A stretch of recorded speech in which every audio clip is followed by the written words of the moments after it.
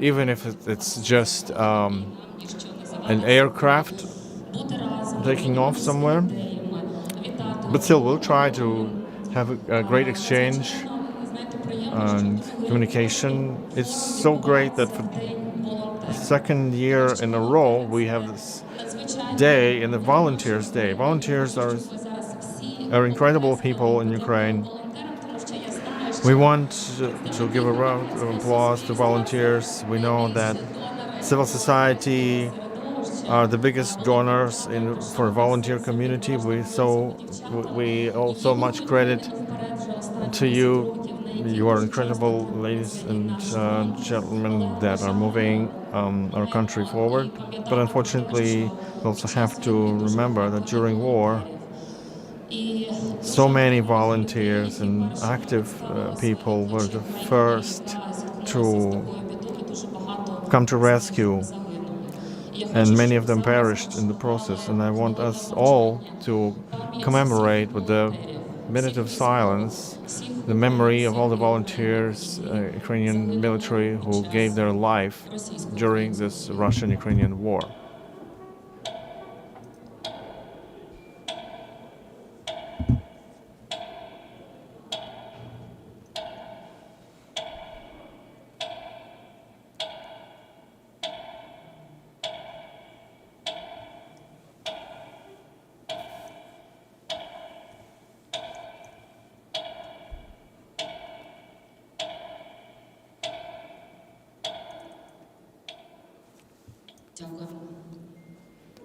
Thank you. The need to unite during the war is getting stronger. We see proof of that in the number of 4,000 registered attendees to this event. I haven't seen so many people in one location in some years. So this willingness to be together, to hear each other, to be together, it's incredible. And I think you've noticed that the forum is called What Gives Us Strength, because that is what the need to unite is about, to move forward. And we see and we feel that need to make a pause and breathe out, and to understand what next can give us strength. And the answer to this question, I think, we'll find by the end of the day.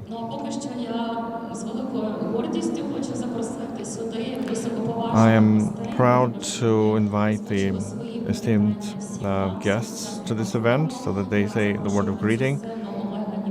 Oleg Nemchinov from Cabinet Ministers of Ukraine. Thank you for being with us today.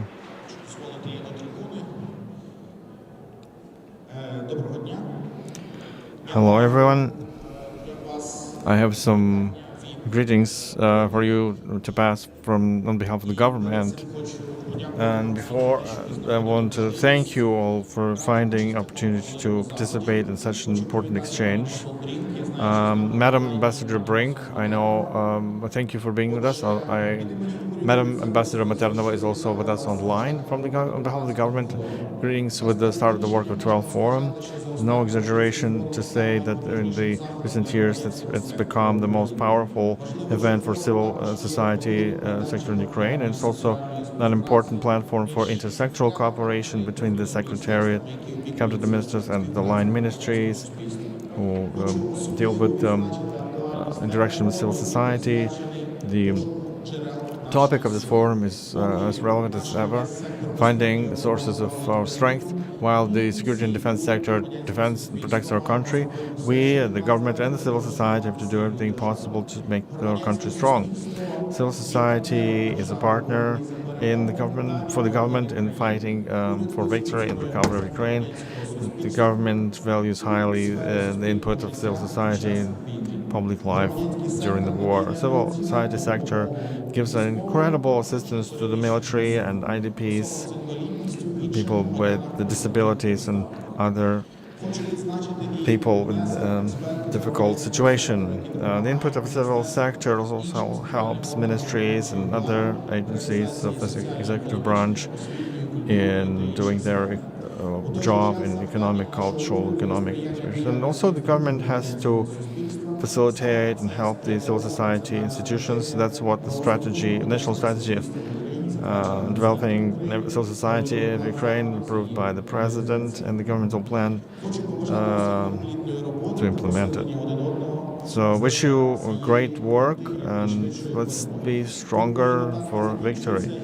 This ends my notes that I had to pass, and from myself, just a couple of words. I thank the organizers that part of this forum deals with readiness and security readiness of fundraising for security and defense sector. I think each of you understands that the more people from the civil society will join security and defense and will help in defending our country, the quicker the victory will come. Glory to Ukraine. Thank you so much, and thank you for this words of support.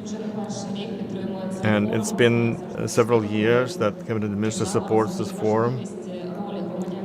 It's important that society and the government understands the role of civil society. Now, the ambassador of the U.S. in Ukraine, Madam Bridget Brink.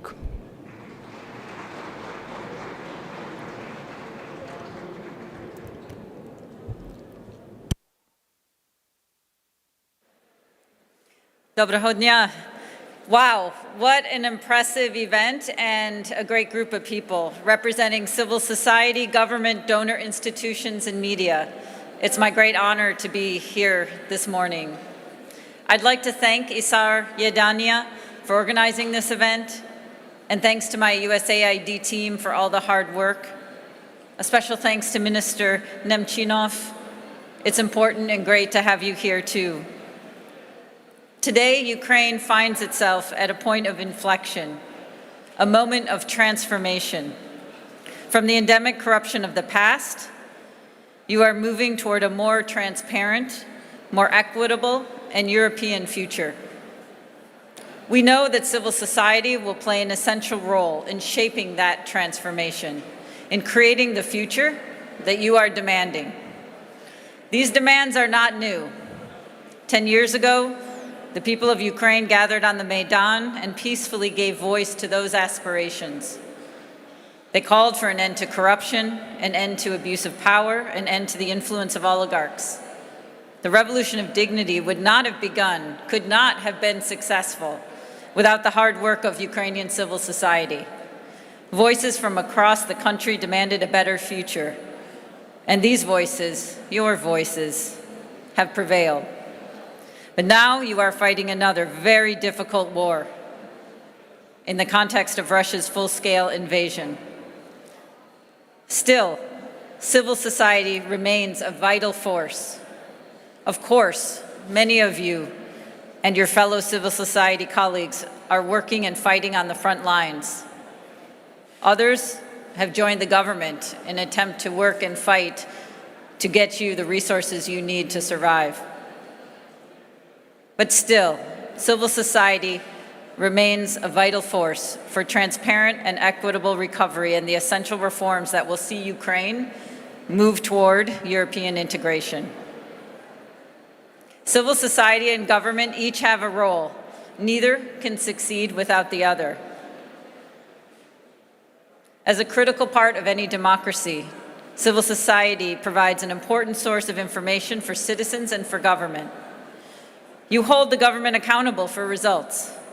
You advocate for smart policies. You add to government efforts to deliver services and fill critical gaps. But with this great power also comes great responsibility, especially in the context of this external battle, this external enemy that you face. Your professionalism is important. It means holding to the highest standards to create the change you advocate, the future you want. The Ukrainian people have a clear vision for your future. We have heard you loud and clear. A strong democracy, rule of law, integration into Europe, joining NATO. I'm here today to affirm that the United States proudly supports the voice and power of Ukrainian civil society. You are already doing so much, delivering essential humanitarian aid, advocating for reforms, providing oversight, keeping Ukrainians connected as you withstand and fight this brutal invasion from Russia. I'm told there are more than 1,000 people here today, but I know that you are only a fraction of the overwhelming force that is Ukrainian civil society. Your potential is unlimited, just like that of Ukraine itself. We are so proud to stand with you, not only during and through this barbaric invasion, but also as you transform to create the bright future for your country, for yourselves, and for the generations that follow. This is the partner that is also in our interests, our collective interests, one that is strong, one that is democratic, and one that is free. Slava Ukraini! Thank you. Героям слава. Дуже дякуємо, пані посол. І Thank you, Madam Ambassador, personally, and thank you the American government and the American nation for the incredible support that we feel over the last 10 years, and especially in the last 2 years. Thank you so much. Now, with the word of greeting online, Katerina Maternova, Ambassador of EU in Ukraine.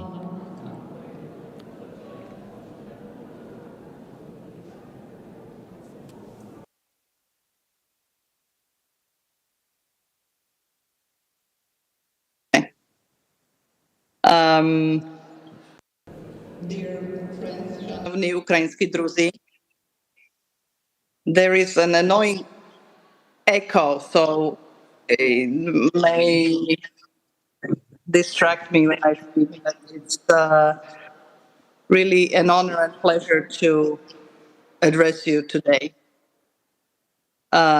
Minister Nemchinov, dear Bridget, dear colleagues, thanks a lot to Ednannia for organizing this forum. May the fourth be with you, as you put into your logo. I think that many times in the past we have said that the civil society is the backbone of Ukraine and Ukrainian society.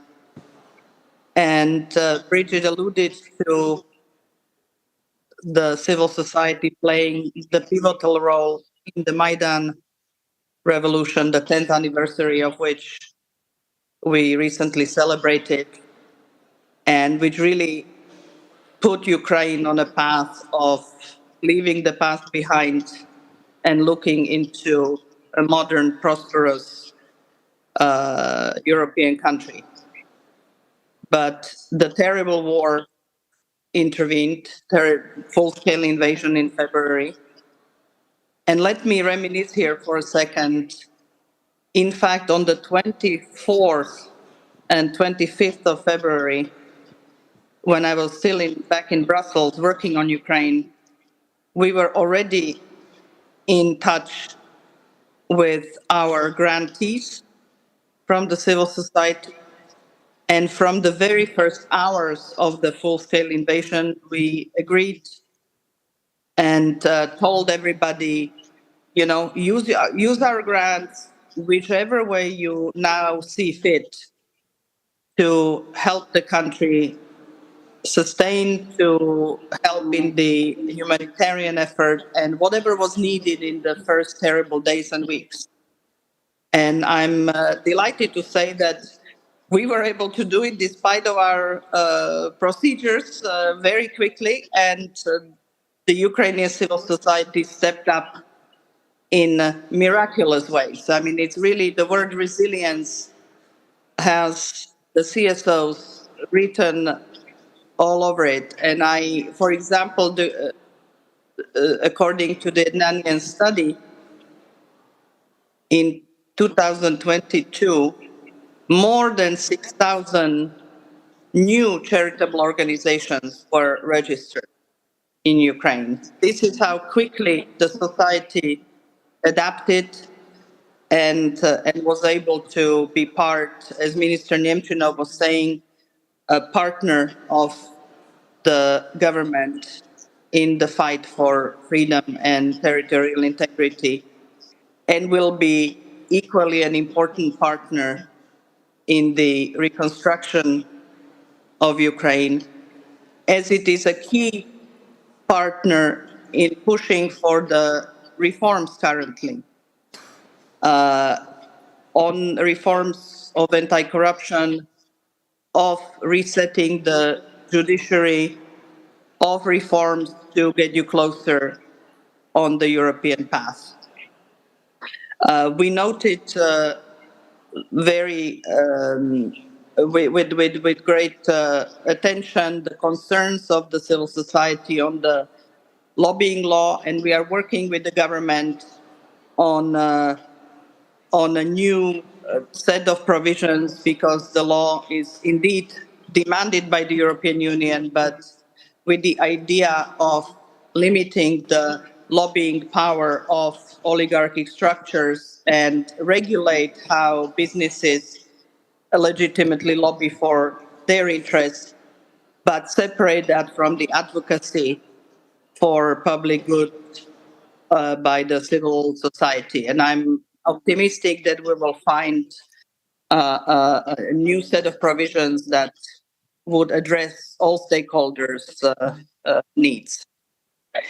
For us, as you know, the civil society has traditionally been a key partner, not only to help you work and provide the resources and support to you, but also using the civil society as a partner in our policy dialogue with the government. And civil society is part of a lot of the processes and engagements that we have with the Ukrainian authorities, and we will, of course, continue.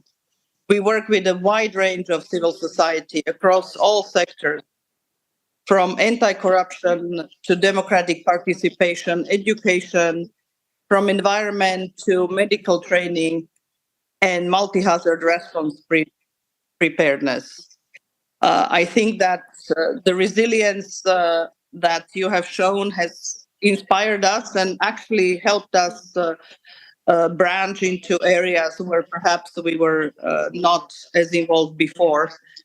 One particular area that is very dear to the heart of EU policymakers is media freedom and media pluralism, and the outreach that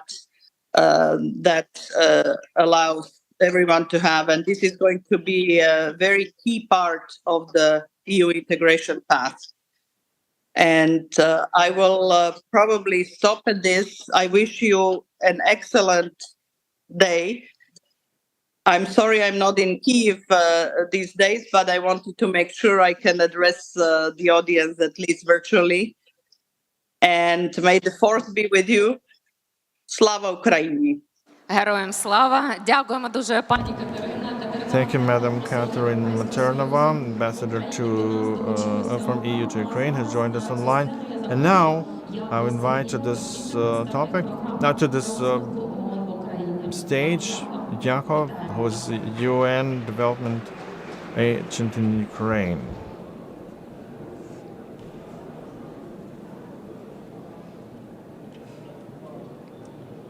Dear ladies and gentlemen, Dobra ranka, good morning to everybody. It's indeed a great privilege for me to be addressing you here today. It is the 12th consecutive year that UNDP has partnered with this forum, so really showing our dedication and also our appreciation of the role that civil society plays within Ukraine. For me personally, it's also a great honor to be here. I started my career for more than a decade in civil society and really appreciate both the struggles but also the opportunities that active civil society can bring to decision-making processes throughout the year. Over a year and a half ago, at the start of the full-scale invasion, the ongoing war has resulted indeed in profound loss of life, in destruction of infrastructure, and vast internal displacement throughout Ukraine. However, finding the strength seems to be something that Ukrainians know more than many and all people in the world to do. You have collectively been part of an active movement that has shown overall across Ukraine civil optimism and has increased significantly in 2021, from 2021 onwards. Most Ukrainians believe that the future generations will be better off. In parallel to this, the sense of civic duty is at least of active citizenship has increased tremendously throughout Ukraine. Volunteerism in particular has more than doubled since the start of the war. A recent survey from UNDP has showcased that more than 62% of people have volunteered in one way or another in Ukraine, and more than 54% of people have helped and supported the military and the armed forces of Ukraine in one way or another. These are all positive signals and show how active civil society can be in responding to the challenges faced by the war. Through 2023, UNDP will partner with over 280 civil society organizations in all areas of programmatic response, from rehabilitation services for people with disabilities, to support of the youth engagement, to active reconstruction and rebuilding efforts as well. It's also true that the Ukrainian youth has been tremendously active in recent time. There is a common saying that people support what they help to create. And what we're indeed seeing is that young people are participating actively in the recovery process, which makes it so much more optimistic and inclusive. A vibrant and vocal, diverse civil society is therefore key prerequisite for a healthy and shock-resilient democracy. Let me just say that we at UNDP stands ready to continue to support civil society and the cooperation between civil society and the government of Ukraine at all levels. In closing, I want to thank everybody who's participating in this event, showing your resolve and also showing the resilience against everything that Ukraine has to face. Дякую. Thank you very much.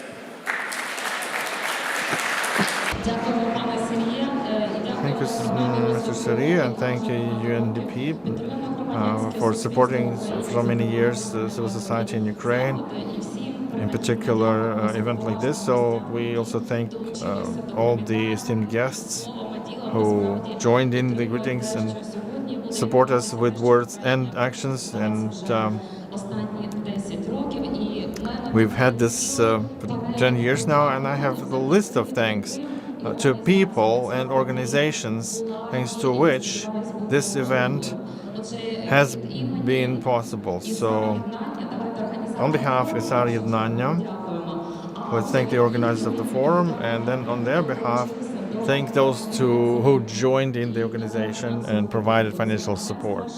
NGOs from International Development, UNDP in Ukraine, Civil Activity Program Dolучайся, Partnership Foundation for Strong Ukraine, founded by governments Great Britain, Canada, Finland, Sweden, and Switzerland, International Renaissance Foundation, and EU, National Democratic Institution, the EU through European Global Mechanism of Battling Money Laundering and Financing Terrorism, UC Support to Ukraine, and International Foundation of Electoral Systems. Also, the forum is proud to have many years of partnership with Secretarial of Cabinet Ministers of Ukraine this year as well. So we thank all the partners, and let's thank them with our round of applause. Now I have some technical announcements. There is a live broadcast of this forum. We want to send the greetings to everyone who's joined us online. Let's turn the screen to online audience. It's so great to have this synergy with you. If you will miss some of the panel discussions, you will be able to listen to them on the website forum.ednannia.ua. And when you attended this forum at the beginning, you see that it's also a fair where you can buy many things. You also remember that we have two special days. This year, St. Nicholas comes to visit much earlier. If you still haven't bought some presents for your friends, also tomorrow is the day of Ukrainian Armed Forces. Maybe it's also an opportunity to buy some good things for people on the front line. And there is a lot to peruse, and there's a QR code that you can use to support verified, legitimate fundraising campaigns. Now it's time for our first panel discussion. We want to invite you to a discussion how to learn the lessons of the past. And the discussion will start, or has to start, in a minute.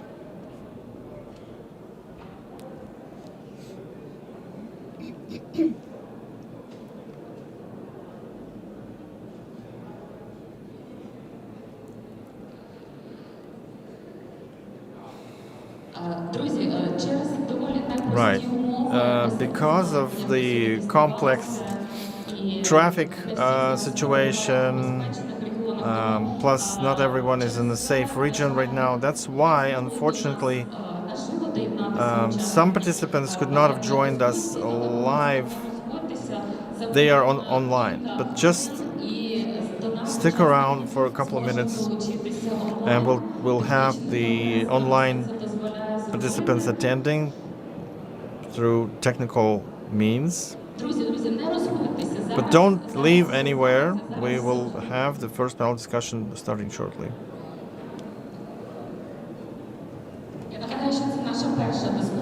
It's the first panel discussion in the forum of what gives us strength.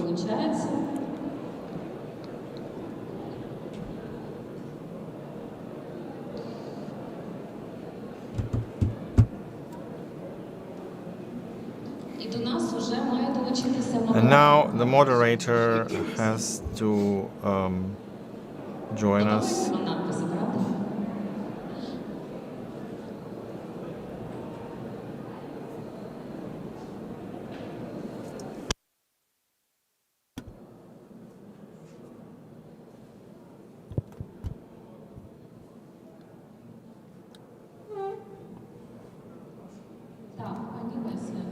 Okay.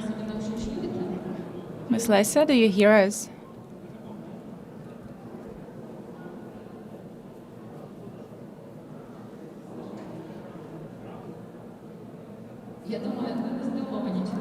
I guess you are not surprised why the participants could not join us live. Neither am I, but now we are waiting for the moderator to join us. Greetings, our dear viewers and listeners. Ladies and gentlemen, today together with our wonderful speakers, we are going to talk about a very uneasy topic. Our people called us in this critical time. There is a call to fight, and again, we are face to face with the enemy who wants to destroy us, so we will talk about what gives us force and what is taking the power from us, what gives us the power to fight with this Moscow enemy, and what is stopping us as the ice stops the river. But I would like to inform you as well as what to do during air alerts, because as you understand, to me and my speakers, we are not afraid anymore, but you should go to the shelter which is on the territory of Art Arsenal. I won't tell about all the positions of my speakers. I think you know that perfectly well yourself, but I would like to call their names and please applause. So today the participants of our conference are Ivan Mazepa, Mykola Гоголь, Taras Shevchenko, Simon Petlura, and Vyacheslav Chernovil. Well, let us go to the topic of our discussion. I would like to start with the question to Mr. Hetman. I'm listening. I didn't get it. In 1991, when finally we returned our independence, I was called the hetman of Ukrainian Cossacks. 2 Ukrainians, 3 hetmans. I am the one who decided not to serve the Russian Tsar. If you are trying to tell something to me, then you have to know that the Tsar, I was honest to, he betrayed me. And everybody was like swearing me till recent time, and some are still swearing me. Oh, please, let us stop from the language of feelings and let us switch to rational part. Tell us in more details how did it happen and what happened, and then you will understand why did I lead the discussion this way. How? My problem is I've lost already. If I would have won, then all those would glorify me. But with the Petro, there was the eternal claim, and he got the lands of my partner at that time. A lot of people came to Hluchiv at the time. They were bringing like this sample of kind of the toy made in my person. They were bringing that to different streets. And is that the truth, what people tell about you? What do they tell? Well, that you were in love with some Polish lady, and then her husband, well, the husband of the wife that you've been cheating with, he tied you naked to the horse and let the horse run into the fields. What do you have in your head, Mykola Vasilievich? These are some weird things, some dark, weird things. Okay, I guess our internet connection disappeared a bit. Is that okay for you with the internet connection? Also not okay? Also some problems? Okay, Taras Shevchenko says to the chat, I have problems with the camera and microphone. Okay, I need some black pepper. Oops, the wrong message. Okay, so Mazepa, yeah. You had to unite around yourself, the people, just like I did that 2 smiles. So that was me who put everyone together. Semenpali? No. He wanted to take my power from me. You were just afraid that people love him better than you. Don't tell silly things to people. The father of the nation, kind of, and you're saying such silly things. This Mazepa was just scared of the competition. How many times our people could agree among themselves? And Pali was very talented and necessary for Ukraine, and Mazepa just eliminated him. What do you know? Were you there? Well, I am ready to hit on the head everyone who is trying to say that. Oh no, I wrote a song out of the things that people say, and there is everything in the national songs. It's how Mazepa was giving some drinks to Pali, and it was like Mazepa was screaming onto his people, take this Semen Pali, put him into handicaps. This is how people will remember this event. Can you hear me? Okay.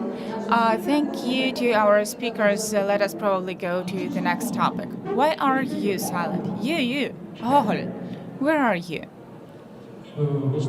Excuse me. I was changing my boots. Who was asking? I asked, why are you keeping silent? Why do you keep saying that? I was just mentioning the good things about you in my works. Really? In what works? In many works.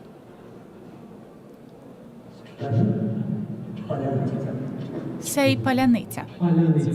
Okay, паляниця. Who said that? Okay, please, Taras Gregorovic, respect our speakers.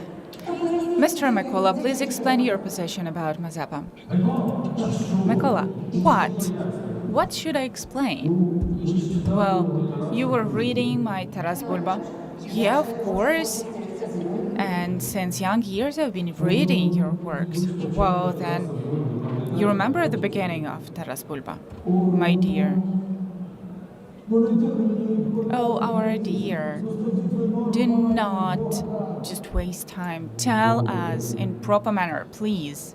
Well, okay, the beginning of Taras Bulba, two brothers, Taras and Ostap, are returning from Kyiv Mahila Academy from the study. Their father, Taras, by the way, also wants to compete in power with them. Yeah, okay, so should I laugh? Should I cry, my dear friend? Oh, okay, I was studying in Kyiv Mahila Academy, and then I gave 200,000 golden coins for the corpus that is shown, that is depicted on 50 hryvnias.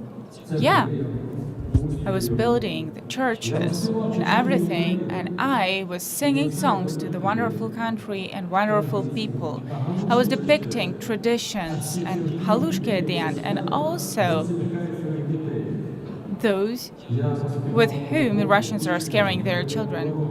I described the playful Baroque, the culture that was not there at all, in a beautiful manner. What about this man, Skovoroda? He was called the great Russian philosopher. They are still afraid of our witches from Konotop, from the Kainka. Huge Russian literature simply didn't know Baroque, and then they just claimed their ownership. By the way, about Kyiv Mahila Academy, they still call that the basics of Nazis. Yeah, you're saying the good things, however, don't forget that some of those bright people, they went to Moscow later on, and then all the darkness they put into order, and they just gave some tips how to put together this horrible thing. Yeah, enemies didn't just steal everything. They didn't steal everything. Our people brought everything to them. Like, okay, just take the name Rus from us, and now your mud is Rus. Who did that? Yeah, I understand. We did that, and we should clean up after ourselves, but I didn't finish my speech. Do you remember the end of Taras Bulba? There, I'm speaking about the nation. Not about just different people coming together, but about the nation. Do you understand? Yeah, for the fair thing, I would like to say that you have two editions of Taras Bulba, and in the latter one, you made Cossacks, people who like the Tsar, and they were saying that Tsar is great. Oh, my Taras, for his motherland, is killing his son, Andriy. For him, betrayal is worse than the fear not to have continuation of, not to have sons. But we, together with Kvitka Osnovyanenko, showed that it might be different. What about the Kotlarevsky? Why didn't he make fun for the whole empire? No, he wanted to serve his people. They wanted to master our people. I was a fashionable artist. I was drinking champagne. I was dressing in such a way that now everybody would have looked at me. Till I wrote about them. I have high opinion about your talent, Mr. Mykola. You have really bright mind and love to people. I'm sure that the whole world loves you, but we all became something bigger than just writers. Taras Gregorovic, I don't think that you should put all of that into one line, so to say. Different people, different characters, And the fact that we have no state, it creates different ambitions. It provides different perspectives. Larissa Petrovna, were not you the one who wrote that the country saw not a single time as till the evening the lovers were forgetting what they were singing in the morning? I would say that speaking Ukrainian is not enough. At my times, there were a lot of patriotic poems in Ukrainian. And what did it give if all of them were similar, were the same as Vareniki? And the poem is something exclusive. It's just for a genius. I'm ready to forgive the poem which is not well built, and not to each genius, because you have to work more, to think more, to aim to achieve more. And language is a choice. Language is responsibility. Language is a work, if you want. Well, you and your mom, due to Tsar orders, you were going to Lviv from Russian Empire. Why? Because you couldn't print a book there in Ukrainian. You see what kind of a paradox it is. At the same time, Soviets included you to their, Soviet things. Yeah, but they took off the word katsap. And the drama, my drama, they didn't include into my works. And they cut off the pieces where I told about them. They were even saying that you're the follower of Marxism. Really? That's weird. Because for sure, I never saw any harsh system in the works of Marx. There's a lot of dark, unclear, unspoken things in the scientific theory and in practical conclusions. I guess that theories of Marx require much more belief than I have. However, let us stop that and let us switch to the topic of Marxism. What did this idea lead to? As far as I know, Lenin thought that you are one of the most dangerous people.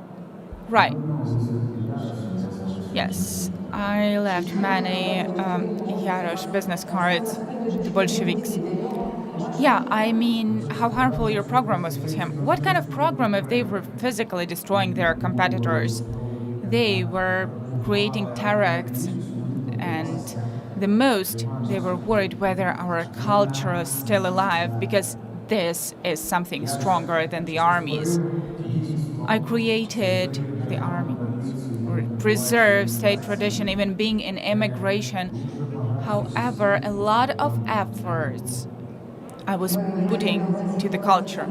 You mean the works of Alexander Koshytsev?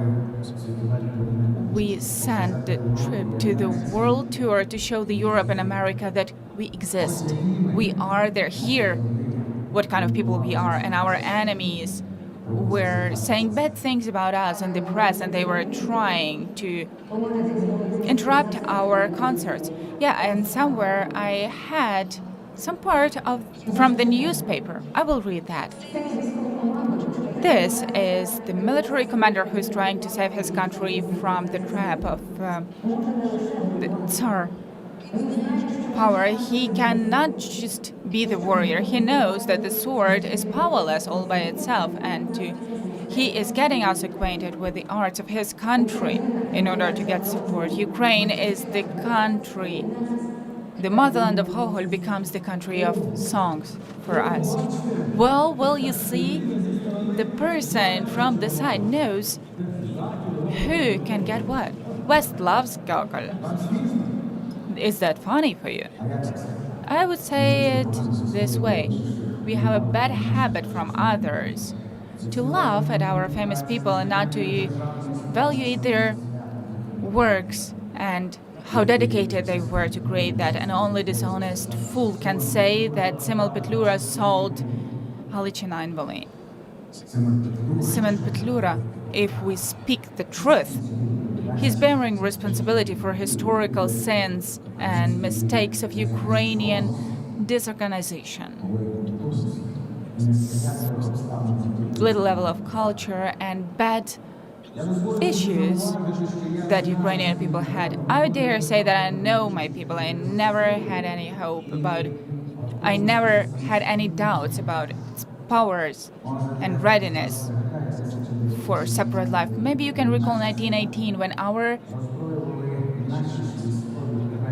citizens of villages, they were fighting with some military units, and we are saying that sometimes the Ukrainian states thing is not right. When we were chosen, I know that Ukraine lost, but were we intelligence who had to bear responsibility for our nation and to bear that in spite of anything, we had the aim. Ukraine, each of us is responsible for his or herself, and everything that depends on us is to show the good example. I did. So what?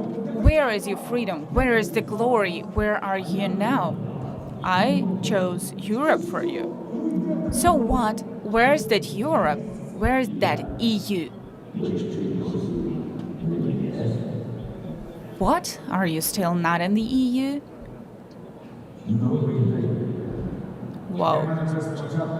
From the very beginning of our movement, it was clear that our national state competition has to switch into the long in term and hard with the attempts, while this competition in certain state form will crystallize. I saw that in Ukraine the parties have the power for revolution and creative. They don't have some organizational power and creative power. They did not understand the important thing that Ukraine has to rely on Europe or Moscow. I mean Asia. It turned out that the Asian part that we had was too strong. We had to rely on Europe.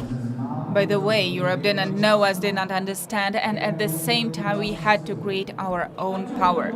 So why were not you prepared? Why didn't you develop the army? Not many things changed from the times of Mazepa here inside, and there in Moscow nothing changed, just the name that they stole from us as well. Weren't we prepared? Some of our politicians, when I was just speaking about the fact that we have to create immediately the strong army, they said that we have lack of police units. And they thought that just we have to keep everything in order here, and they did not see the threat from there. Do I understand you properly? You are talking about Venechenko. I remember how he was threatening that he will abandon Ukrainian language, and he was saying that in Russian language he would be assessed much better than Ukrainian critics. As far as I know, Russians were not really printing his works, and then they just forbid his works, and he stayed in our language, and he left good works. Well, it's a bit about different thing. The issue is, should the artisan play for the enemy? Shouldn't he put his arms to the tree when his motherland is occupied? What do we choose? Honesty or glory? Honor or glory? I guess it's about like when we are trying to get aligned to somebody else, it's like we are betraying the arts. But no. In addition to the fact that enemies are scaring us with the like Bandera's followers, Mazepa's followers, and so on, they are discrediting us all the time. You know, with this constant search of the enemy inside, we won't go far with that. I agree. Well, you see, this weak woman knows. Well, why did you decide that I'm weak? What are you saying, Hetman? Just recall, where are you? My and Miss Lesa is on 200 hryvnias and you 10 hryvnias? Okay, I do agree. I will keep silent. Yeah, very often we do the bad things and we are in the dead end. And why Mykola Vasilievich should write in Ukrainian if he knows that our language has no future? So he could have written that in Ukrainian, but why should he have done that? So they just turned us into such people, and then we were trying to write that in the other language to make us betray. Those were their methods. You know what was my first criminal case? There was a court on Brothers Horny, and they wanted to force me to give evidence against those. And they said, when I refused, they said that I need to go to some forced works. And now Bucha, Mariupol, Liman, they are stealing children, they are teaching children to new ideology in new cities. Why do you compare them with Stalin? Wasn't it the same during my times? There were rivers of blood over Kyiv. And so Muravyev was destroying cultural memorials. They were renaming streets. They were buying people. They were forcing Kyiv to change its soul. And what did Lenin do later on with his kind of people? Why do you compare them with Lenin and Stalin? Recall Baturin. I was still a minor when the glorious Baturin, the Moscow, burned at night, killed Chechel, and both old and young people killed. They were laying everywhere in Mazepa's palace. My sister and my mother are next to me. They were hugging me. They were dead. 6,000 men, women, old, babies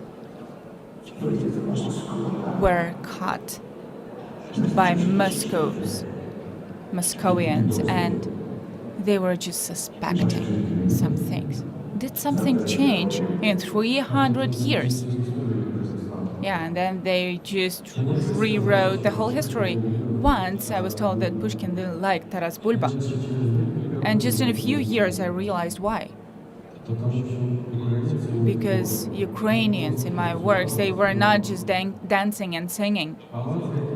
And you, Hetman, he showed you as a bad person, just rewriting the facts and changing the history. As I see, now you see more clear. Yeah, probably I made the wrong choice, but do not put all the blame on me. Just recall how much did I tell the world about our history. But let us return to Pushkin. Please explain to me. Yeah, he said a lot of things, he did a lot of things, that's true. But does he stop to be a bad poet or writer? Because the person who writes really good text from the point of view of literature, of course. So should we destroy his memorials? But we are saying nothing about Dante and Shakespeare. What about Dante? Did he agree to the powers who are trying to destroy the other nation? How do you write the poem against the Polish national revolution? He said, like, okay, just leave it. Slavic people are just having some fights among themselves.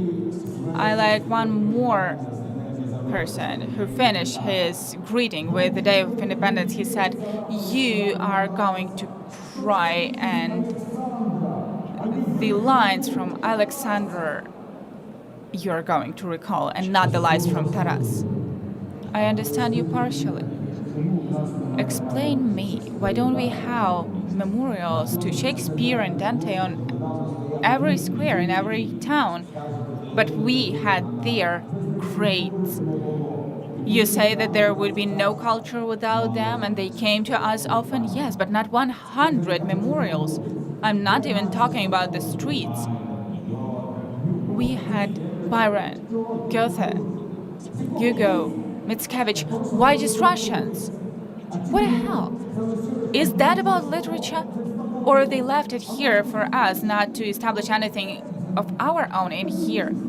Or they want us not to look the other side from them? So is he a writer, or he's the observer? Shall we put on the handicaps on us again? Shall we trade with the truth?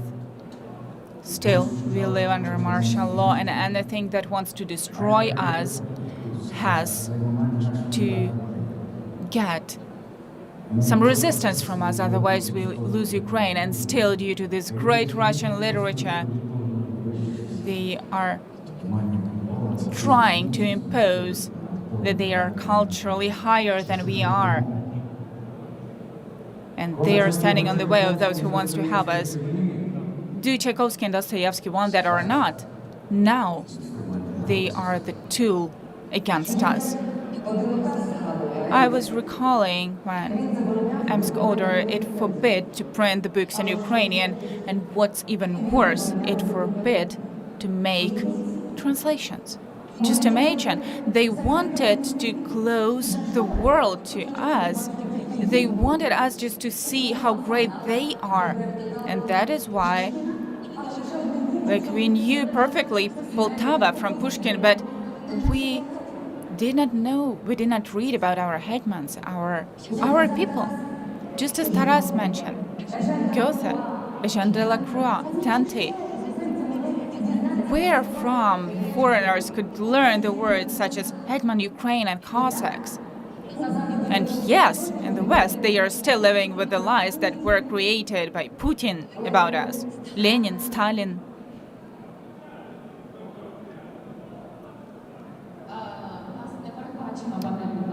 Okay, we have the question which was not provided for in the panel.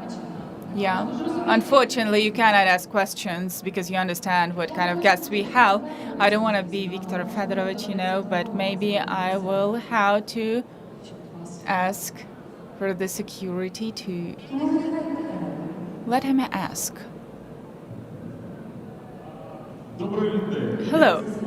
I am just listening here and I have such a question. It's like we are living in the 21st century and we are going to space, we are treating some heart disease, and the artificial intelligence gives us the opportunity to talk to such wonderful speakers. As for the fact that we are talking about the power that has to go to, what do you offer to give out everything? Territorial resource? No, just to live in the realities of the 21st century. Thank you. Recently, I've been listening to some good Russians who were asked, do they believe that in case of our loss, Russia can become a good state? Why? Because they have a lot of bright people. And I would agree. Maybe they do have enough smart people, but do they have enough kind people, humane people?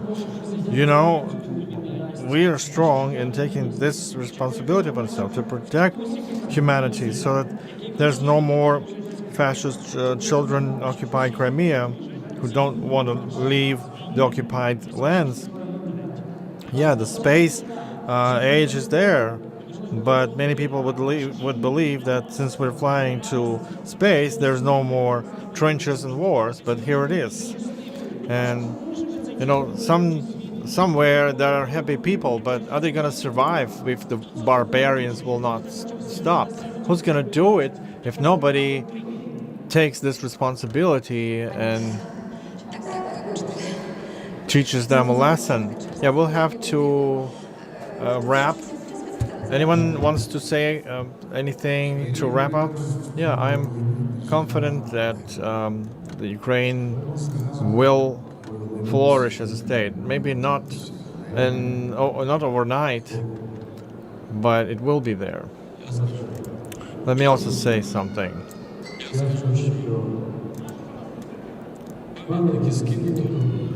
We've demolished old monuments. We renamed old streets.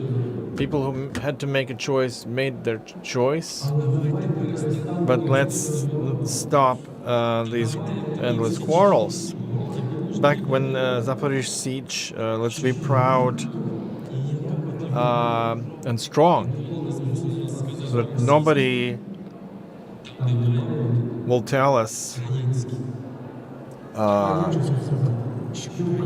that where Ukraine is, there's Russia. Nobody should say that. Ukraine begins with you. Sorry for quoting again myself, but still I have to.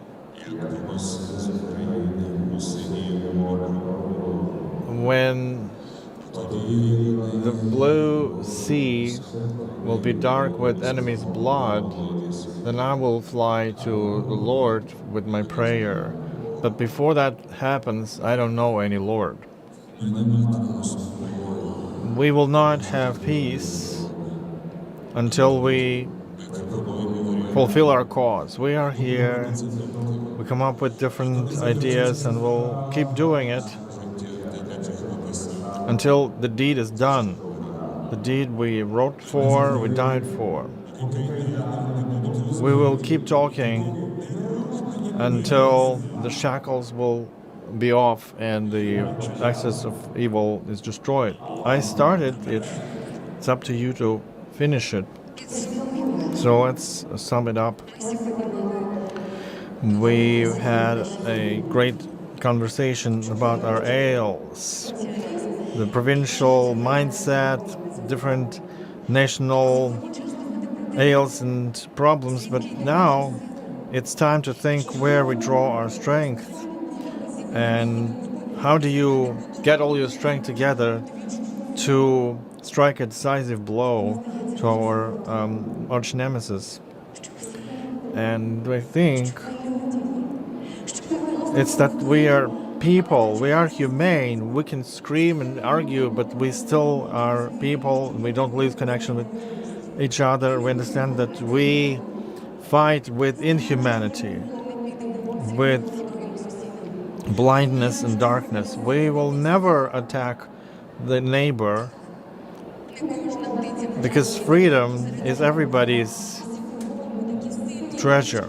We are as strong as we should be to keep missiles not reaching us. So Horatio said the world is getting destroyed. The world will maybe dying, but we cannot lose our humanity, our will, and our freedom. I thank you for your attention, and I thank our speakers in this panel discussion. Glory to Ukraine. Glory to heroes. Слава Україні! Дуже дякуємо учасникам нашої дискусії зберегти себе. We thank the Спільному славі і не втратити attendees to this discussion, being ourselves, being genuine, not losing your humanity. We've heard it. Thank you so much for being so attentive in this presentation. There, we've heard many important things. We announce a small recess, 10 minutes, and then the next panel discussion is going to be national identity, strength within us, co-organizer, UNDP in Ukraine, after a small break.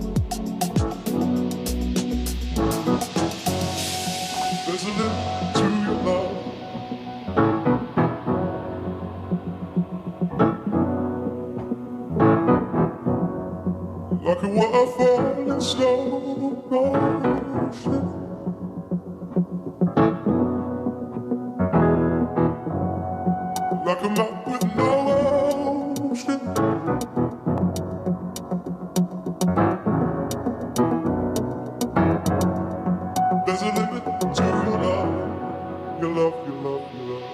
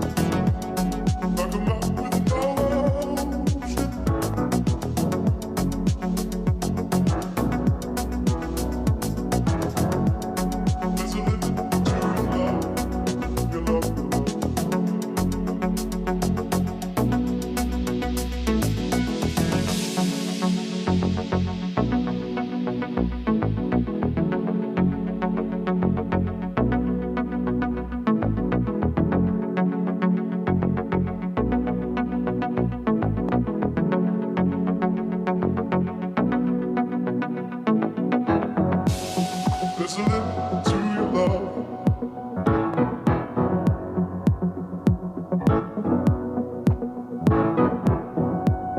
Like a waterfall in slow motion.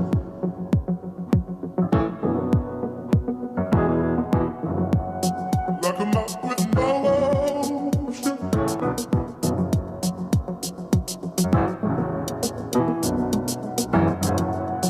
There's a limit to your love, your love, your love, your love.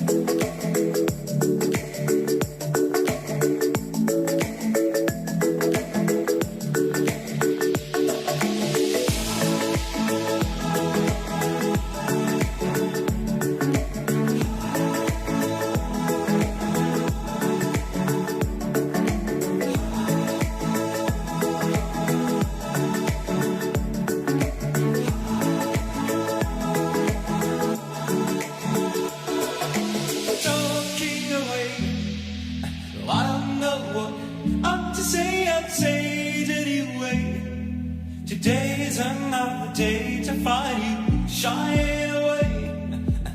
Oh, I'll be coming for your love, okay?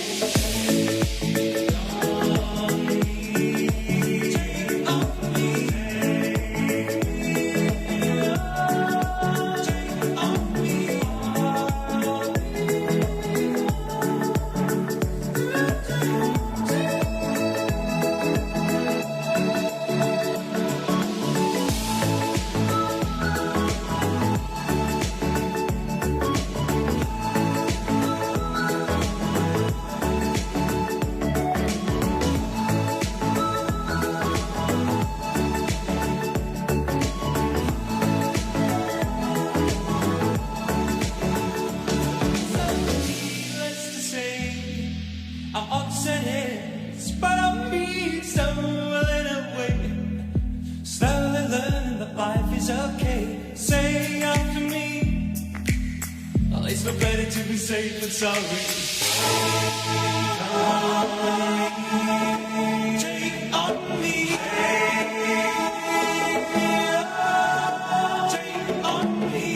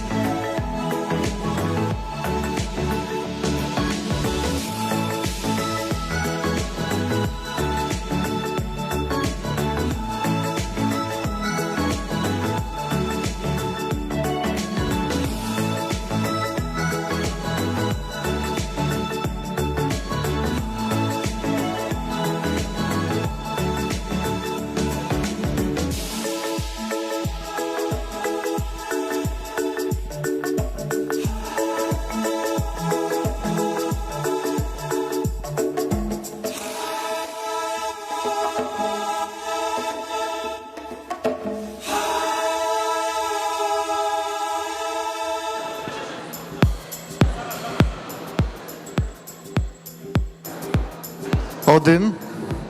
Шановні учасники, давайте починати.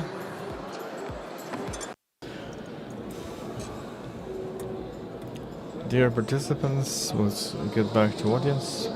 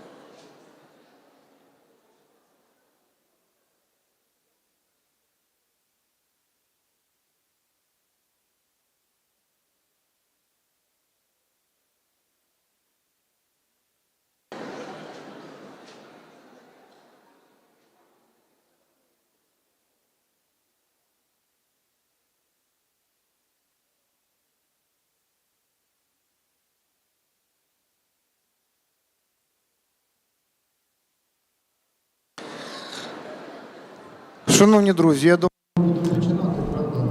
So, dear friends, we will resume. People are wandering around, but we will still structure the communication, and so that people will navigate towards us. You know, I'm Taras Lute, and today we're talking. It's a discussion about national identity, which is a strength within us, and we will try for an hour and a half to delve into national identity topic. We have a powerful professional pool of experts, and we will try and work out a certain formula of national identity with them, or at least touch upon the most important challenges about what is a national identity, how is it shaped.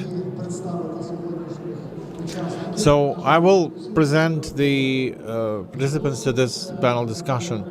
Natalia Krivda, PhD in philosophy at the Department of Ukrainian Philosophy and Culture at the Kyiv Taras University. Next, Lesa Ostrovska-Luta, art manager and curator of modern art, director of public company National Cultural Art Arsenal. And this very premise, that where we are. Bogdan Lukhanenko, Ukrainian writer, journalist, TV critic, literary critic, and founder of Project Ukrainer. Have a round of applause.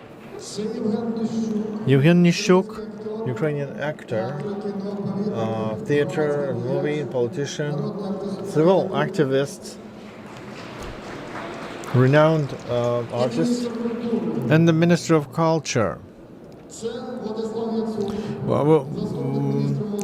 Vladislav Yatsuk, Deputy Minister of Youth and Sports in Ukraine.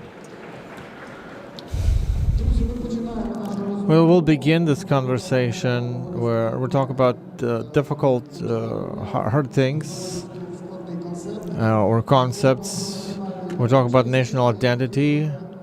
But I wanted to start this conversation about the phenomenon of identity as such.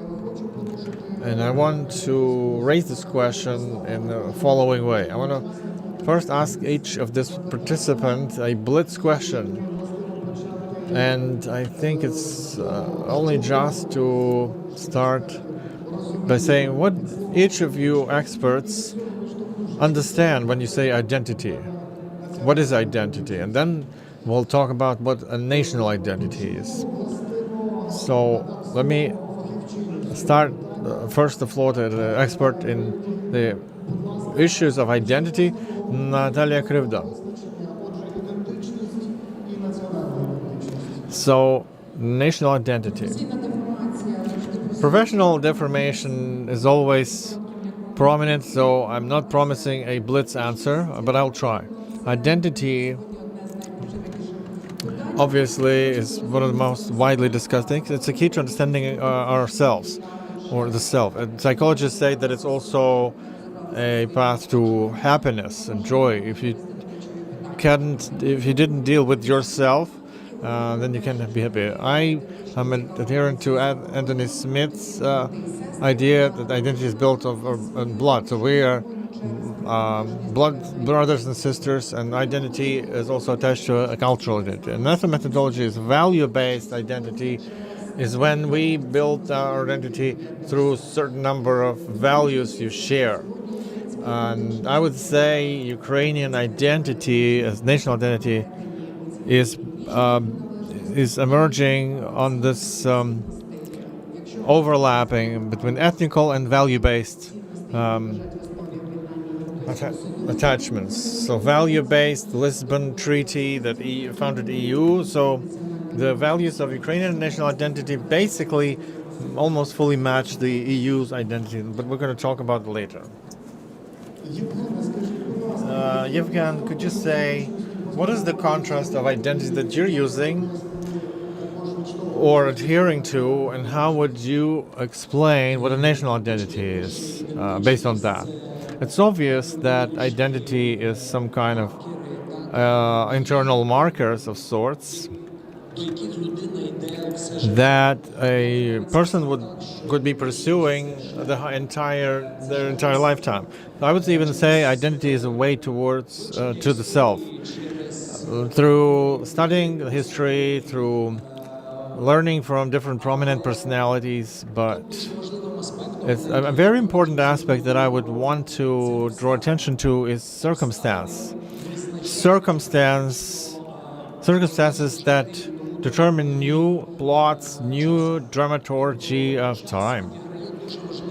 Time, therefore, plays an important role, as well as circumstance.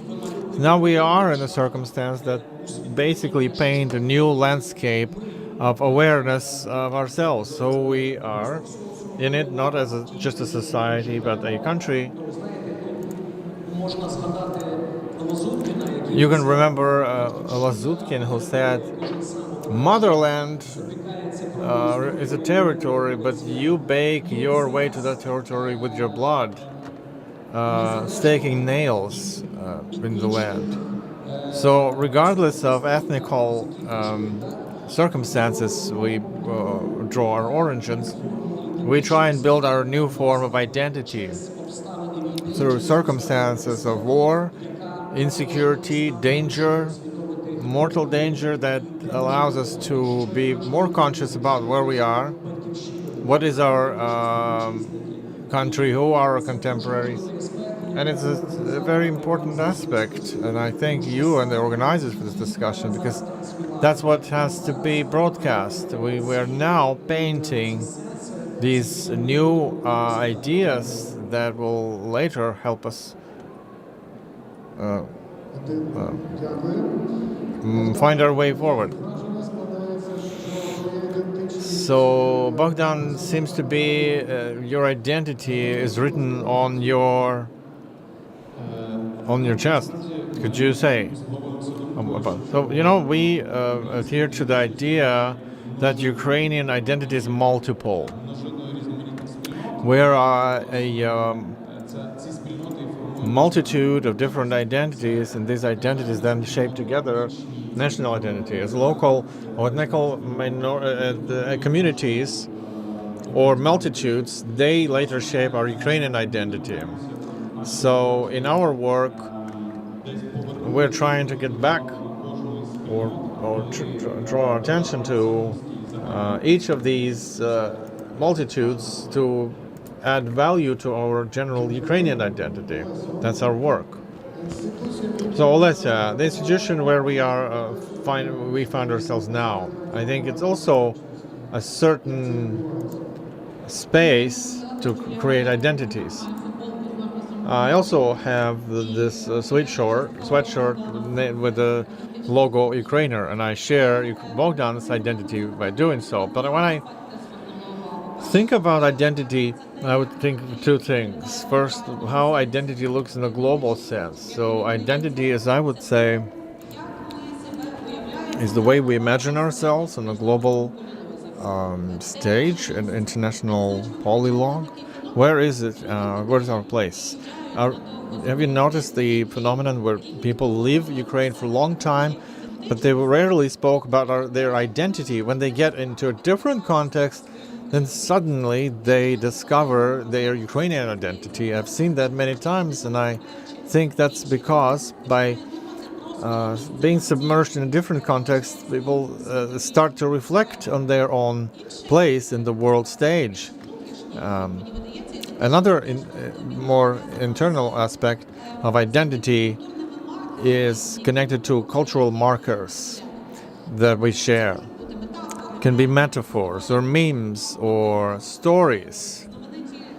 For instance, famous meme that many people in Ukraine know, I was laughing to stop crying, or the world was trying to catch me but failed.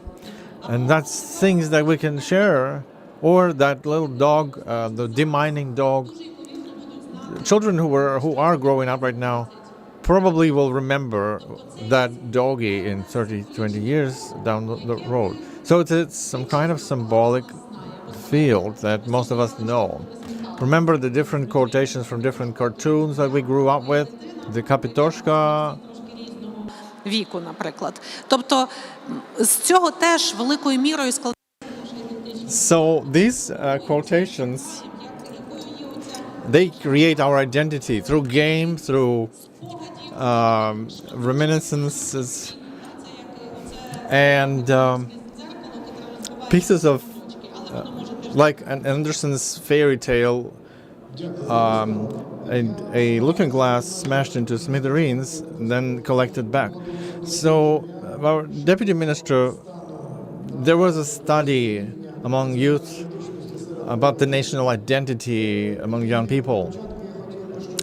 But I would like you to describe how you understand identity. Maybe after that, proceed to a short presentation of that study.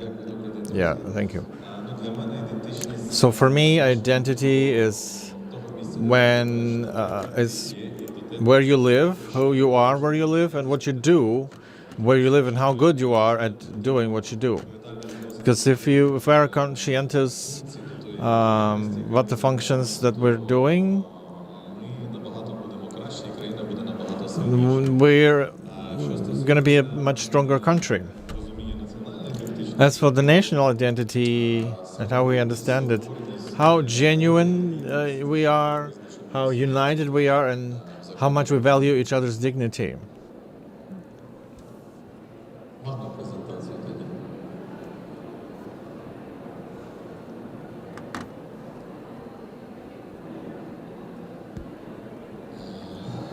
Я спробую дуже швидко показати, що сьогодні відбувається. I will try and show the way we see the shaping of national identity. So if we talk about previous thing we talked about, the national state program of national patriotic upbringing for 2025, there are some numbers.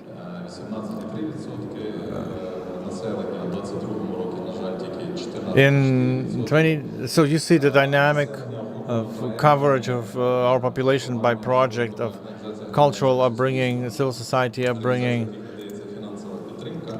financially supported. You see the numbers from 2021. As for the funding, so in 2021, 18 million state budget allocations. In 22, it's just about 1 million.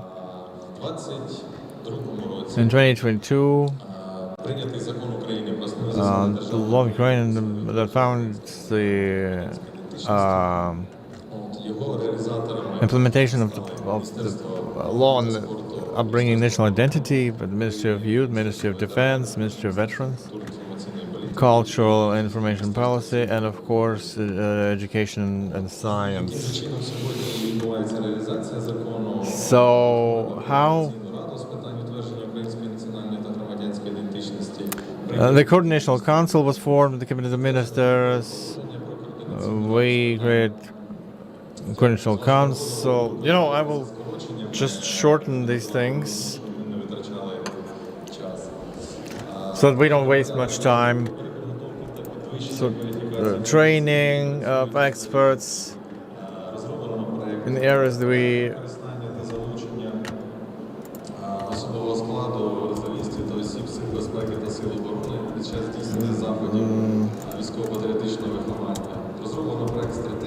the patriotic upbringing.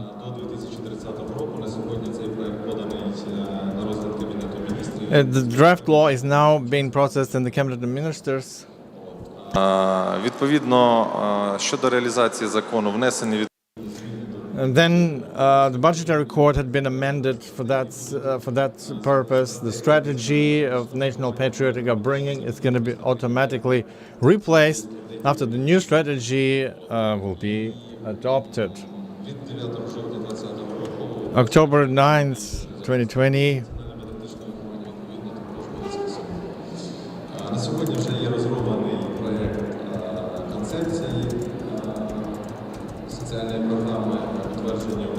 The concept of the national program is precluding the program development.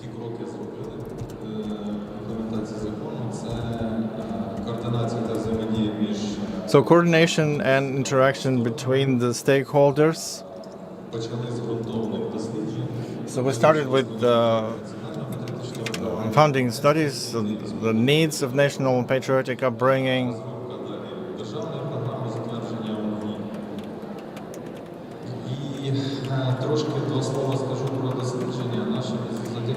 Also about the study that we did. Thanks to our partner, the UNDP and Civita, we did an audit of national patriotic upbringing,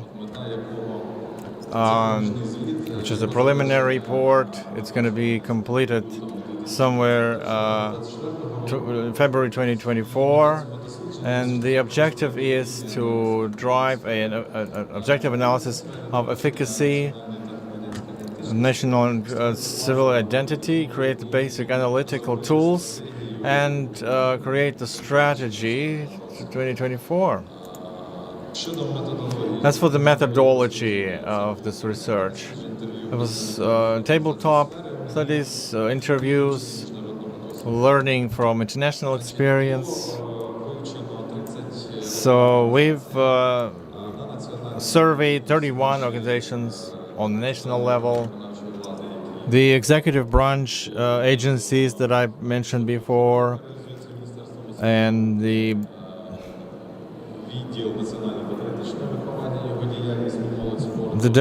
Department of the National Patriotic Upbringing of Ministry of Youth and Sports, the Institute National Memory, and the civil society institutions, plus Zoom as well. So if we take regional level,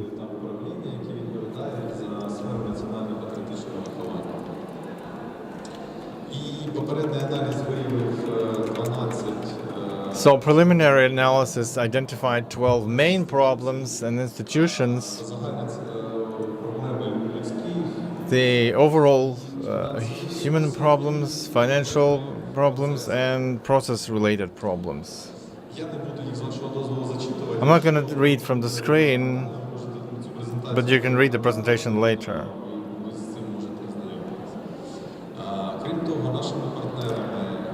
Other than that, our partners in program Dreaming and Acting with IRIX Ukraine, together with the Public Diplomacy Platform. So they're right now doing the study of national identity of young people in Ukraine. Just a couple of preliminary qualitative study, there is quantitative being done. So the tabletop study, first we analyzed the very notion of national identity, what are its aspects, capitalizing on the prior research as well as scientific sources, as well as qualitative study was conducted, and quantitative. As for the methodology, there were 9 focus group discussions in Kyiv, Zaporizhia, Ivano-Frankivsk, and Lviv. Young activists from civil society, Ukrainians who had relocated to Poland, and also we interviewed the military.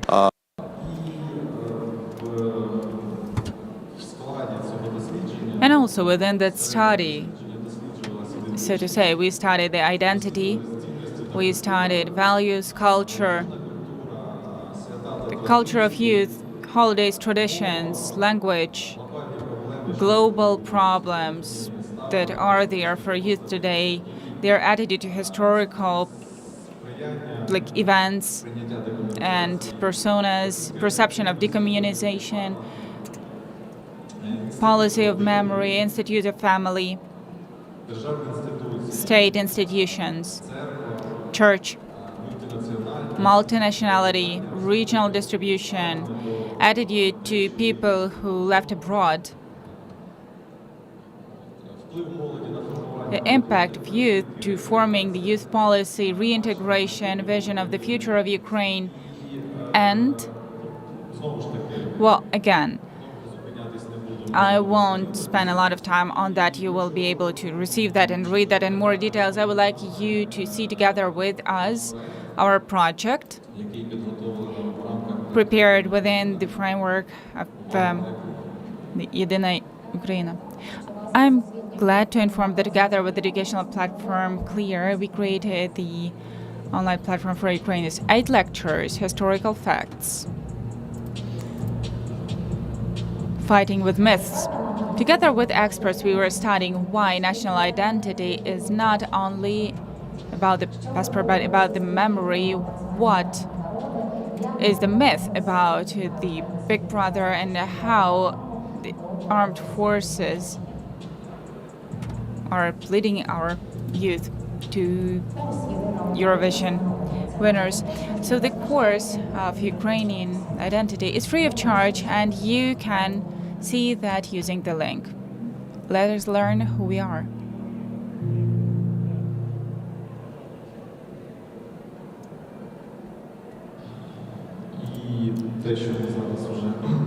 And our aim as of today is creating as much content as possible so that it is as easy as possible to learn what is identity, what can we do with that, and to bring that to children and youth, because we have to start with them.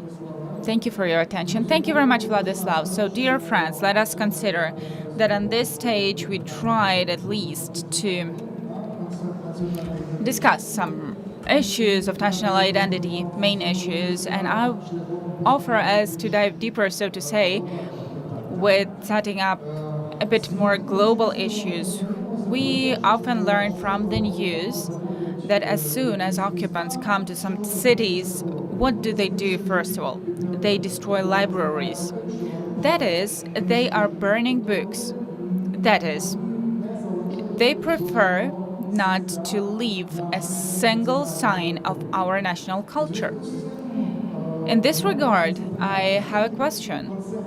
As far as the concept of national identity is relatively new, let us say so, that is modern, let us try to think what is impacting, when does forming of national identity start, and what are the main factors? Ms. Natalia? Yeah, let us agree from the very beginning that we separate individual identity and national identity, which has signs of collective identity. First of all, there is a successful strategy of forming national identity. One of the most powerful studies in this sense is Montserrat Hibernau, professor of the university, Oxford University, and she says that there's no single recipe, but at least there are 5 strategies that recommended themselves as successful in forming national identity. The first one is creating the unified image of the nation. It gives, I would like to say that she's Catalonian and she's Spanish. So she says that the only image of nation has to be formed based on the main national group, the group that represents the most people in the country. Second thing is creating a range of symbols, rituals, this year cycle of holidays. How do we celebrate? Whom do we remember? What kind of rituals do we have? Mechanisms of joint remembering and so on. Very symbolic policy. You see, all the enemies, now Russian Federation, first of all, is pretending to get our symbolic capital. They want to take our historical roots, the things that we have from previous generations, then cultural landscape, Slavic, Kyiv, Rus, and Ukrainian history. Third very successful history is policy of civil society, and she writes a lot about that. She says that the most powerful mechanism from her point of view is a combination. Well, I will use such a word as combination of the country. These are networks of NGOs, networks that are combining people not due to national or cultural principle, but in some other, I guess, value issues. The fourth strategy is joint enemies. Unfortunately, nothing strengthens the nation as strong as a joint enemy, and we are proving that with our lives. Unfortunately, we have sociological studies. Thank you very much, Mr. Deputy Minister, for sharing. We have the World Study of Values. Ukraine participated there in 2011. 60% of Ukrainians are proud of the fact that they are Ukrainians. 2020, 86% of Ukrainians are proud of their citizenship, not their ethnical belonging, but citizenship. And April 2022, 94% of those who were questioned, of respondees, they said that they are proud of being citizens of Ukraine. So this kind of policy, the attempt to unite people, to give some alternative recommendations about the platforms being united, this is the fourth strategy. And the fifth strategy, I would say it's not appreciated as much as it should. It's national education. National education from the primary levels to postgraduate education. Our colleagues, managers, colleagues who are working in GR, they often use the term one voice policy. And I'm absolutely confident that the whole system of education in Ukraine has to process this one voice approach through the metrics, intellectual matrices, concepts, terms, names. It's painful to speak about that, but in Ukraine we still don't have some more or less acceptable for everyone concept of national history. Big Ukrainian scientist, she learned the moment when a lot of scientists, they came and they tried to create the handbook of history, which is in line with European ones. So till 2021, they came to Middle Ages. We were trying to do that.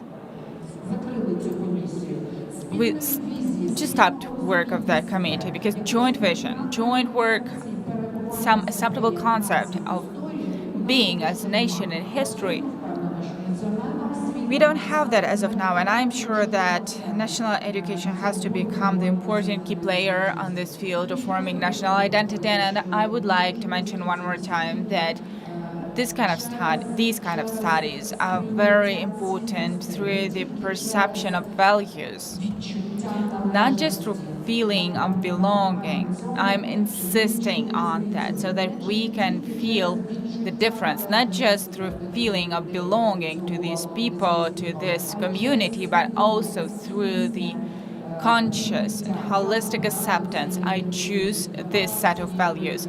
I see my future with this country. I have this vision. The projects of the past determine the vision of the future, and I think this is the list to do that Monserrat Gibran now created. It's very relevant for us. Thank you. Thank you very much, Ms. Natalia. Mr. Yevhen, so Ms. Natalia just mentioned about a very important role of education, knowledge, right? In order to start building the base, so to say, for national identity. So it's clear that a big role belongs to high culture. So can we say that here we have no right to neglect the popular culture as well? What is the role?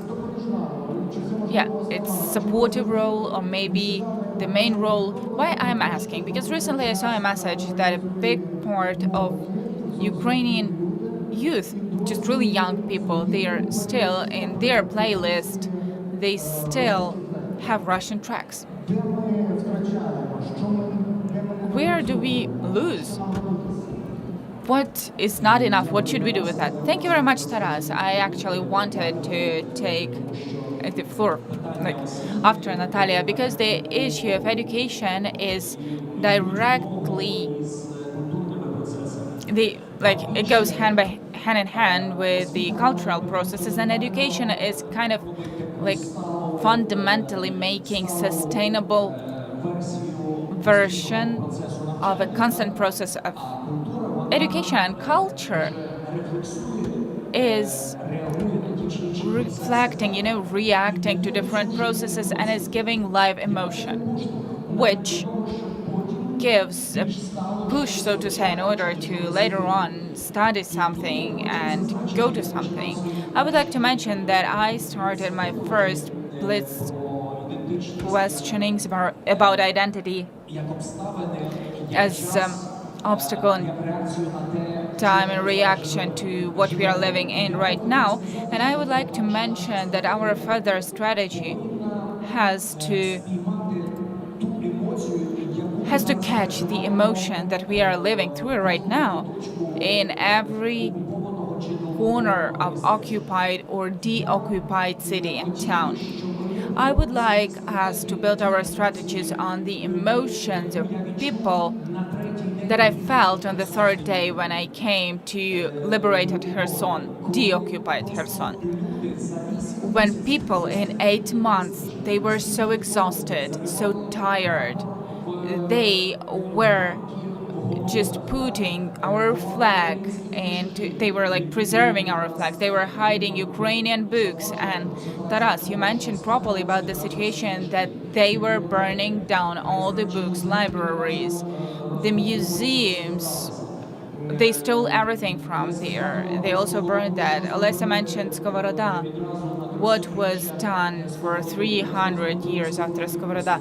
So they just bombed that town and Ivankiv, Kyiv Oblast. I was going through almost nothing suffered because they did not stop there. But they did not forget, because there was a museum of Primachenko, so they burned it down. Nothing else was interesting for them, but they were burning these markers of our identity.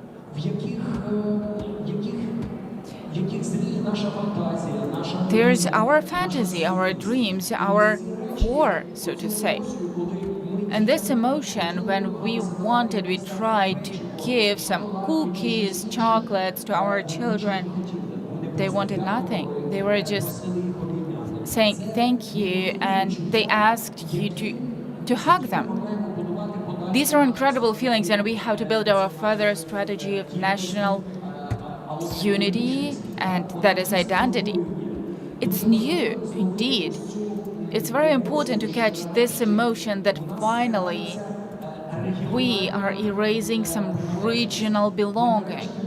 Finally, we have a chance to give a signal to political parties, to politicians, not to play on this issue that we have like East separately, West separately, South is like this, and North is different. We have a chance to erase this long-term game, which was supported greatly by Russian Federation because they were playing on that as the factor to divide us.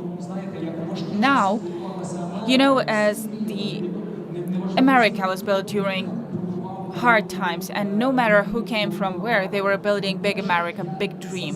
And so do we. I mean, I'm trying to look into the time of our victory, and I would like to say that the rebuilding time is a strategy of our unity. And everybody who came, look, I met my friends who came at the fourth day from Spain, from Italy. They came back to Ukraine to defend Kyiv. Now I am fighting with boys from Berdyansk, and they left the ships because they earned big money there. They came to defend. They are from Berdyansk, which is occupied, and there are no signs that they were closer to Russia than we. No, Kharkiv, that stays Donbass. We have unique opportunity to build the new formula through our diversity, to build this identity of victory, of the country that wins, that is known all over the world, because thanks to that, we are still standing. Thank you very much. Bogdan, can I say that the work of Ukrainer is kind of case studies, and the things that you do, it's a kind of storytelling which is working also on constructing the identity. What is the role of these historical and cultural factors and the map of markers of Ukrainian identity? It's hard for me to speak about our role.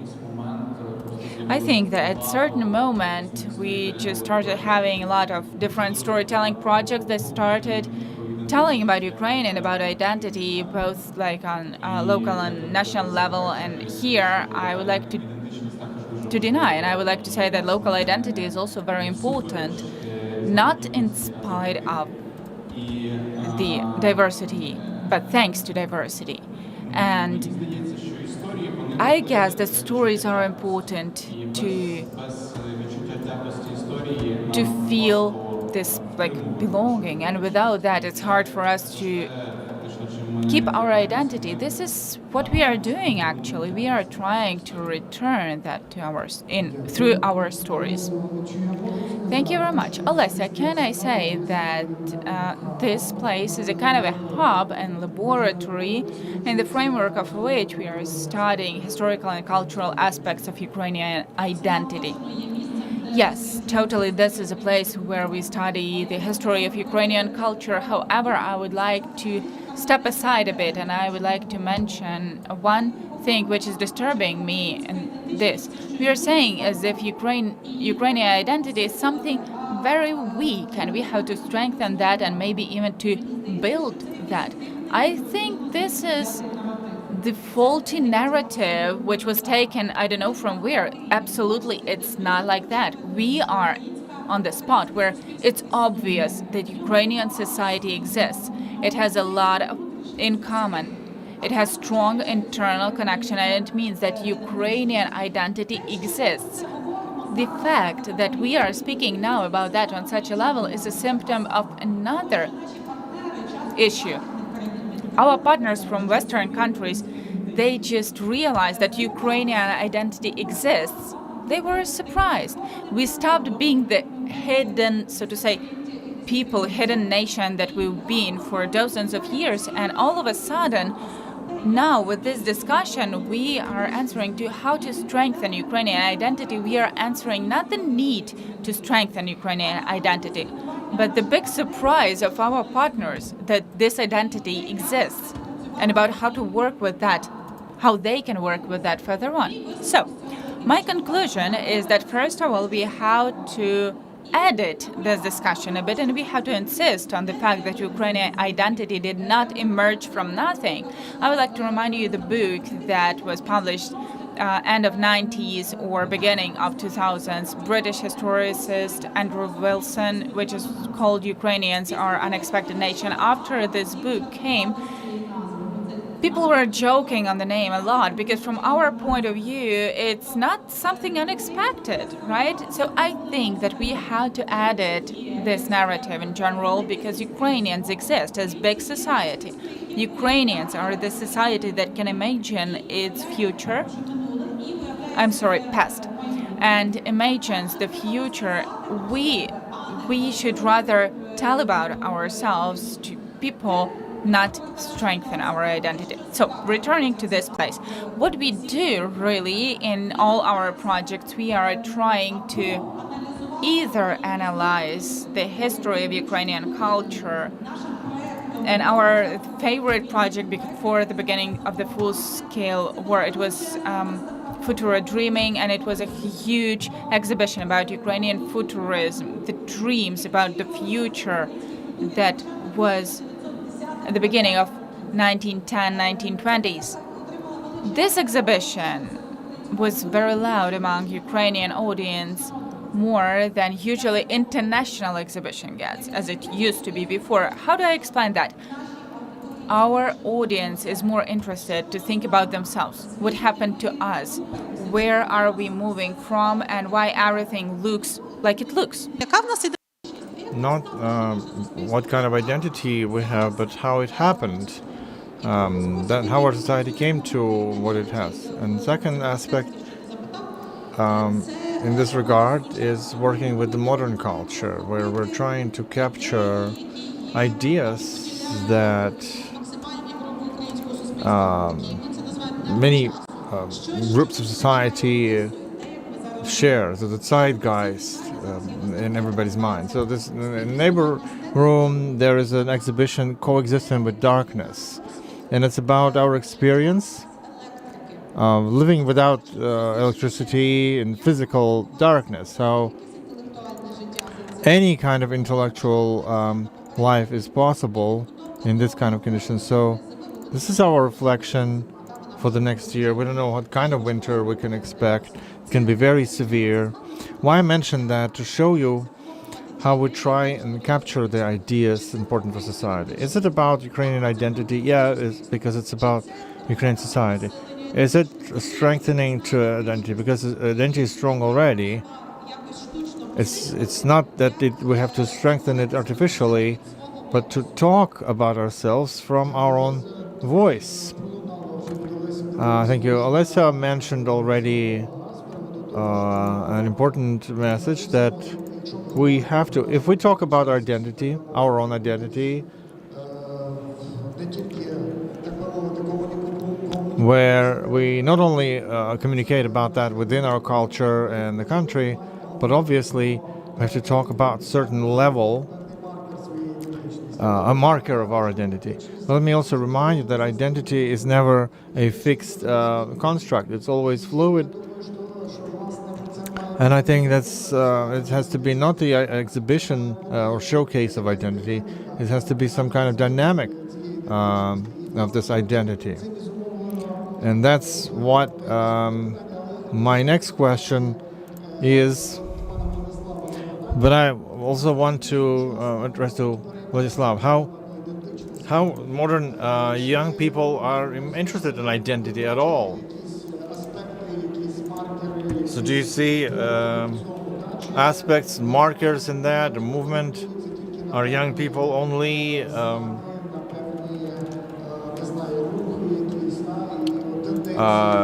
signs and movements or trends? So what do you young people say about that?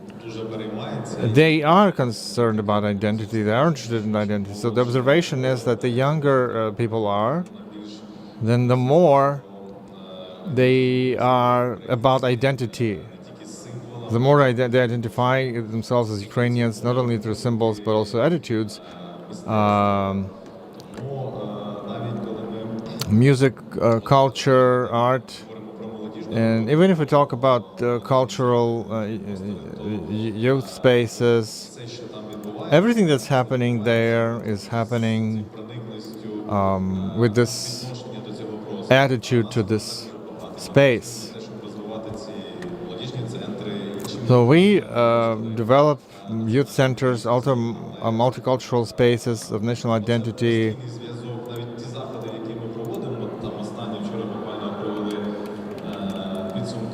Just yesterday we had some results of the project we built in Ukraine and together with in Ukraine. So it's about youth exchanges, other than studies or interactive things. They are learning there, but they're also rebuilding. They do construction, but they're also studying Ukraine. They go to small communities where they tell about their own culture and learn about another culture. When you travel throughout Ukraine, you see different cultures, different mindsets. So it is to deliver such projects, we try and softly lodge this identity and strengthen it, so that the young people can study that. Right, thank you. And I want to go to the question of impact. I wanted to respond to that because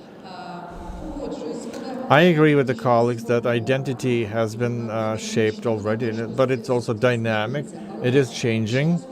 But let me also stress, it's the identity, it's being aware of ourselves, and is the key aspect of the war. In my optics, this war has not been since 2014. It's much longer, for 300 years at least.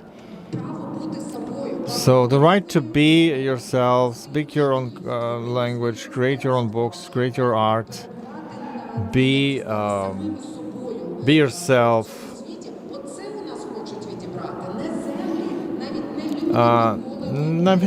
It's not even about the land.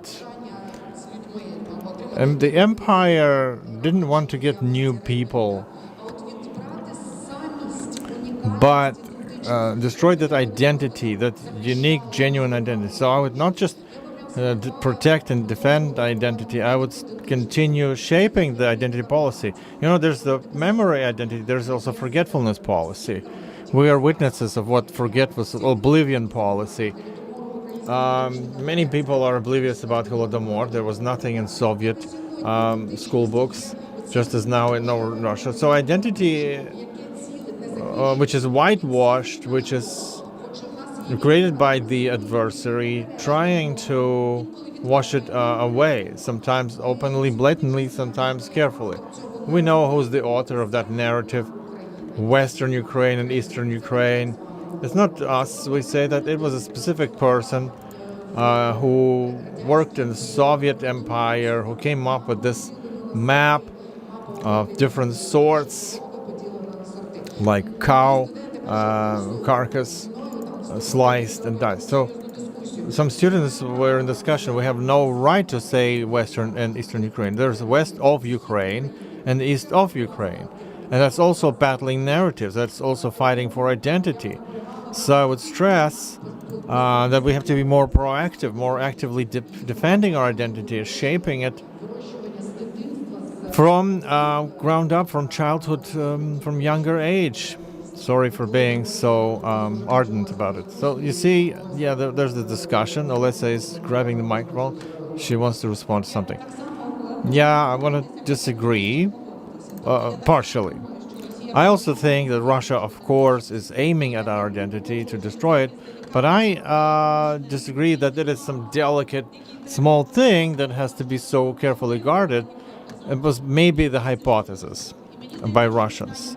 And I think the war is that consequence of emergence or consolidation of identity, of being aware of the identity by many Ukrainians. And thankfully, for us, fortunately, turns out that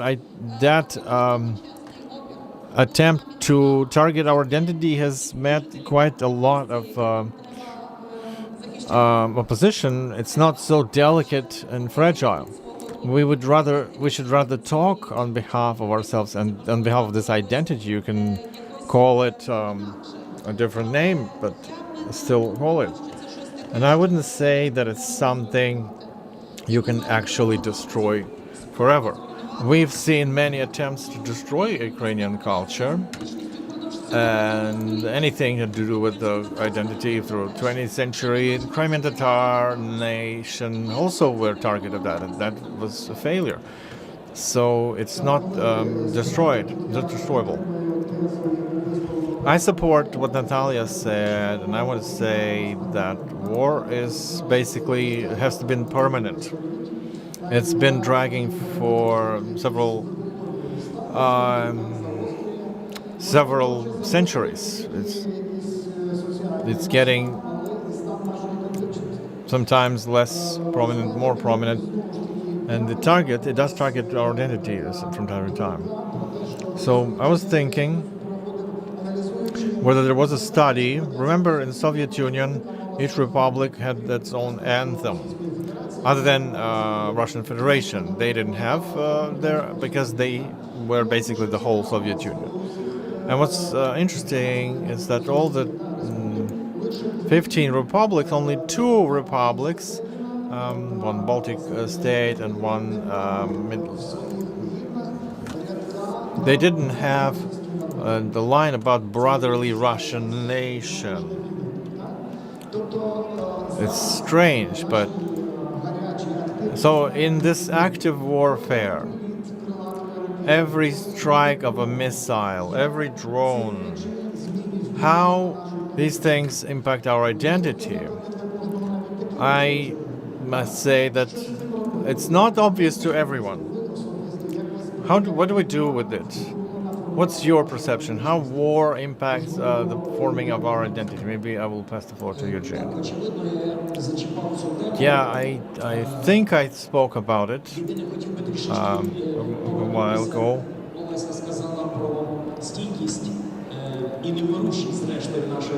And let's just mention the resilience and immortality of our identity. No matter how you pressure it through genocide and Holodomor, they keep living, they continue living, they live on. That's true. But I would very much like that right now, in this large-scale war, when the war completely removed any masks, because they were always saying, masking themselves. They were saying, we're not here. They were claiming that they don't fight with us directly. They fight someone else through us. And we would very much like to go from survival stage, where every time we prove that we will survive. And so I would very much like, on this background of changes in mindset and worldview, for many people who finally saw this brother, so to say, so that we don't even pay attention to them, what they say. You don't need to prove anything to them, like an anthem, we're not dead yet. We're not going to. We're going to live, be in the context of all the European processes, and just add more goods, more talent, more creativity to this world. You know, those wonderful things that exist now in different styles, trends, and culture, of course.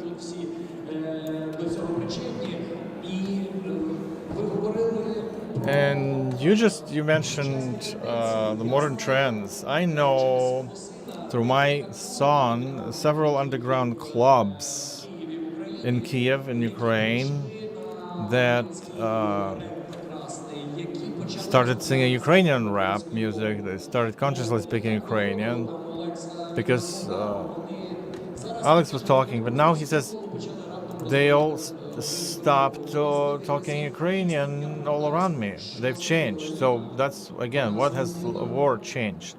It has changed our path to ourselves, learning who we are, why somebody like that in the 21st century can endanger life so brutally. For us, it's not about only survival, it's about communicating. That's what we are.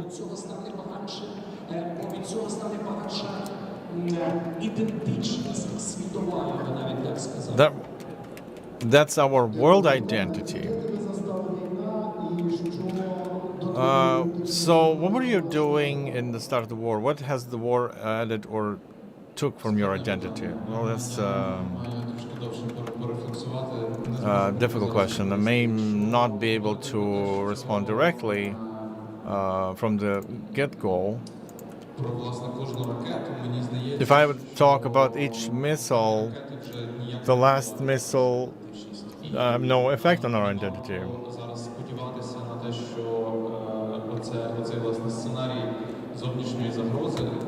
So this scenario of external threat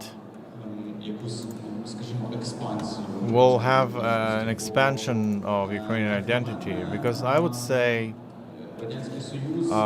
Soviet Union not only created a certain number of Russian people, it left some people in lost identity. They have lost their identity, have and have not attained any new. And so we are now also fighting for these people as well.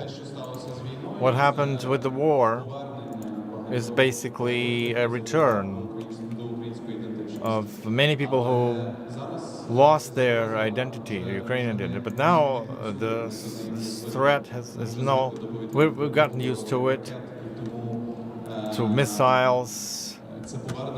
So this return has to happen through a different scenario, education, culture, and all the things you've been saying. All right, thank you, Vladislav. How you were changed by the war, your people around you, something you will never get back after the victory. Over the last 20 years, I work with young people, and 9 years I am the bureaucrat in this. So when the war started, I worked in Dnipro administration. The first day in Dnipro, many wounded warriors started to arrive. It was a big hub, and in the first day, we started these volunteer groups who were helping people on the train station. Like 10,000 people in there, from 100 to 200 volunteers carrying people's belongings, helping with children, those who are immobile. And that's where they felt that there was this automatic unity to what you're doing, and regardless of who is on which position and who started to help first, it was the youth council who started organizing this. And then there are volunteer hubs started appearing, who are also organized by youth council and youth centers. And we started hosting Lugansk, Donetsk, Kharkiv, Zaporizhia. So the volunteers were by thousands already, and so what we needed. Today, by the way, is the International Volunteer Day. Thank you for doing your great job, and we owe you so much. So the first thing we encountered working with young people, even school children, they were approaching us and saying, how can we help? They were so willing to help. So that's a great indicator for me of changing of the mindset. Thank you. So understandable that right now our current narrative about identity has been influenced by war so much. But let's imagine after the victory, because basically we cannot constantly cannibalize this idea of external enemy all the time. At some point, as Yachin said, we have to forget about them at all. We don't have to keep comparing ourselves to them. We have our own original, our own special way and our thing. And so, of course, it's in our end when we say our adversaries will disappear. Nobody has any doubt who are those adversaries. We have many neighbors, but we've never were in the loss. Who are these adversaries who has to perish finally? And so, coming back to after the victory, how should we keep building our narrative of national identity? What has to impact that? How to demonstrate and communicate this narrative with the world? How our identity will be used with the identities. Like, yeah, we can see now the tension that is growing even with our partners, with Polish people, with Slovak people on the borders, you know? How do we avoid this kind of tension between the identities? What should we do, and what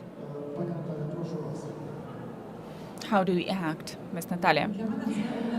For me, that is one of the hardest questions. You know, I am reflecting both professionally and from the personal point of view. But here I get, I guess, part of the answer. I think that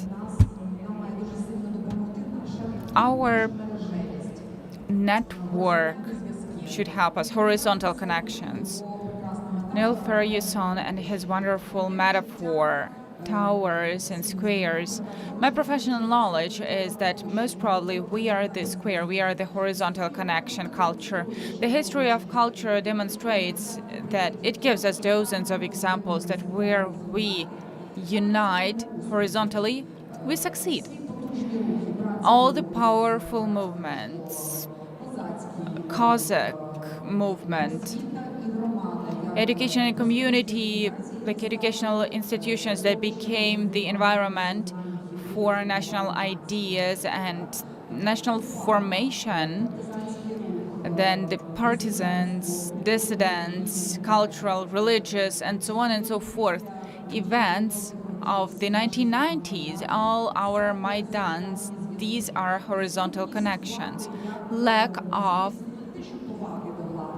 authorities, it's not like respect to authorities, but this vertical of power, it's the foreign, like, yeah, we are trying to avoid that, to step away from that, and to build our, like, fears in all the sense of the world, of this word, like cultural and just for people. So one of the most powerful practices demonstrated by civil society is a network that is many decision-making points, availability of different discourses, different cultural practices, being able to listen and hear. Everything sounds with a lot of like pathos. However, it's still the moment when you start to get into these networks and being part of that. One of the best strategic consultants and analysts of our country, Mr. Hlibovetsky, said that if you manage to agree with your neighbors, then you can agree with all others. So maybe after the victory, we have to strengthen this competency that we have. Ability to form network constructs, structures, and strengthen horizontal connections, and then inclusion won't be something special. We won't say like, okay, let us accept these people also to our community. Oh, yeah, of course I am using hyperbolas. However, then the respect is to difference, to being different, will be natural part of it. And then being able to build these win-win strategies will be more natural for us. I'm quoting quite often, like the last phrase, I'm quoting the article that came in March in the American, The Atlantic, that is the military analyst, Mr. Alterman, if I'm not mistaken. He was talking about the reasons of victory of Ukrainians near Kyiv. So he says, like, why didn't they conquer Kyiv? So he is using this term. I don't know whether they did that, but it was like mission war. It's like each participant realized his or her role in this war, his or her responsibility. I would allow myself this word, mission rebuilding, mission victory, when after the victory you are responsible for what, how, in which way, with what socially acceptable or unacceptable price you are rebuilding something or building something new without using something that doesn't work today. Maybe this narrative of being horizontal will help us. However, it's just a hypothesis as of now. Thank you. Thank you, Alyssa. How to communicate with the world about our identity? Well, of course, to a great extent, telling about ourselves via complicated forms. We cannot communicate easily, for example, with some mass cultures, Hollywood. We are not Hollywood. So that means that we have to try to communicate via complicated forms, academic studies, cultural cooperation. and other similar things that do not give quick and mass effect. However, they give deep effect. And we almost never did that as a society. That is, we always, at least as long as I remember my professional path, so to say, and it's like 30 years, this is always targeting at brief, very bright projects with wow effect that will cover a big amount of recipients. And all these 30 years, this is not working. I think we should stop thinking in the categories of quick, bright projects with wow effect, to accept as given the fact that we will have to work for a long time with a small steps, small connections via difficult interactions like academic, and see sustainable and fundamental results in few dozens of years. Not the day after tomorrow. We just have to agree with that, you know? If we would have done that earlier, then we would have had that already. So I think that we just have to just change ourselves, like Milkhausen. We have to go to this way of thinking. It doesn't mean that wow projects are not necessary, but these are just the annex to something more fundamental, as I guess. Okay, Bogdan. Sometimes in your Facebook posts, at least before where that was more often, you were telling about your trips. And your trips were quite long-term. How do you communicate with people where you live for some time? How do you explain where are you from?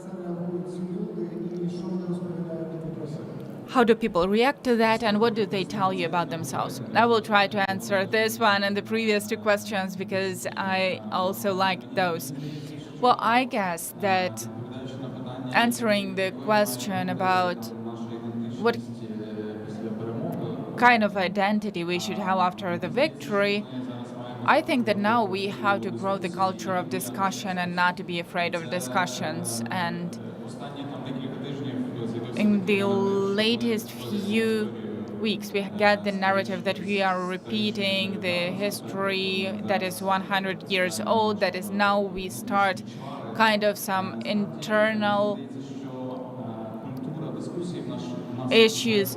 But I think that the culture of discussions had grown significantly, and we just have no chance now for the issues of that level, but we have to be cautious because Russia is trying to play in this field and they are kind of helping us to lower this culture of discussions. Well, and actually the fact that what was important for me in the trips, I was trying to empathize and to look for some similarities. And this is also something that is Ukrainian making. We are trying to tell about Ukraine because we are publishing our stories in 15 languages. We are trying to look through which doors we might enter certain cultural space. Because different topics work differently in different contexts. And that is why, in my opinion, first of all, we have to study the culture, the identity, other identity, and then to build on some common features or some differences, more like in the field of interest, I would say, to build the dialogue. Thank you very much. Yevhen, what centers of forming national identity do you see if we are talking about certain strategy, okay? If we are talking for the future?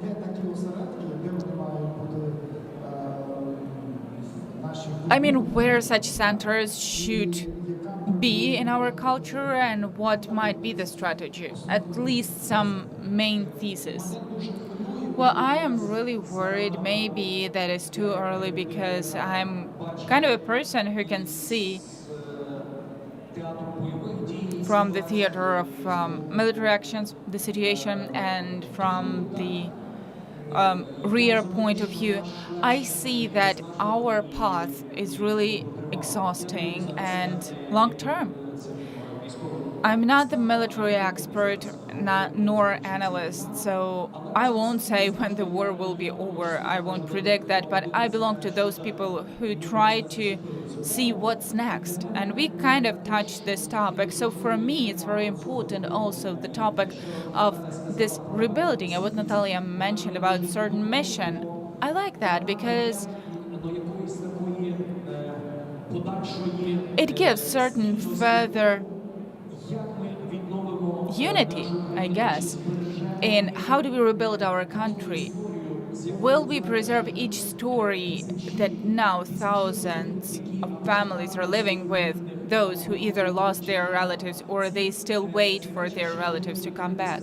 These things have to be revealed to the world, because these things, we don't succeed, we don't have enough time to bring all of that to the attention of people. And through arts, through culture, visual arts, performances, theater, movies, we have to reveal even more of ourselves to the world, and heroic actions. Base of those actions was identity. When the person knew that he or she is going to clear death, and the person went and exploded the bridge in order for tanks not to get to Kyiv. When in the airport they had to launch the plane, and he knew that in this distance he won't be able to do that. So he took the plane on just to fall on the column of the military technique. So these are things that very often the writers of scenarios, they have to imagine, they have to write that, and it happens for real at our place. And this will create certain scale of interest to us. I know that Europe and world are tired to some extent from war, from kind of Ukraine who is like asking and asking, but we are not asking. We are the life shield for Europe and the world in saving democracy and peace on the planet of Earth.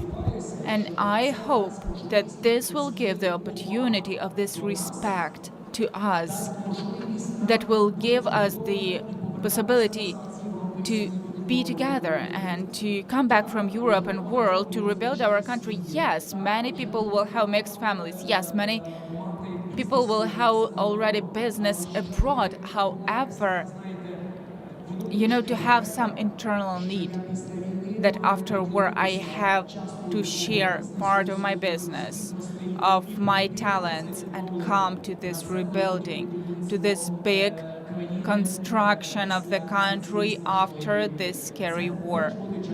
That will also be part of our big narrative of identity in rebuilding, and that's incredibly important. I would like to say that a very important role for that is from our visionaries, this so-called public people in sports, business, in arts, those who are doing things, who are engaging youth. So communication with youth is very important. And what incredible, what fantastic things when like Mudryk, because many other sportsmen of ours, they are speaking Ukrainian, they are talking about Ukraine, they are open to the world, they are the personalities, and they are speaking every day that they are from Ukraine. And that's a big, we are proud of them, and it gives us hope, it gives us energy that we will build what we want. Obviously, it's very important for us to change the political landscape, political elites who won't play the card, so to say, of this being different, or language issues, or some other things, like ethnic origin and so on. I truly hope that that will be the close topic, because this will be treated by the SSU as being collaborates and as a betrayal. We have to get rid of that. Thank you, Vladislav. So Johan just mentioned the issue that indeed, for a long time we might be in this war. Is there in the ministry are there in the ministry some strategies that indeed are working with youth? Because today we have youth and tomorrow those are adult people. What events are being planned of strategic sense in the field of identity? Well, in general, now we are working, that is, as of today, we have the program Youth Employee, which is aiming at teaching people who are working with youth. And during the war, we are including some modern conditions into the program, that is, some component of rebuilding, because we have the occupied territories, we have occupied infrastructure, which we will have to both rebuild and return, and there should be people who are working with youth, people who will be able to work efficiently. As of today, we are developing youth infrastructure, the structure on the identity system and multifunctional centers. We are developing that together with the Ministry of Education. We are developing what has to be in there, because again, based on youth centers and educational institutions and culture institutions, we have to speak the same language about all of that, and we have to do some inputs to everything that we do. We are preparing specialists in the system of national identity that are going to teach further on those who will work with youth, teachers, system of culture, and especially with the deoccupied territories. And on this part, we are working on the fact that youth today studies and the authorities create conditions in the process of rebuilding and forming the plans of rebuilding the communities, because if we won't have this combination of authorities and communities and youth won't come back to the communities. We have a study as of today, the study that says that up to 70% of youth who are ready to return, they are ready to get involved in rebuilding. The issue is to form the platform, whether authorities are ready to provide the opportunity for that, because very often we can see that when, we can rebuild even school, roads, whatever. However, there are no conditions for youth to return there, because the priority is 20-30%. It's employment, and what we should do with that. And the smaller the community is, the harder it is with the employment.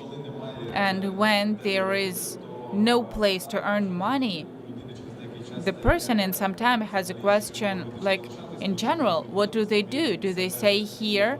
Do they identify themselves with this community? No, they will go somewhere where it's better. And I recall the Vidnova, or Rebuild program, that is aiming at rebuilding infrastructure and also mobility, because as the questionnaires were showing before war, approximately 70% of youth, they never left their region. And big amount of youth never left their regional center. And there is a tiny part of youth who ever left abroad. So due to these horizontal connections that were mentioned today already, we have to strengthen that, somewhere we have experience, and everybody has different experience, and we have to learn from that. We are creating the best practices of work of youth, and this year among these practices we also have some practices on making identity popular and making Ukraine popular. So we are publishing that, and it can be taken for working with youth. And briefly, that's it. Thank you very much. Dear colleagues, our discussion comes to an end. And if we started with Blitz, I offer to end up also with Blitz and to think about such an issue. Yevhen mentioned this huge problem that a big amount of our people left abroad nowadays, right? And there is a problem of reintegration, returning. However, let us not forget such things, that it means that representatives of other cultures from other countries might come to us from other regions. What do we do in this case? What identity should we construct then? And let us not forget that in Ukraine we also have other population, right? We have to build somehow not just the ethnic Ukrainian national identity, right? But here should also be huge amount of Crimean and Tatar identities. How can we build something like unified? And I guess that maybe first of all here we are talking about some political identity where, well, it's clear that national identity, ethnical identities, they have to be represented somehow. The question is very difficult, very complicated, but maybe like 1 minute for each speaker I offer you to express your opinion. Bogdan, I would say that those Ukrainians who left abroad, first of all, in different periods of time, they took different Ukraine with them, and they will return also with different knowledge about Ukraine. Therefore, I would say that it's not a problem of reintegration, it's rather a challenge. And we have to look for some added value in here, because as the Ukrainians who were in different societies and gained various experience, and also representatives of other cultures who are going to come here, they will come with something. And maybe that would be good for us to integrate. However, at the same time, we have to set the proper boundaries around our things. And in my opinion, those societies that succeeded to build this reintegration around the added value and not around some contradictions and not around, I mean, to build cooperation. Those who built cooperation, they enriched, so to say, because our national identity, as we already mentioned here, it also consists of the identity of communities, and actually those communities that we succeed to reintegrate, they will add to our national identity. It seems to me that such a, like the milestone might be the list of values, my favorite, based on which the EU is formed. Dignity, freedom. I am saying that in this sense, democracy, inclusiveness, rights of citizens, and the rule of law. If we are going to form the person-centered society that will be attractive, that will implement these values into life, sometimes these are hard, sometimes easy things.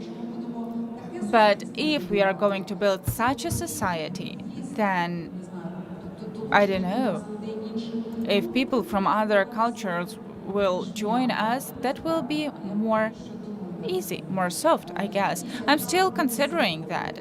They will have the right to be themselves. Freedom is the opportunity to demonstrate some variations in views, right, within the law and, of course, within the state policy that Ukraine is offering. However, it seems to me that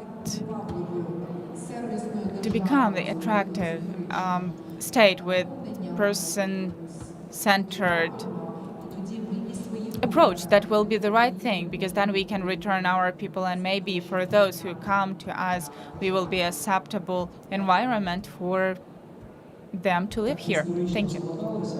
Historically, it happened so that mostly Ukrainians were going somewhere to get a better life.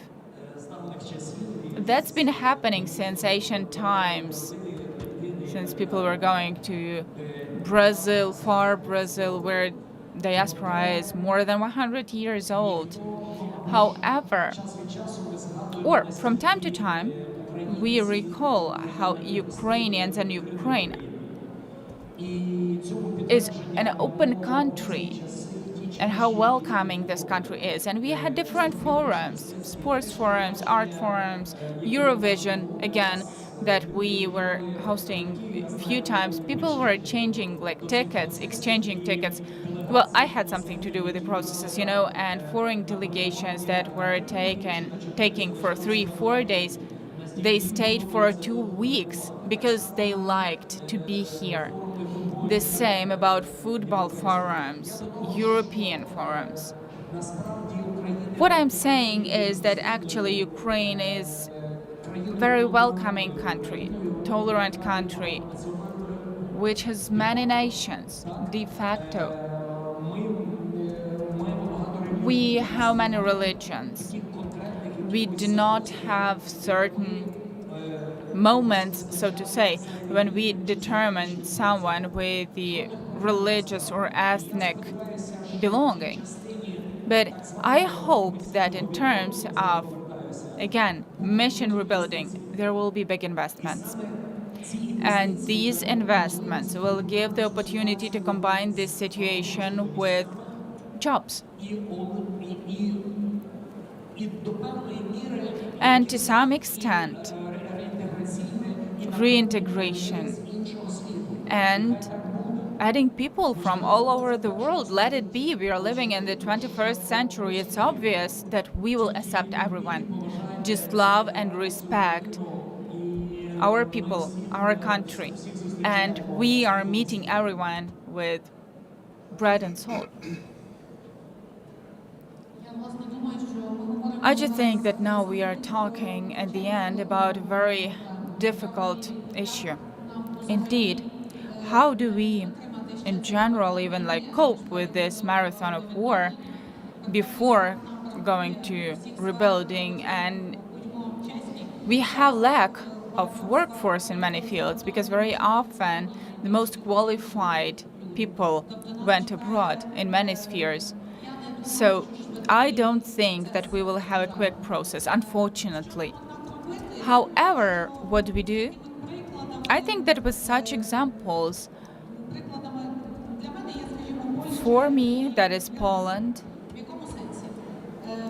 and Armenia, I don't think that we can speak about returning people or reintegration of people, because returning people, it's like we are making a tool out of people, the tool that we need for something else. It should not be the aim, neither of society nor of our state. People are not the tools for solving problems of the state. I think it's a faulty way to speak about people, and it's a faulty way of actions. What is important is to stay connected with as many Ukrainians abroad as possible. Why did I recall Poland? Because the Polish people have Polonia term. So all Polish people who live not in Poland, and many like Polish institutions, they have the aim to build connection with those people who live abroad. Or Armenia, who is making much efforts to support connection, to stay connected with their diasporas. I think that we should do something similar. Our aim has to be in the fact that people, Ukrainians who are abroad, they continue feeling that they are Ukrainians, and maybe then once they would like to return. However, like, it should be in focus. I mean, that people do not return because, first of all, we still have wars going on, and secondly, as for the person-centered state that Ms. Natalia is saying, it's more like the instincts of the state of totalitarian mode. Okay, in different calculations, approximately 2 million young people left to the territory of the EU, approximately 2 million youth IDPs. What we are facing now with the youth who are abroad, if we will not unite them, if we will not give some support, for example, to those who used to to be active in Ukraine and they continue to be active abroad, we as a ministry, what we are building now, we are trying to find those who were active here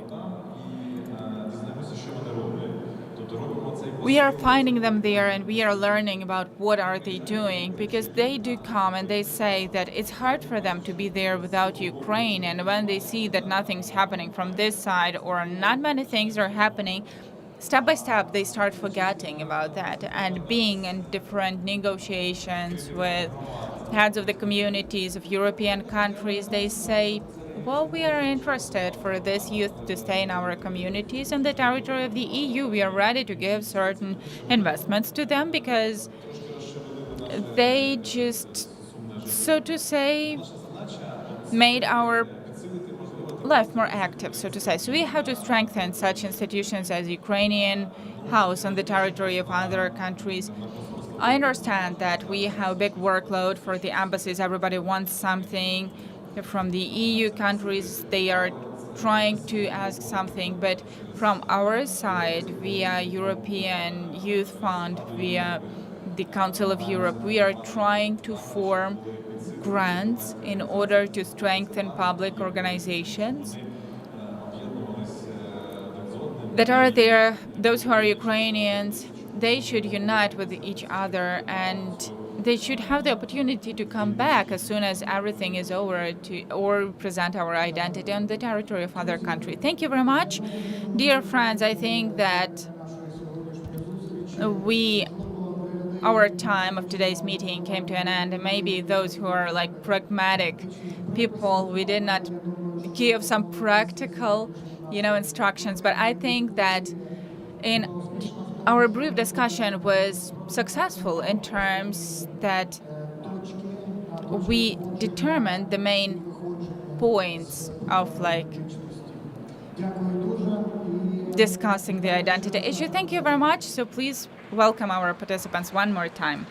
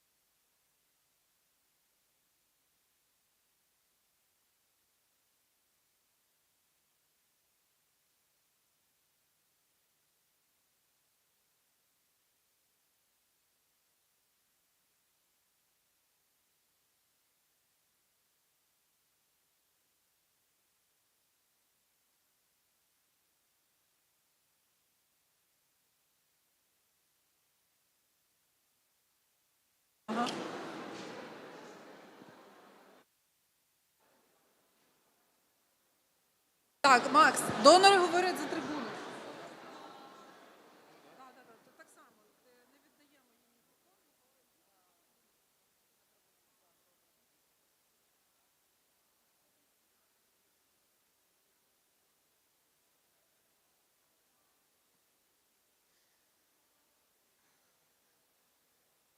Друзі, ми продовжуємо програму нашого форуму, 12-го форуму громадян. Dear friends, and we continue our forum. Our forum is called May the Force Be With Us, and now we would like to switch to donors' presentations, financing and cooperation with organizations of civil society. So this is a good opportunity for the organizations to get information from the first person. Today we have 17 presentations from our donors. Therefore, we have strict timing today because each speaker on the presentation has 3 minutes. And we encourage you to stick to timing so that all the wonderful opportunities today are heard and we have enough time for everyone. So the first to this stage, I would like to invite USAID project, increasing efficiency of work and reporting of local self-government bodies, Havarla, and the speaker Anatoly Levchuk, executive head of the component involvement of community, USAID project. Havarla, 3 minutes are yours. Hi, dear colleagues. I thank you very much for the opportunity to open this panel discussion presentation with the opportunities of the donors. And I would like to start with the main, I guess. Decentralization reform has to stay. I think that most of donor organizations today are working for that. They are in our efforts. USAID Havarla is no different. We started before the full-scale invasion and we had some focus in our work. And we were trying to determine ourselves in one direction, and then we just edited our work after the full-scale invasion. So today, USAID Havarla project is the biggest project in Ukraine, which is supporting the local self-governments and is helping the government of Ukraine in decentralization reform. If we had the stage of uniting the communities, now our main task is to support in growth capabilities local self-governments. Today, USAID Havarla project are 11 oblasts, 100 communities, partners, and also friendly communities. Friendly partners. So the best description of the project would be describe the objectives of the project. So the first objective is to create an effective institutional self-government in Ukraine. Part of these people work in committees and subcommittees in the parliament to introduce changes in legislation that will strengthen local self-governance. Second component of Havarla USAID is working on capacity on local self-governance, teaching the public officials, working on local development. And third component, implementing the mechanisms of involving the citizens who will help the civil society to play even bigger role in local self-governance. And even the biggest and best presentation for this wonderful environment will be the presentation of grant competition.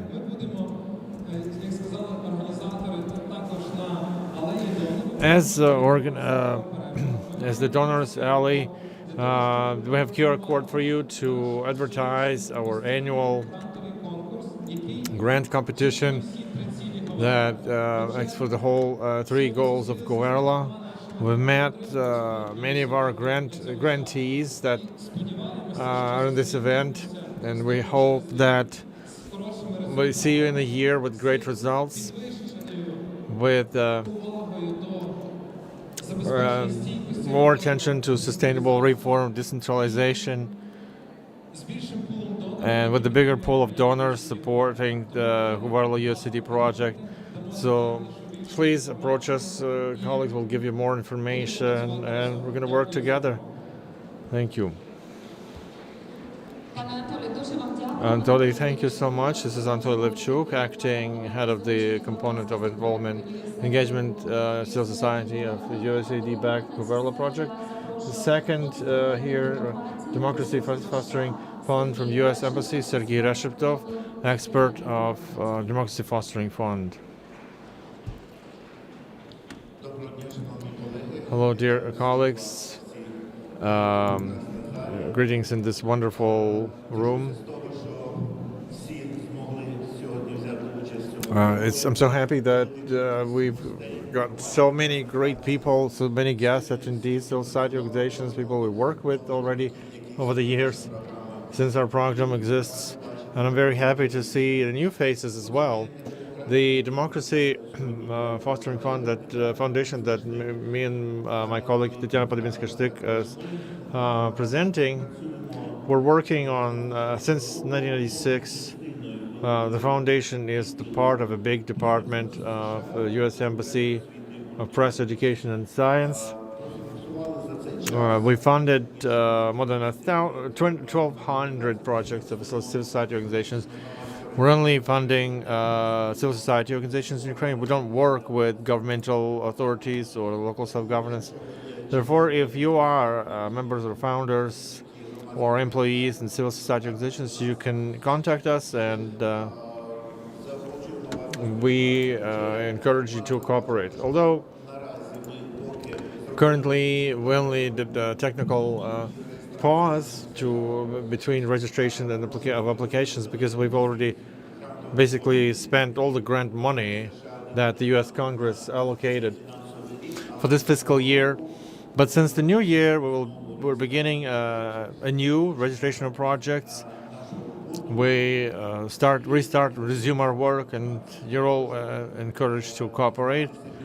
In order to know more about the work of the foundation, in any search system, you have to search Democracy Fostering Foundation, and you'll see all the conditions. The priorities for 23-24 are protecting human rights, in particular veterans, the families, the fallen Ukrainian warriors, supporting recovery and rebuilding the liberated territories of Ukraine, creating newly created non-profit organizations in Ukraine, and facilitating helping the non-profit organizations and initiatives in liberated areas in Ukraine, facilitating transparent government, battling corruption, focusing on regional level, informing the Ukrainian public about the potential challenges of war, and development of civil society, civil activism. Just a couple of examples that we can provide as best practices. We funded last year some interesting projects, civil society organizations, so Small Heart with Art, for training in clinics and hospitals for children that have no access to comprehensive education. That means the school comes to hospitals.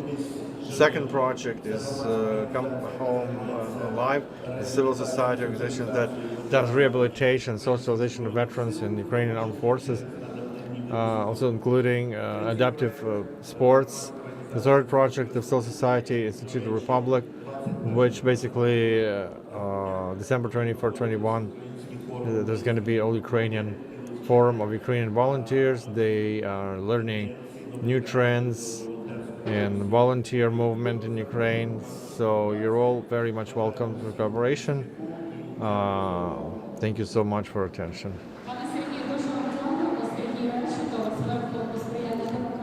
So, Sergei Resheptov from Democracy Fostering Fund, and I would like to invite Hanna Medvedeva, affiliate organization People in Trouble, advisor in working with partners.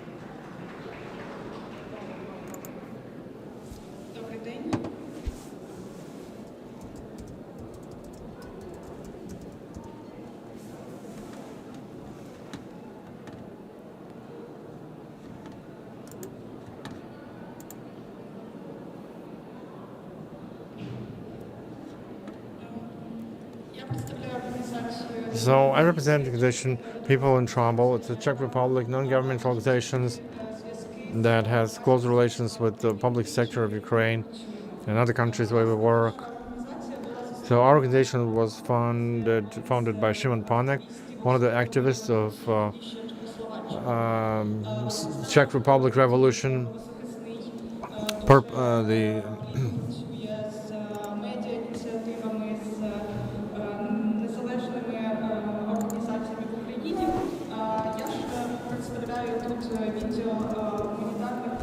So I represent Department of Humanitarian Programs and Educational Programs. We work a lot with humanitarian projects.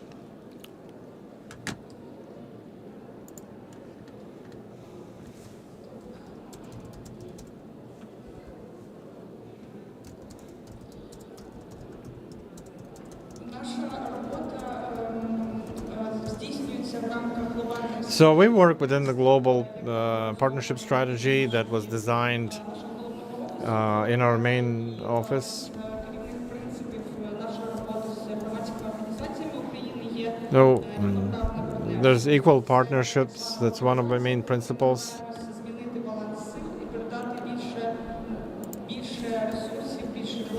So to change the balance of power, to give more resources and powers to local teams. We are in international organization, but it's so important for us to support and strengthen the capacity of Ukrainian organizations as well.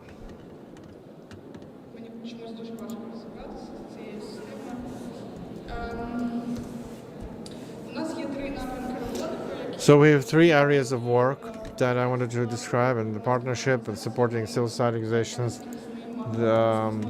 They are a parallel process all the time. The first priority we work towards is supporting readiness to emergency situation, responding to emergencies.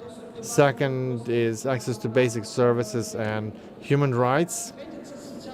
Secondly is social cohesion, inclusive governance.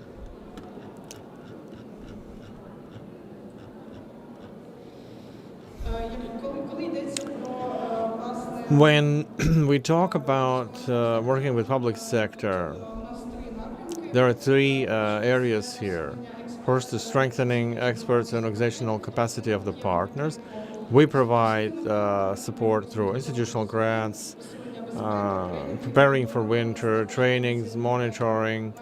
We also have initiative Civil Society Now, which is a resource where you can get different tools to have knowledge, actual relevant knowledge in different areas, and humanitarian program, in developmental programs. Second type of work with partners is cooperating with those who match our strategic priorities, earlier mentioned. So responding to emergencies, access to basic services and rights, and social cohesion and proper governance. And finally, there's a very important thing, a policy of strengthening local humanitarian responders in humanitarian programs and development programs. And here we work with advocacy. We do advocacy with external environment, with donors, with international organizations. And then we do advocacy programs within our organization.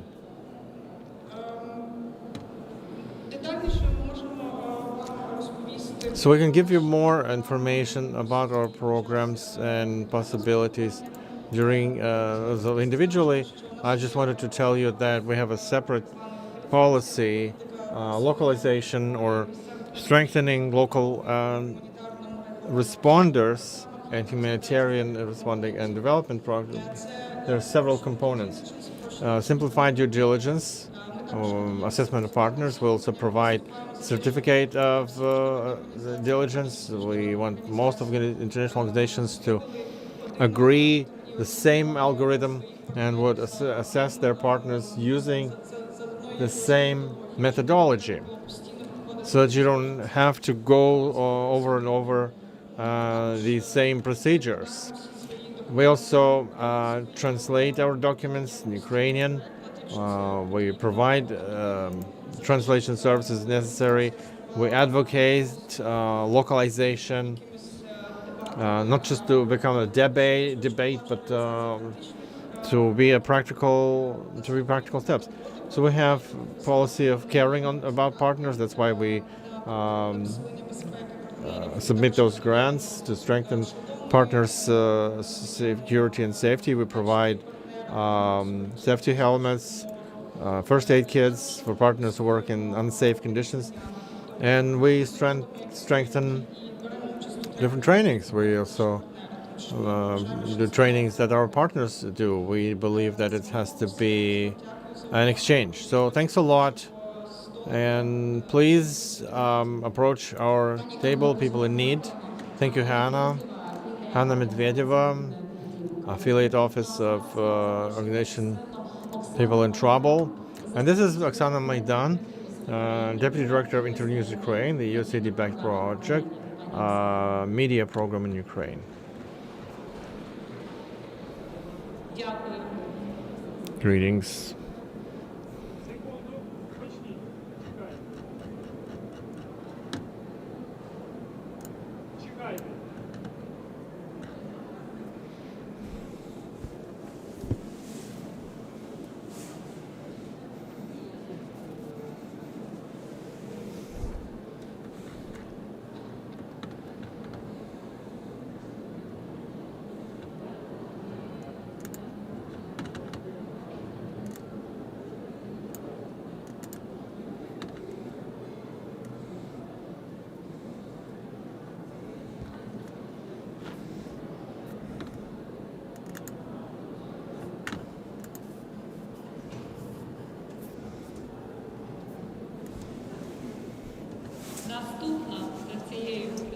So the next, after this,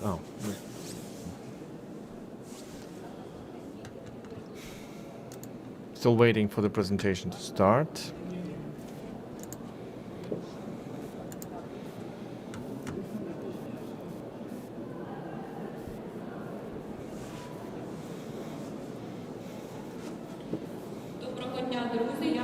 Hello friends, I represent Internews, and we do media program in Ukraine supported by USAID, the US Agency of International Development. So the media program in Ukraine has been launched in October 2018 till September 2025, and we have 4 objectives in it. Increasing the amount of high quality, interesting content all over across the board, especially in the East and South. Secondly, increase demand for high quality information, including critical thinking and media literacy. The third task in the program, implementing the most important media reforms, including improvement media-related legislation, and the fourth objective is strengthening and support of key media institutions and processes. What is interesting for civil society here is that several days ago, just recently, we announced a grant competition which is called Access to Reliable News on Occupied and Frontline Territories, as well as Sustainable Growth of Media Businesses.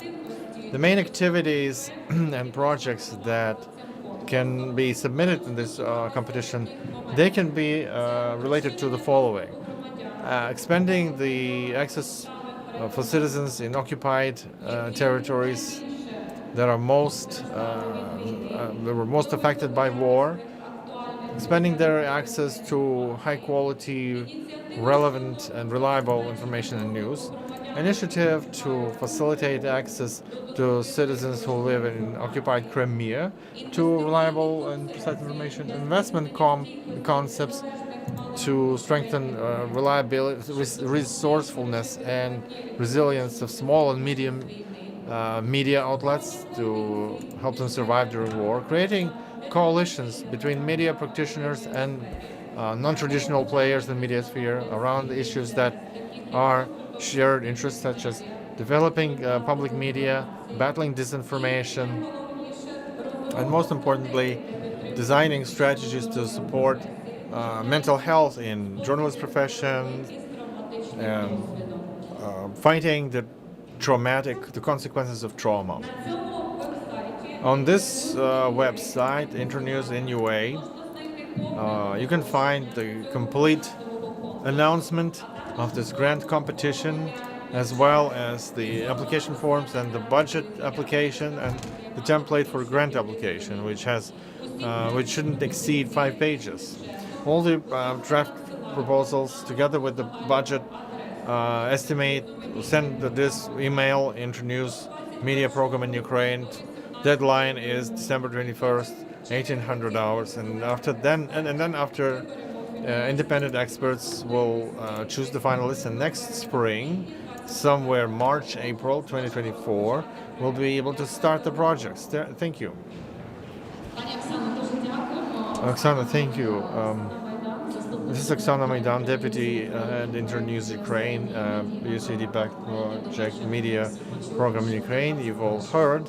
Deadline is December 21st. You can still use that opportunity and file an application for grant. Now I would like to invite Karina Doroshenko, Deputy Executive Director, Ukrainian Veterans Foundation. Karina, the floor is yours.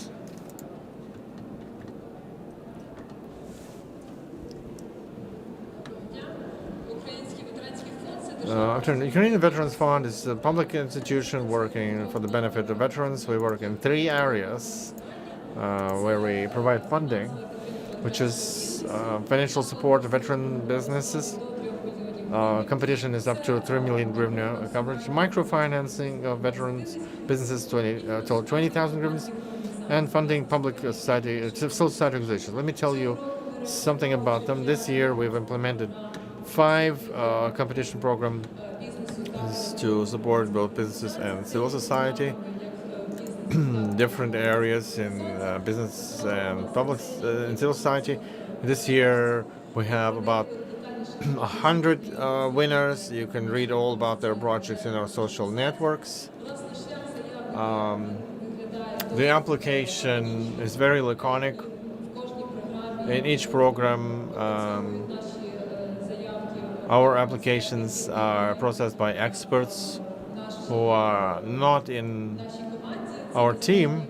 They are independent experts, so everybody is equal conditions on the stage of negotiation and clearing out the details. Each grant can be realized within 12 months. The funding from 500,000 hryvnias to 3 million, and we can also build partnerships in supporting business with MHP Gromadas. And also this year we had great communication and cooperation with isar.ednannia, who helped us to complete the competition program for civil society organizations. We found 4 priorities most relevant: providing mentor support for veteran businesses, social support for veterans' families and their family members, separately social support for veterans' children, also important integration to public life, rehabilitation.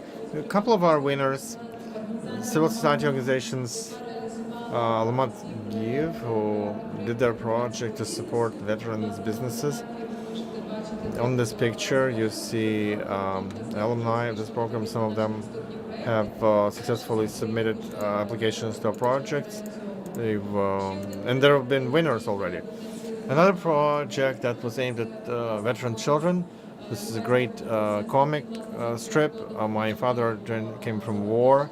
You can use this QR code to download it. There's also a printed version, but they sell like hotcakes because there's huge demand.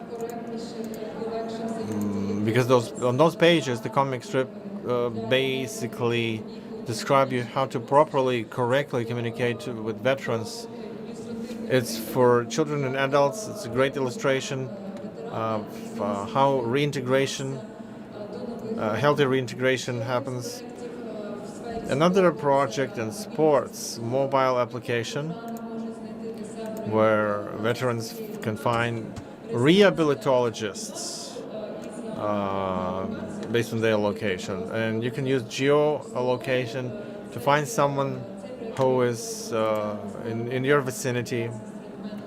Together with Federation Strongmen of Ukraine and Neskorony, we're also very open to cooperation in the area of sports, supporting these projects.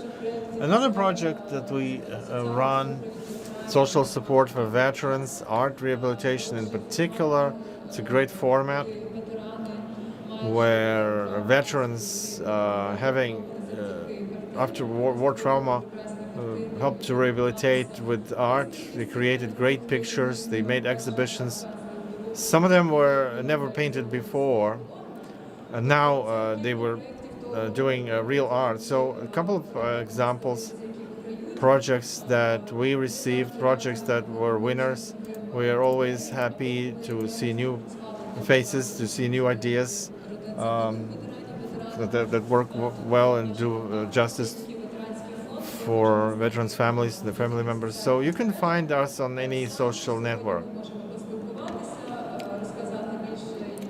We can talk, we can answer your questions. Next year we'll be opening competitions as well. So please monitor our news on our website. Thank you. Thank you. That was Karina Doroshenko, Deputy Executive Director, Ukrainian Veterans Fund. Now, Vladislav Barkovsky, Executive Director of Ukrainian Cultural Foundation. Vladislav, your 3 minutes.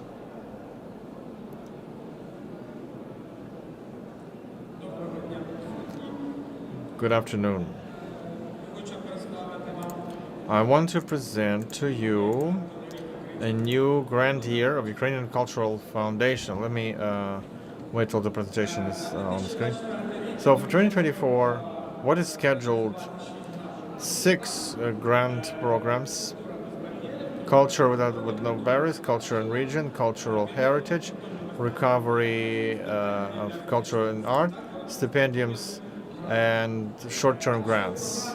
The first program that started November 2nd is Culture with No Barriers. You can still apply till January 15th. We support 2 lots here, artists with disabilities and society with accessibility. This year we support cultural art projects for mental health and mental recovery for people affected by Russian aggression. Today, the second grant program starts, Cultural Heritage, and you can file application till end of January 2024. In these programs, you can see 2 lots. Digitalization is the lot aimed at digital products exclusively, and cross-sectoral projects for maintaining cultural heritage. Friday this week, we launch applications for scholarships. We accept scholarship applications from December 8th till January 15th. We do this program together with the Ministry of Culture of Luxembourg. Also, at the end of this year, end of December, we have 2 other programs. An updated cultural and arts. The first lot is cultural recovery, and there will be 2 short-term grants programs. First is April, and the second call will be in July, with implementation in autumn. Another program that will start receiving application by the end of December, cultural regions. There will be 3 lots of it. First lot is local culture, aimed at retaining local initiatives, local culture. And we only don't accept applicants from regional centers in Kyiv. The second lot is the culture of Crimean Tatars, Karaim and Krimchak. That's our standard project. And also this year, for the first time, we create lot number 3, which is frontline in the occupied regions of Ukraine, which is the regions that are mostly affected by Russian aggression. So we have an open stand. You can ask a question to our managers. Ukrainian Cultural Foundation is always ready to communicate. Vladislav, thank you. That was Vladislav Barkovsky, Ukrainian Cultural Foundation Executive Director. Now, I would like to invite here a representative from International Renaissance Foundation, Nina Petlushka, Deputy Executive Director, to present the International Renaissance Fund.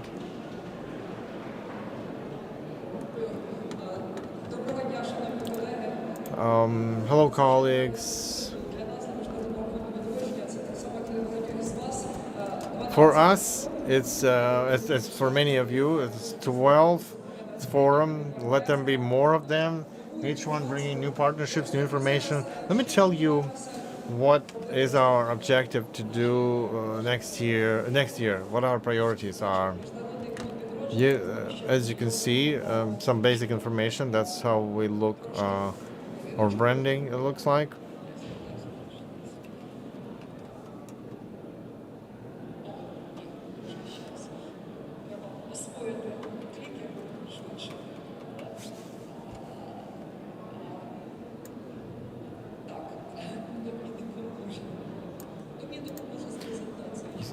Somebody should help with the presentation.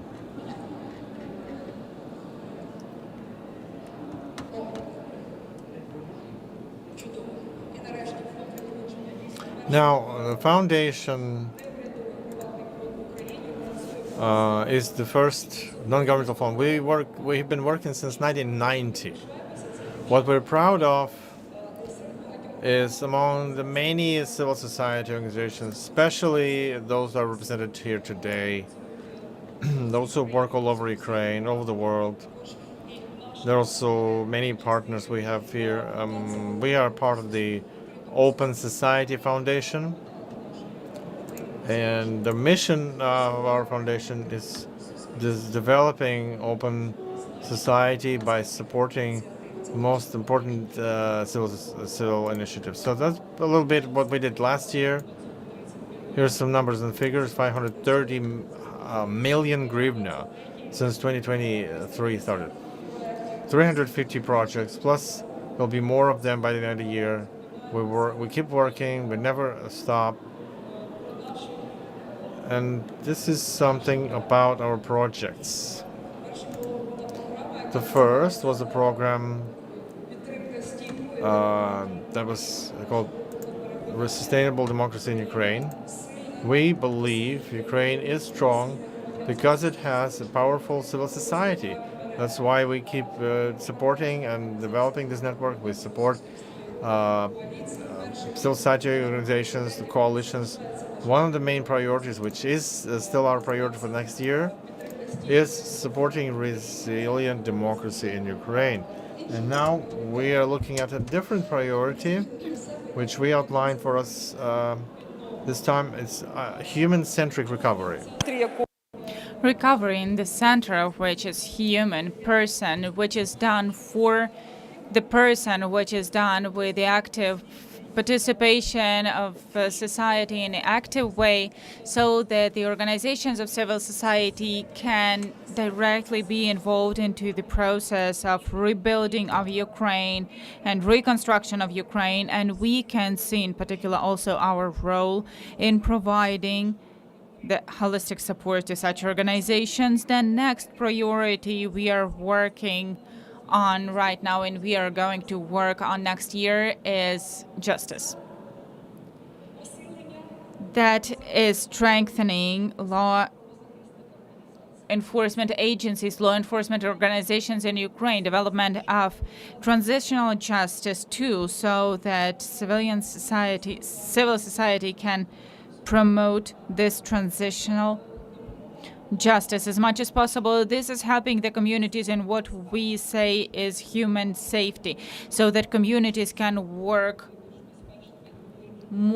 be more safe and be more protected. And this is also supporting and documenting military crimes, investigation of military crimes, and avoid the fact that Russian occupational powers, Russian occupants have to avoid impunity. So the next priority.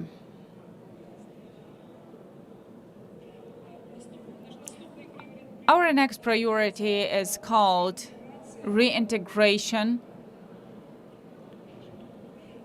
Oh my God, some technical difficulties. Our next priority is called reintegration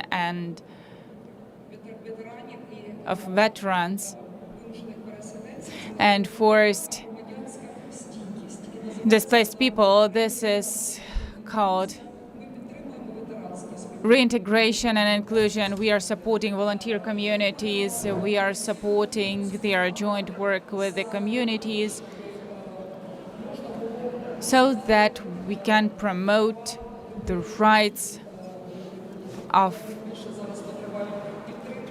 people who need our support and our solidarity. We are working on promoting inclusion, support of rights of people with disabilities in the field of mental health, as well as we are going to work on these topics also next year, in particular supporting deinstitutionalization in Ukraine, as well as helping civil society organizations to change state policies for the better, and as well as state policies on supporting people with disabilities, as well as support of mental health.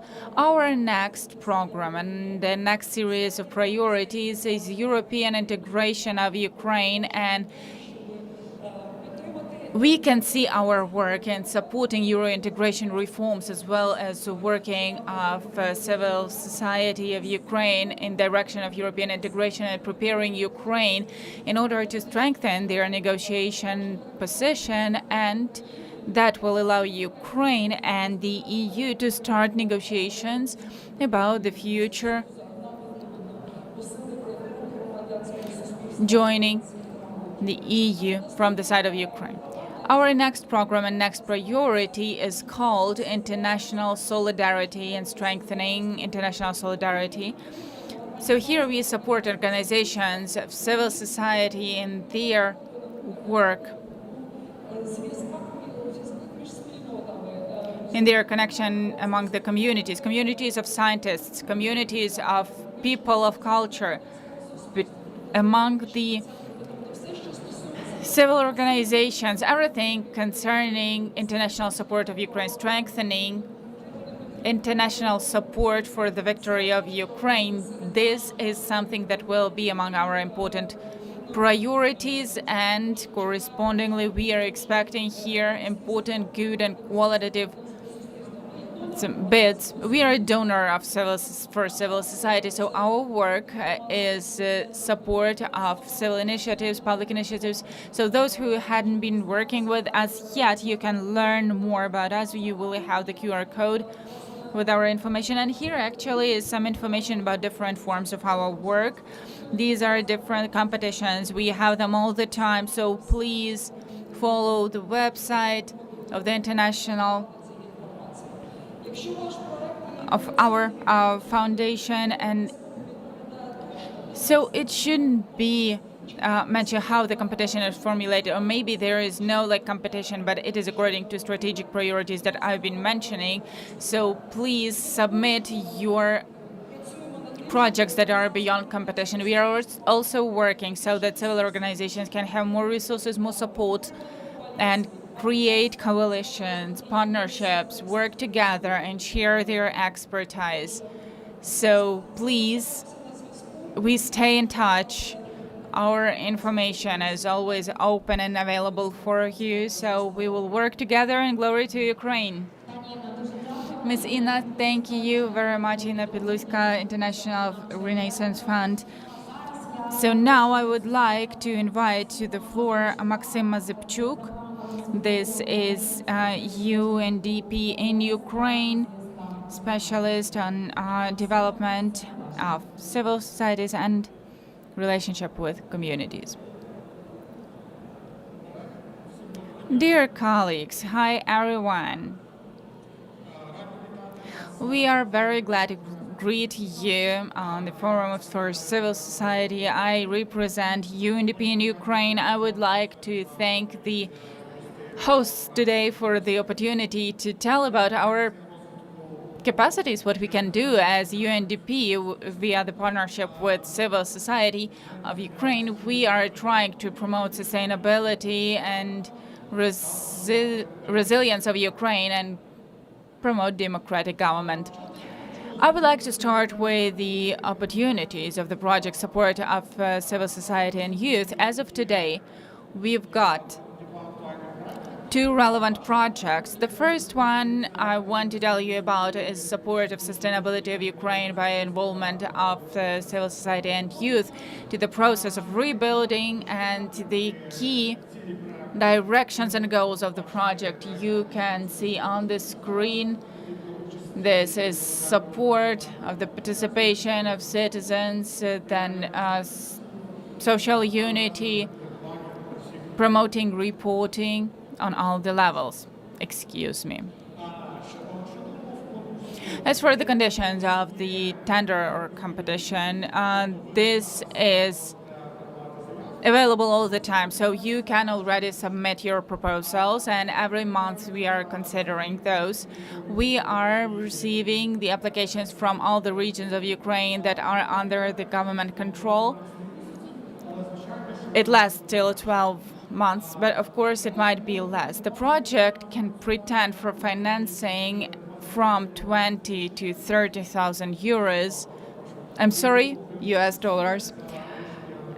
And sometimes if the committee decides so, it might be $60,000. The next competition I will tell you about is expanding opportunities of civil society in order to ensure human rights. The key directions here and key practices is advocacy of political and legal reforms with an aim to defend the rights of vulnerable groups of population, development of potential, and provision of legal support. The conditions are similar to the previous competition. That is the same. The size of the budget of the grant project is 20 to 30,000 US dollars.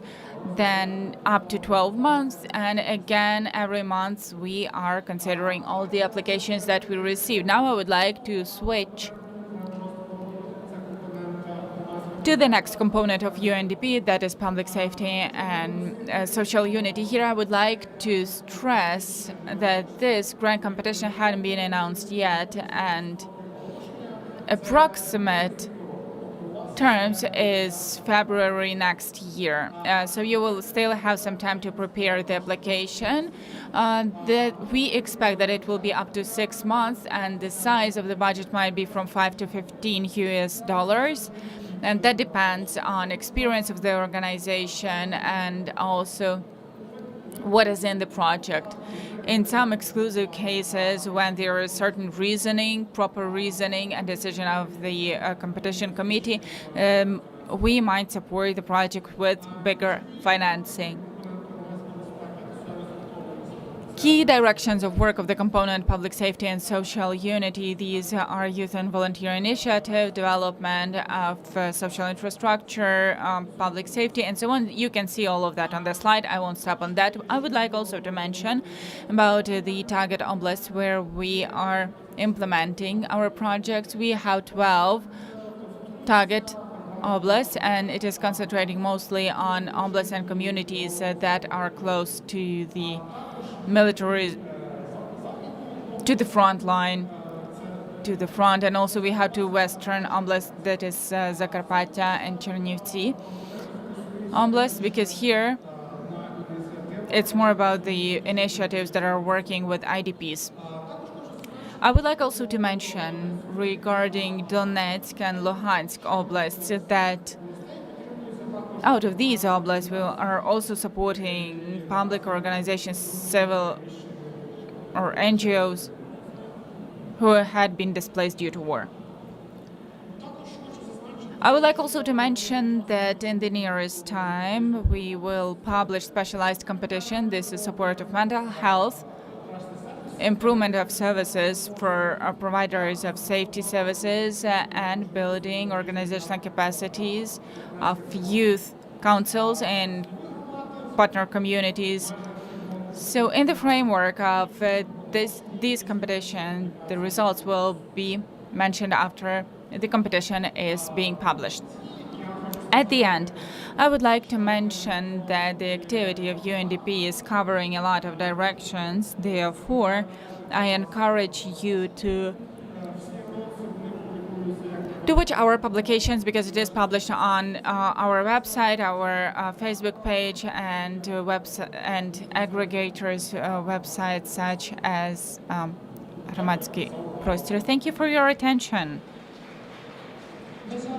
Thank you very much, Maxim Mazepchuk, UNDP in Ukraine. Now I would like to invite Lianu Bach, Director of IRX Projects, a program of Bureau of Operations on Regulating and Stabilization of Conflicts of State Department of the USA, that is implemented by IRX in Ukraine.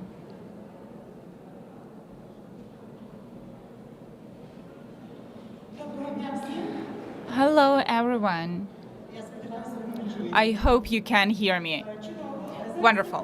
Now I am pleased to present you IRX.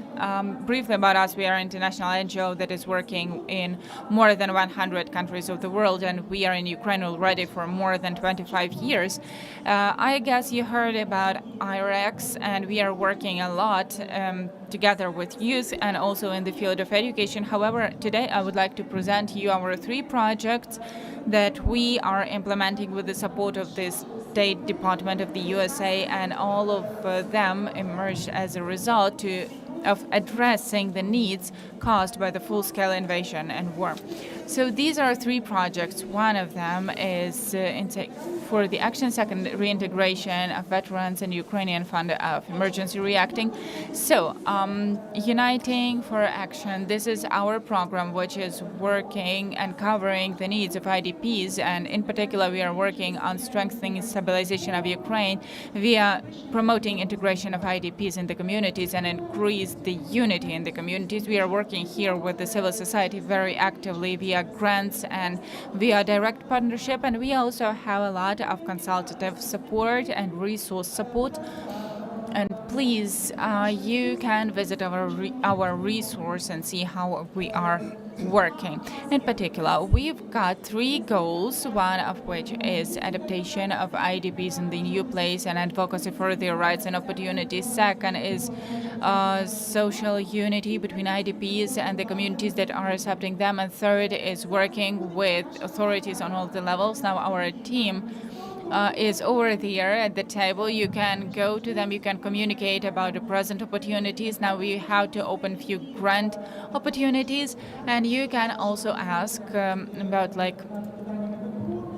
if your organization is working on IDPs issues, you can ask about what resources we have and how to use them in your work. The next program is the program of reintegration of veterans, IRX, that we started back in 2014, and we are actively working, and we will be actively working on that for the next period. We supported 17 projects of local NGOs,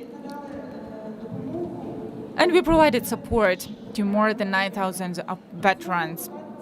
We've been working in 21 oblasts. In particular, in this program, we are working via 2 directions. One of them is social and psychological rehabilitation, the other one employment. Just like in the previous program with the civil society, we are working both via grant support and via provision of technical support, consultative support, and also one more focus of ours is supporting civil society, how to cooperate with local self-government and state authorities. Third project is Ukrainian Fund of Quick Reaction. We are trying to help the civil society and the state to address the urgent needs of Ukrainians. Here, I won't tell you a lot because my colleague Victoria Klimchuk-Luhach. She will be the next speaker, and she will tell you in more details about this program. I want to just thank you for your attention, and in this Volunteers Day, I would like to thank everyone who is volunteering, because I know that civil society is very often working as volunteers. So thank you very much, and please come up to our table, because heads of our 3 programs are here together with other team members. Let us work together and win together and build Ukraine together. Thank you. Ms. Elena, thank you so much. Elena Bach, Director of Projects IRX. And now I would like to invite here Ukrainian Fund of Quick Reacting, Victoria Klimchuk-Luhach, head of the program. The floor is yours. Hello, everyone. Are you still holding on? Because it's already, speaker number N. So I hope that your energy will be enough for all of us. My name is Victoria Klimchuk-Luhach. I am the head of the program of Ukrainian Fund of Quick Reacting, which is being implemented with the help of the State Department of the USA. And it was included to all the pool of programs of IREX. You know already about IREX, so more about our fund. Our fund was created at the very beginning of the full-scale war, the 3rd week, and aiming at quick and efficient reacting to the worst consequences of war, and in order to help the authorities, local self-governments, and civil society to cope with the consequences. So, in 1.5 years, we covered all the oblasts of Ukraine with our support. We provided 35 grants to NGOs, and that is just in a bit more than 1.5 years. That is, everything is happening really quickly, and we have grant competitions quite often during the year. So I encourage you to follow our pages and social networks, come up to our table, ask how that is happening. Well, actually, we covered a lot of civil society with some critical support, and let us talk about our goals a bit. We have 4 of them. First is provision of efficient tools in order to mild the consequences of military actions. We will talk about that in more details a bit later. Second, very important, planning and coordination for efficient reacting. What is meant? The government and civil society, government and donors and civil society, and civil population, let us say. So the third goal is communication, that is protected communication, soft component and equipment, and also dissemination of critically important information to people who need that. The topic of the forum is may the power be with us, and very often the power is given to us by unity. And if we talk about donors in the language of donors, this is cooperation. So now we are aiming at looking for the components of cooperation where both civil society together with the executive and local authorities, they are implementing joint initiatives and joint projects. So in the nearest time, we are going to focus on such projects. I will just bring some examples of what we are doing. Especially we have cooperation with State Emergency Service, so we provided them equipment for more than $1 million, and this is life-saving equipment, literally. This helps to find people under the ruined houses or similar issues. And also we had a Veteranos project when we were cooperating, and they were teaching State Emergency Service to local network technology. So this is a very good example of one of the projects. Then also we have a wonderful project with the Ukrainian Veterans Foundation and NGO, that is the hotline of Ukrainian Veterans Fund, that helps veterans and their families to find the necessary psychological support. We, in coordination with the Ministry of Culture and Information Policy, we're trying to disseminate critically important information on deoccupied territories when this happened, thanks to armed forces of Ukraine, and that was a very warm and necessary cooperation at the time because people had been in the informational blackout for quite some time. We are also supporting the Ministry for Veteran Affairs, Ukrainian Veterans Foundation. You can also consider the project together with them or for their support. Then again, about critical but not humanitarian support. The next slide is about that. For example, one of the examples of work when there was explosion of Kakhovka Dam, we provided access to clean, free of charge water to citizens of Dnipropetrovsk and Mykolaiv oblasts. This is quick reacting, right? That is what we are doing. What are we not financing? Because you have to understand that it doesn't matter whether you are coming to us via the grant offer or you want us to cooperate with you. We don't finance medicines, food, humanitarian aid, support to military organizations. We are talking about work, not private life, organizations related with elective persons, policy, then scientific researches, activity beyond the borders of Ukraine, and individual grants. You have to take that into account in your projects. Every year, we are opening many rounds of grant competitions. As of now, we don't have one. We are waiting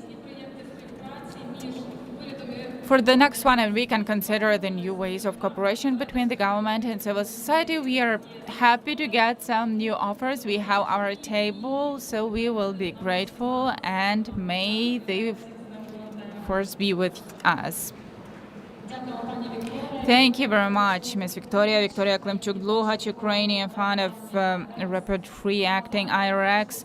Now I would like to invite Svetlana Kolody, program specialist in involvement private sector and resilience, the program of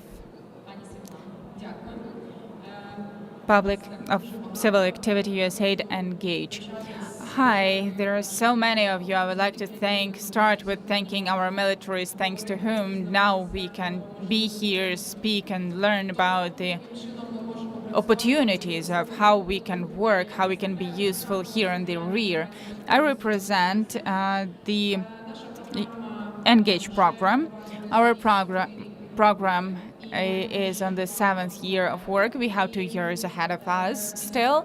And after the beginning of the full-scale invasion, we have one and only long-term competition or tender, and we are expecting to see your bids. We are looking for new partners here. It's very important to understand what each program is doing, and you can see that each of the representatives of organizations is telling about their thematic priorities, about their focus, about their aim and goals. The aim of the program Engage is raising awareness and participation of citizens in different types of activity on national, regional, and local levels. We have 4 tasks. I won't read that. You can see that on the slide. I will tell you in more details about the tender itself. So in this tender, we want to involve institutional and project sub-grants. That is, we are waiting the bids for 2 types of support. It might be institutional support and it might be project support. What is important to understand here is that a lot of information you will be able to read on our website, and in the end there will be QR code with a link. But what is important is that we are looking among those who will apply. We are looking for regional organizations. If you are working on the national level, then our tender for institutional support, it doesn't work for you. However, we can get from you some project applications. How different is that? I won't spend a lot of time on that, but this is the first focus. We want to see that in the process of implementation of this tender, the aim of which, again, I would like to remind you that The aim is raising awareness so that citizens know more about that, and their involvement. It's not like you're just implementing your initiatives separately, but during the initiatives you are involving citizens to your work, to your organization, and correspondingly what do we want to see as a result, what is expected. We are saying a lot about partnership and interaction, and we believe that this has to happen as a result of our projects.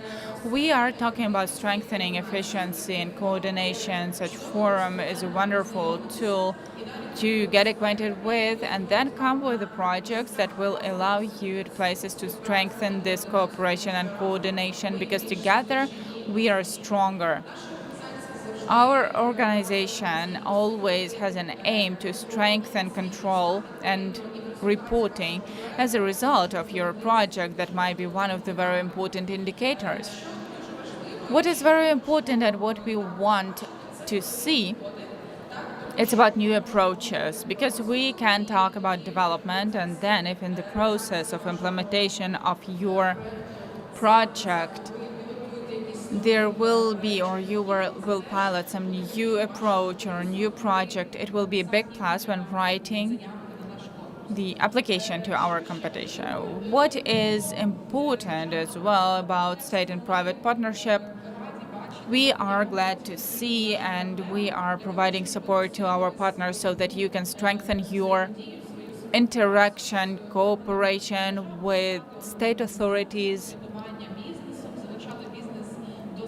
local self-governments, business, and involve business for cooperation. What is also important is that each of the organizations who are presenting their grant opportunities today, they have their thematic priorities. Our program has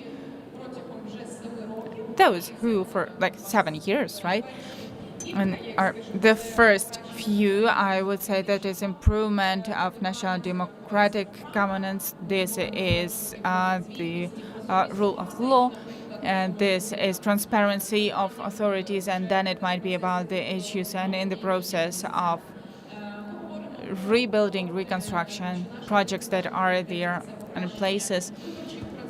Improvement of elective processes, in spite of the fact that now we don't have elections that we are waiting for, but we speak that we can improve legislation in this field. And there are 4 new priorities that emerged for our program recently, and I would like to pay your attention to that. This is promotion of social integration and unity. This is protection, preservation, and making popular the cultural heritage of Ukraine. This is presence of Ukraine in the world. That is strengthening our voice abroad, and direct participation of citizens in post-war rebuilding. So please pay attention to thematic priorities, and you can see that in more details on our website. And I would like to remind you one more time that the competition is going on all the time. You can submit your application like any time. So for 2 weeks, in 2 weeks, our team will give you an answer about your participation. Thank you very much. Thank you very much, Ms. Svetlana Kolodi, the system of promoting public activity, USAID Engage. Now we would like to invite to the presentation representatives of Bhutan Institute of Culture in Ukraine, Ukrainian and Tanish Youth House, Andrei Marushchak, Program Manager. Thank you. Colleagues already mentioned the gratitude to the militaries on today's Day of Volunteer, and I would like to ask everyone right now or after this panel to donate to those volunteers whom you trust. Thank you. Before I start, I would like to ask whether we have youth 1435 here in the room. Please raise your hands. Wonderful, we have youth here. That makes me happy, and as a representative of Ukrainian Danish Youth House, I would like to tell you about what we are doing and what are the ways of interacting with us.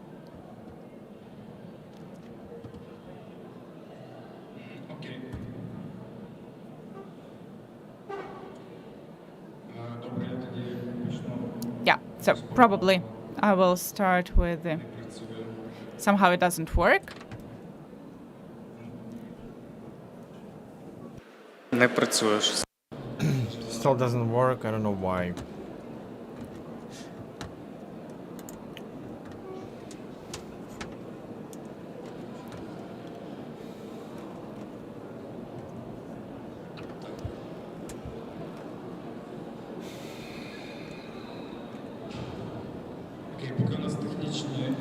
While we're sorting out, Ukrainian Danish Youth House is the platform that strengthens the voice of the youth and democratic processes. And as you can see from the name, our target audience is young people 14 to 35. So we were founded as an office of representation of Danish culture in Ukraine with the big participation, big support by Danish Youth Council. So over this time, while we're working in Ukraine, it's been several years now. Just this year, we finally opened our own physical space in the center of Kyiv in Volodymyrska Street.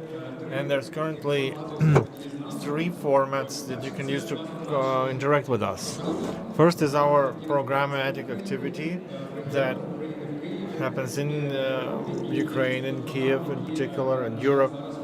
And part of the programs is happening between Ukraine and Denmark, Poland or Moldova, because Danish young people cannot have full access to the Ukrainian friends. So the first option is to join in these programs. You can see our dialogue school, which has been conducted 3 times in Ukraine, Dream Ukraine for the regions that suffered from Russian aggression, and interaction seminars with Ukrainian and Danish youth. Second option is our youth house, 3 floors of it in central Kyiv, where young people can create their projects, they can work in there. We have an open application form where you can submit your application to any convenient time. And if the home will be open at that time, you can just come in, do your event, do a strategic session, or get engaged with the Platform Act. And so it's the second option. Over the last year, we had more than 4,000 participants, more than 1,000 online events. We don't accept applications for this year. Everything's booked, but for next year on, you will be able to apply again. So this is a chart of different zones. You can have your art projects and educational projects. We have a podcast studio opening soon. There's also a kitchen where you can cook together, do some informal matinees. Well, there are many opportunities for you, and we believe that the young people of Ukraine, those who come to us with their initiatives and do them, our role is to facilitate and help, but not do it instead of them. And the third format is financial and technical support. We announce several times a year grant programs. At the moment, everything is booked. There were many applications, and we're finalizing, processing them. The grantees will have their responses, but next year we'll announce these programs again. It will be about supporting the youth centers as well as various civil society youth organizations that are aimed at the youth, they're targeted and led by young people. So again, watch our news announcements. Just last month we launched the pilot phase. We supported 8 young youth spaces over Ukraine. We won't stop next year. So find us on Facebook and Instagram and the website.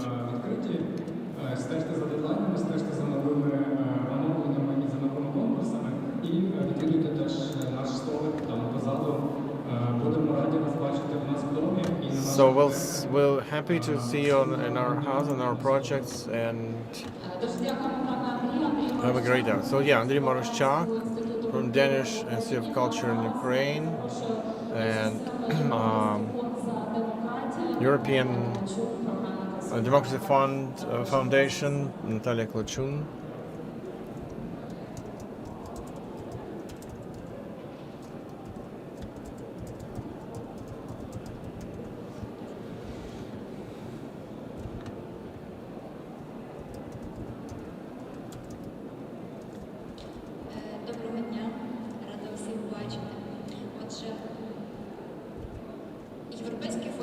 So European Democracy Foundation is organization that exists 10 years from 2014 by EU and EU member states as an additional flexible mechanism providing grant support to facilitate democracy in European neighborhood policy.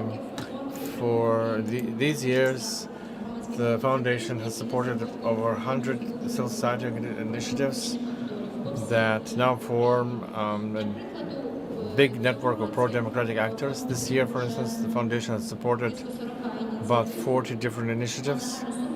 Total number 3.5 million euro, and about 60% of these funded projects are independent media. Now, the topics that grantees work: anti-corruption activity, independent media, civil activists and involvement, human rights, youth engagement, youth projects, as well as arts and culture as means to promote democratic principles.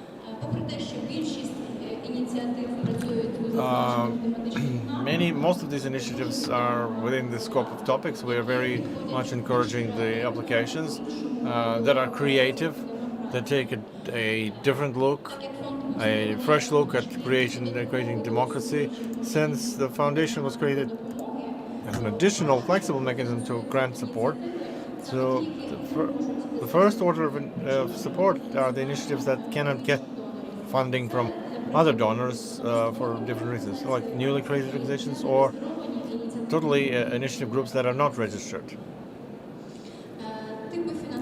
Types of funding can be project funding, institutional support, the so-called bridge funding in between the cycles of funding other donors, urgent support and funding startups, both civil society organizations and independent media. But they don't fund humanitarian assistance, they don't provide sub-grant assistance, and we don't fund infrastructure-related projects. So wherever there is construction or refurbishment. Filing an application is possible anytime. In the foundation,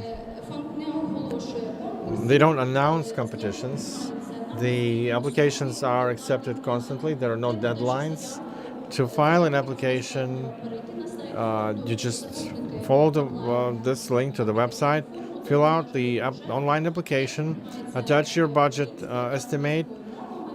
The applications are accepted in Ukrainian and English, and expect a response within 12 to 18 weeks. Thank you. That was Natalia Klochun, European Foundation for Democracy. I would like to invite here the presentation, a project stabilization of police activity. Katerina Kaimashnikova, Deputy Director.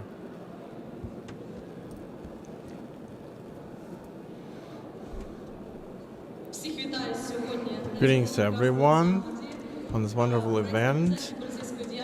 Police Stabilization Project, as more for short PSP, which sounds as a game console, but it's not the game. We work with real police for 8 years now. We help communities be more secure and support the police activity and make it more effective. So we are projects sponsored by Canadian government, as well as Olivia International.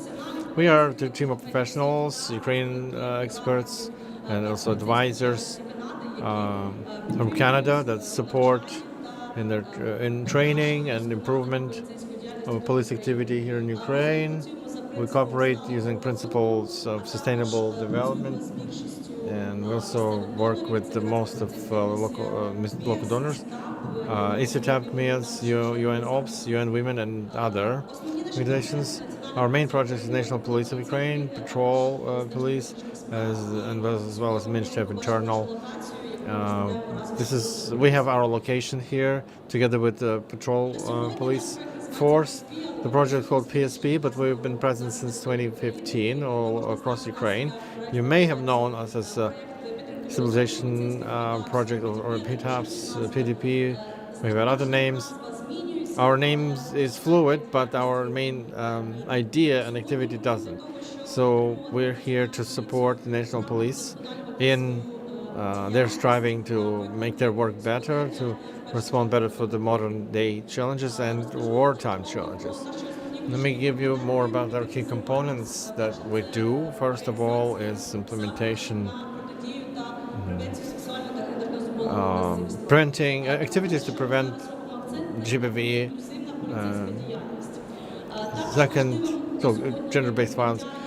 Secondly is police activity, adaptation of international protocols. Next is mental health and psychological health. When we mentioned today many times that it's how important it is for police officers as well. And another important element is safety and security in communities. And here you can see the main areas we focus on, so that security in communities and gromadas. Well, in any way, it's the question number one for any community, regional, local. And so we organize community safety hubs in 7 regions of Ukraine. Community safety hub is a sort of a safety magnet that draws from key players, key stakeholders, local authorities, police, social services, other agencies, whose main objective is to respond to local security challenges. So, and you can see our partners here in 7 cities: Ivano-Frankivsk, Dnipro, Vinnytsia, Kropyvnytsky, Kherson, Poltava, and Zaporizhzhia. Our projects are grant-backed. They last for 1 year.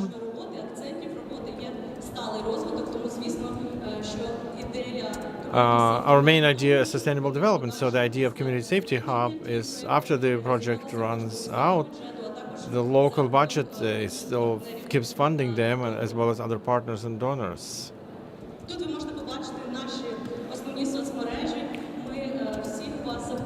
So here are some of our main social networks.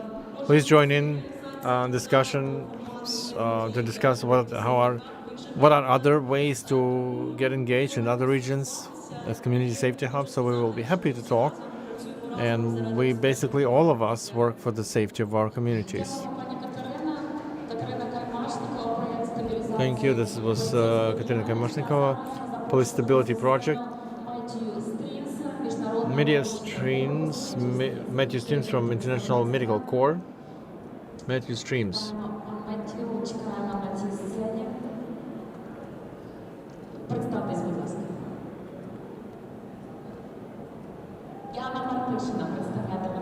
The project will be presented by Yana Martyshina.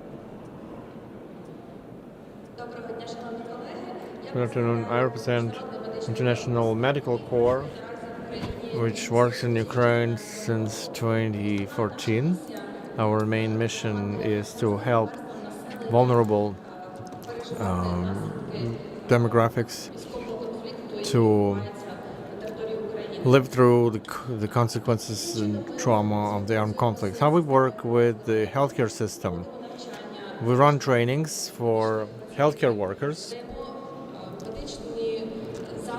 We provide medication equipment for hospitals, as well as we work with society, with public, with different public organizations. assisting them in mental health, in supporting in cases of gender-based violence. We've worked with more than 80 countries of the world. International Medical Corps has a lot of departments cooperating not only with medical infrastructure. We have mental health department, we have food safety, we have water and sanitation, we have healthcare department as the one helping improving access to healthcare system for the people who were affected in frontline areas. Mental health department works directly to provide psychological consultancy, advisory, as well as local communities who do these activities. The water and sanitation department, they are monitoring assessment of hygienic services in healthcare establishments and other socially important establishments. We supply hygienic kits for population as well as hospitals. We repair ruined and damaged healthcare establishments as well as critically important establishments. Prevention and protection department, those are doing prevention of gender-based violence, sexual violence, cash assistance program, vouchers, financial support to economically challenged demographics, internally displaced persons, families with many children, single parents. Here's some of our answers in numbers and figures. More than 287 healthcare establishments were assisted. We've conducted more than 2 million consultancy sessions using more mobile brigades, indirect support to healthcare system. Healthcare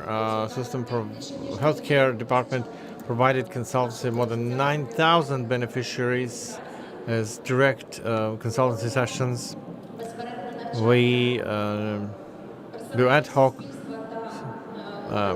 study sessions for wider public and healthcare workers, how to properly provide services in prevention and dealing with the consequences of gender-based violence. We provided voucher assistance to more than 20 affected people, and thank you for your attention. If you have any questions, please approach our stand here, and our organization helps you get answers. So thank you, Yana from International Medical Corps. We would like to invite the Children's Foundation UNICEF in Ukraine, Taras Derkach, who's the coordinator in youth development. Hello, everyone. Let me tell you about the Foundation UN for Children. And in particular, I want to focus on the programs we do. UNICEF is the UN-based children's fund, works in 190 countries in the world. In Ukraine, it's focusing on safety and health of young people and children. As for the priorities in supporting the youth, primarily supporting engagement of youth through development of youth infrastructure, facilitating social activity and building skills. I would like to focus on programs that will be relevant for wider scope of civil society and the programs we implement with our partners. We don't position ourselves as donors, but development programs. We care about developing the potential, the organizational structure, and one of the biggest most well-known projects is YouRecord project, which helps it organizes surveys, not only to collect and engage young people's opinion, but get the decision makers, people making decisions for public authorities and local communities. So this project is represented in this forum. So if you want, you can approach the stand, you report, get registered, and get into partnership, because for you it may mean obtaining high quality information about young people who live in your community, who have anything to do with what your organization is doing, and do some decision making with their voice in mind. So another important national project is National Volunteer Platform that we do together with Ukrainian Volunteer Service, supported by Ministry of Youth and Sports and the Soft Surf Company. So this platform can be useful to you in the sense that you can find there those active and reliable young people who are ready to get engaged as volunteer to your volunteer opportunities. Plus, Ukrainian Volunteer Service provides additional trainings, not only how to be a volunteer, but also in volunteer management. So if you want to open a volunteer direct area in your organization and engage, build more experienced young experts, get in contact with our volunteer service. And also you're all invited to the forum that will happen tomorrow. Let me also tell you about the newly created Young Youth Foundation, which UNICEF also helps to build, but we're planning to engage more young organizations to the current grant program that we organize together with the foundation, and we'll soon announce the new opportunities that we will have for young people and young youth organizations. Another interesting thing that will be of interest for young society organizations that work with the young youth spaces is the program called Trimai from our partners Youth Up, which has been helping civil society organizations together with youth centers to do youth projects, to expand their programmatic activity or start it and facilitate the building skills and psychosocial support. So this project has been actively supported by the Ministry of Youth and Sports. If you want, pretty soon we will launch the third wave of this program this year. So if you have any space or youth center that you work with and you want to do your projects there, please join in. And let me also invite you to become partners in our foundation in general, because in the portal, UN Partner Portal, there are many great opportunities for any civil society organization that wishes to. They get registered, confirm their capacity, and become an implementing partner of UNICEF, and together with us reach for great results for the benefit of youth and children. Thank you. Thank you, Taras. This was Taras Derkash, Children's UN Foundation, UNICEF Ukraine. And now, last but not the least, is the presentation from organizers, isar.ednannia, Anna Ostrikova, manager in grant programs and development programs. Anna, floor. Thank you so much. Thank you for sticking with us and for sticking with us with this marathon of opportunities from isar.ednannia. Now let me start. What actually isar.ednannia suggests to civil society organizations? We're training for newly created organizations and existing organizations, for youth organizations, volunteer organizations who want to learn.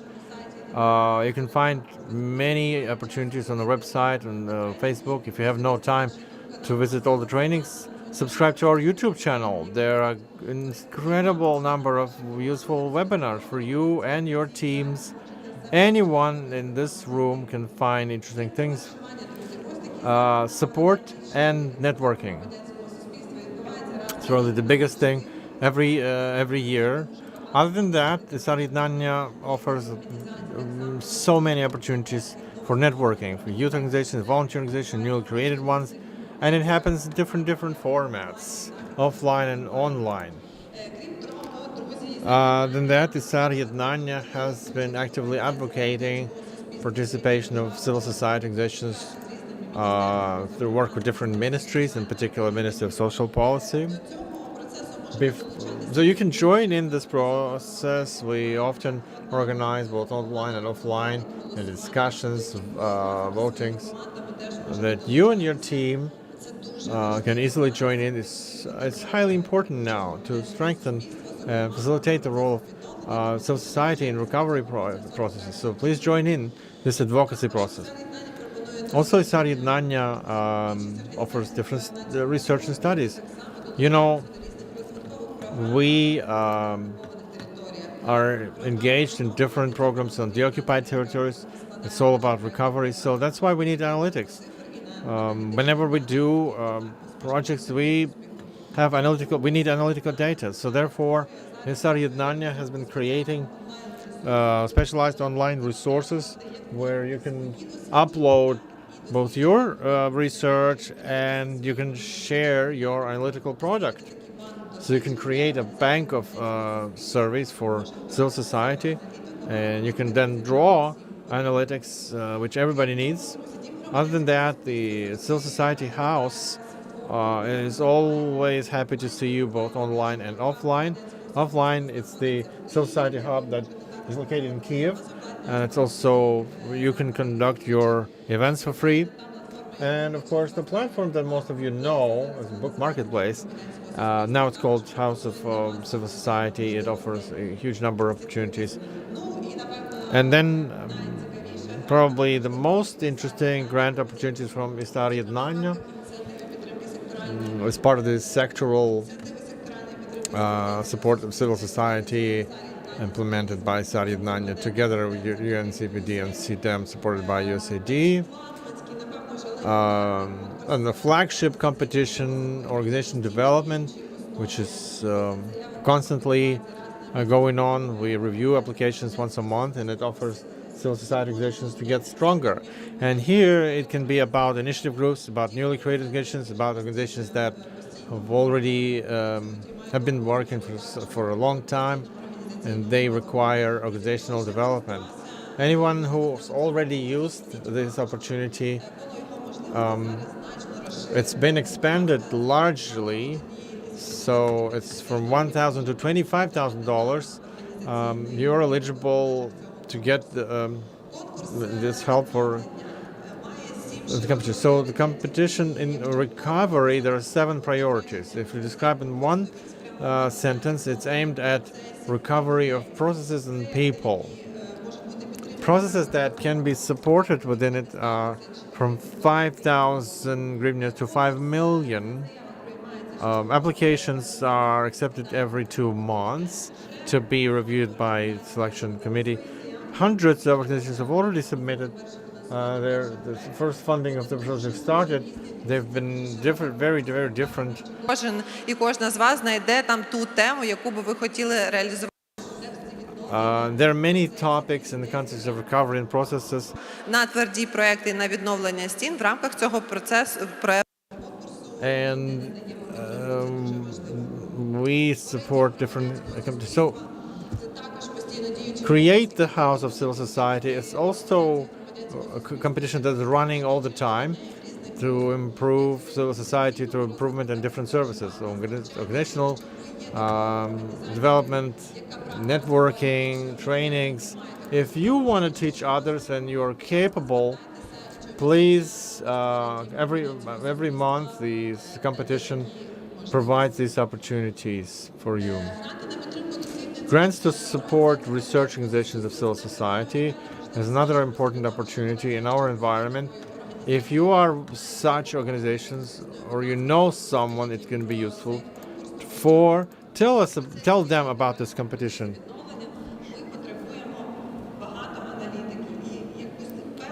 We need a lot of analytical products.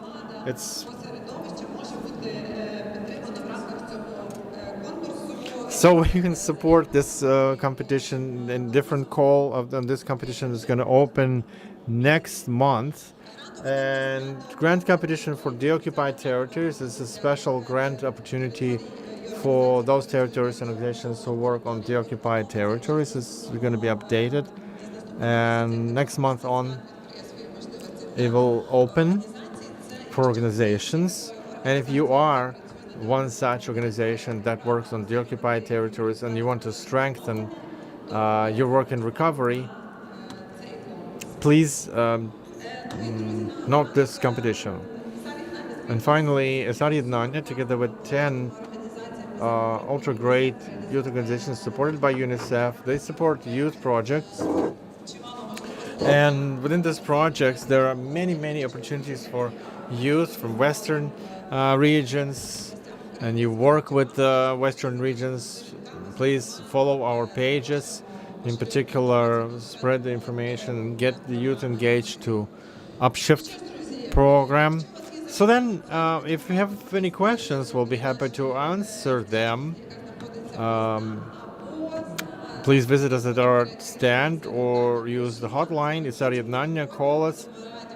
We'll be happy to see all of you. Thank you. You've been so great. Thank you so much. Thank you, Anna Ostrikova, Isar.ednannia. And also, we thank all the participants in this presentation. And for all the listeners and attendees of the forum, I want to tell you that our donors continue to explain their grant programs and opportunities. So you will have 30 minutes to get some rest, talk to them directly, have some tea and coffee, and then we resume at 1500 hours. Thank you.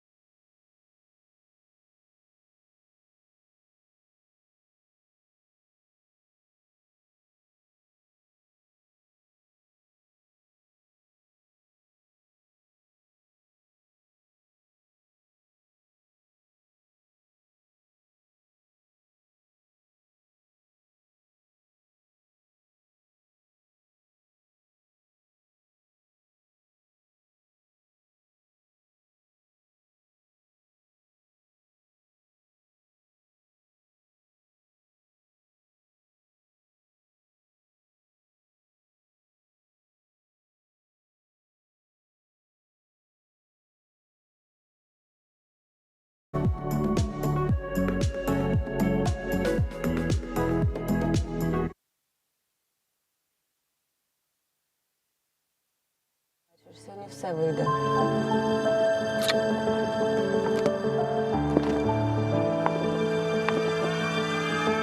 Слухай, повітряна тривога. У найскладніші часи ми прагнемо захистити своїх коханих понад усе.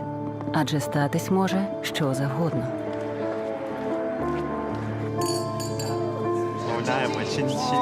Які ви раді, привітаємо.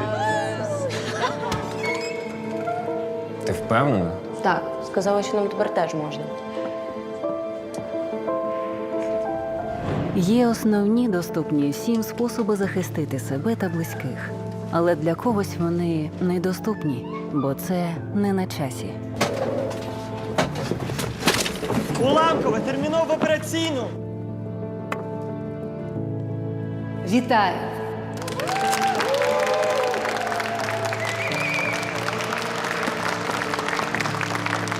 Ну, і куди ви прийшли? Ви не в курсі? Таким, як ви, укладати шлюб за законом заборонено.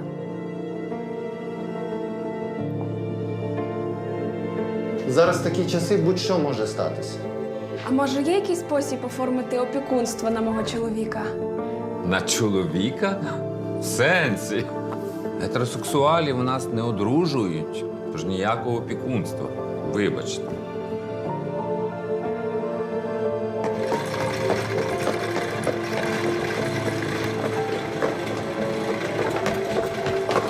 Ви хто йому? Мати, сестра? Ні, ми просто разом. В реанімацію можна тільки рідним. Цивільні партнерства – лише перший крок. Україні потрібна шлюбна рівність. А тепер можемо обняти всі. Всі молодці. Все, всім дякую. Дякую. Цілуватися буде? Буде. Так, подожди, в мене риб. Давай одна. Серйозно? Я там просто спортивном такой,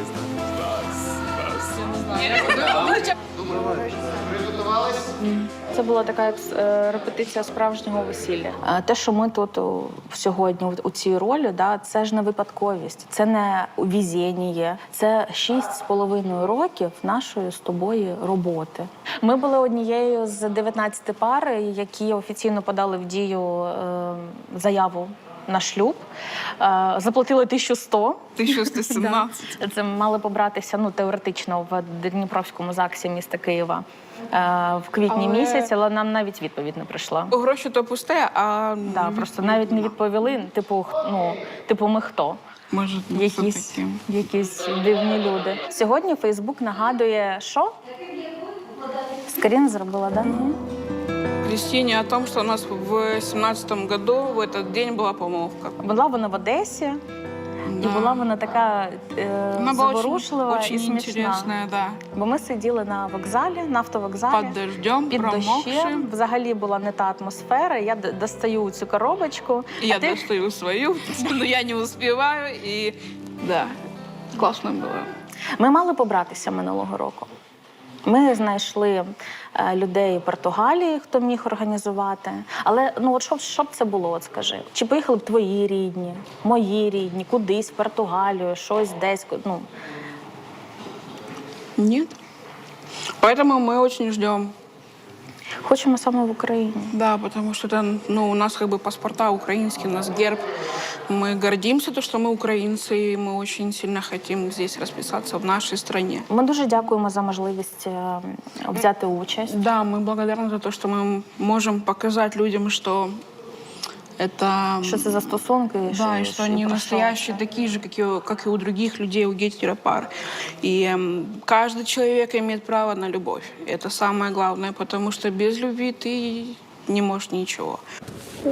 Спасибо. Нам потрібно. Yes. Ми, звісно, не могли відмовитись зніматися, тому що тема дуже важлива. Це наша позиція. Ми вважаємо, що кожна людина заслуговує на щастя, на любов. Кожна дитина має зростати в родині. Важливо, щоб вона зростала в любові з самого дитинства. Тиша, будь ласка. Такі часи будь-що може статися. А може є якийсь спосіб Скотина.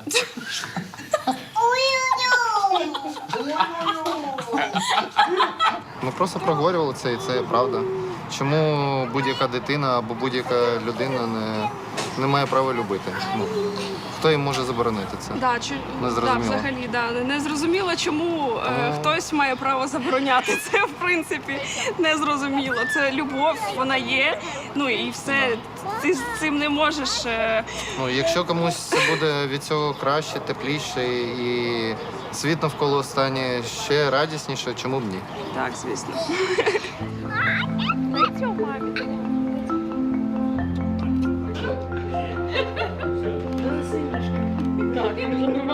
Зйомки – це моя щоденна робота, але от сьогодні вони якісь незвичні. Це не про те, що я роблю кожен день, і якось навіть втомився. В сенсі. Гетеросексуалів у нас не одружують, тож ніякого опікунства. Ми зараз тут знаходимося для того, щоб підтримати шлюбну рівність, бо саме опіка над дітьми, це, я вважаю, дуже важливо. Ми вагалися, і для нас це було таке рішення, ну, типу, на 100 мільйонів. Це наша можливість наразі сказати те, ну, чому це для нас важливо. Тому що мені хочеться одружитися зі своєю партнеркою саме тут, в своїй країні, в своїй державі.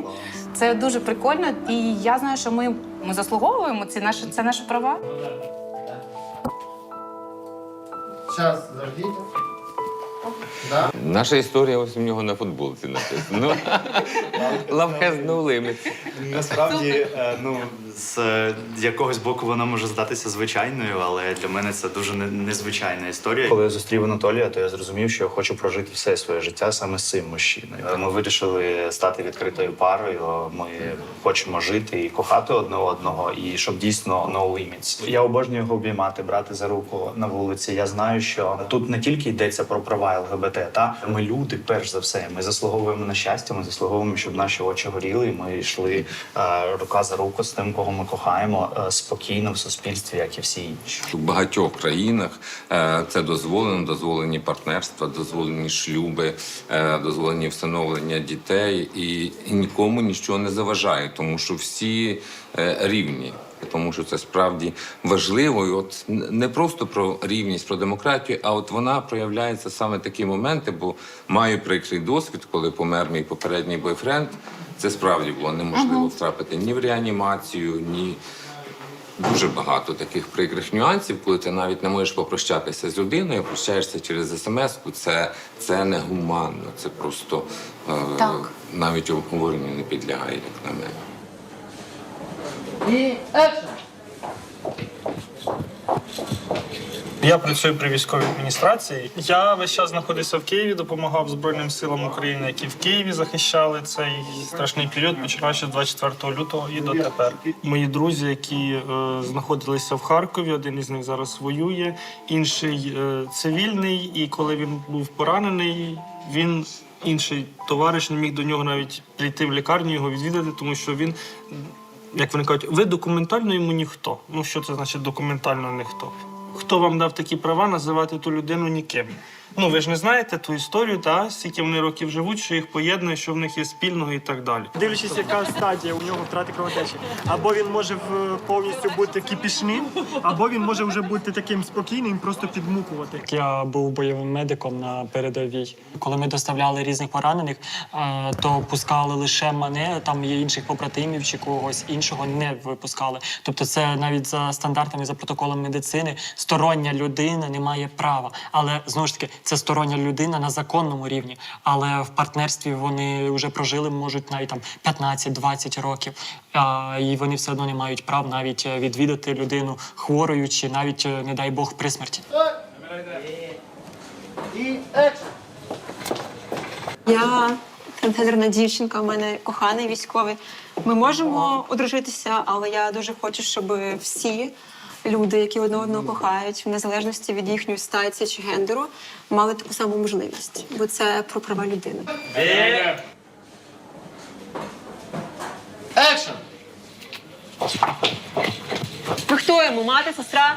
Я довго не виходила заміж за Сашу, от саме тому, що я не хотіла якби цих привілей використовувати. Знаєш, тільки коли ми вже в Маріуполі, тобто ну зовсім все було погано і якби страшно. А насправді так, ну тобто я бісексуальна жінка, в мене були жінки, і я не хотіла, знаєш, передавати їх. Відрабатувала собі Відрабатувала собі мужичка, да, це правда. Розкажеш, як ми з Маріуполя виїздили? Це дуже довга історія і страх. Ледве осталось. Survival horror. Ось. І, до речі, і багато ЛГБТ людей, яких тим більше під російською окупацією, я навіть не уявляю, який утиск і які тортури вони переживають зараз. Руський мір і... Тук-тук.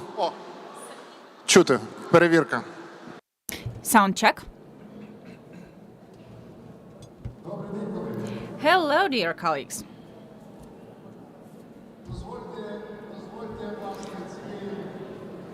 Let me, with this our discussion, start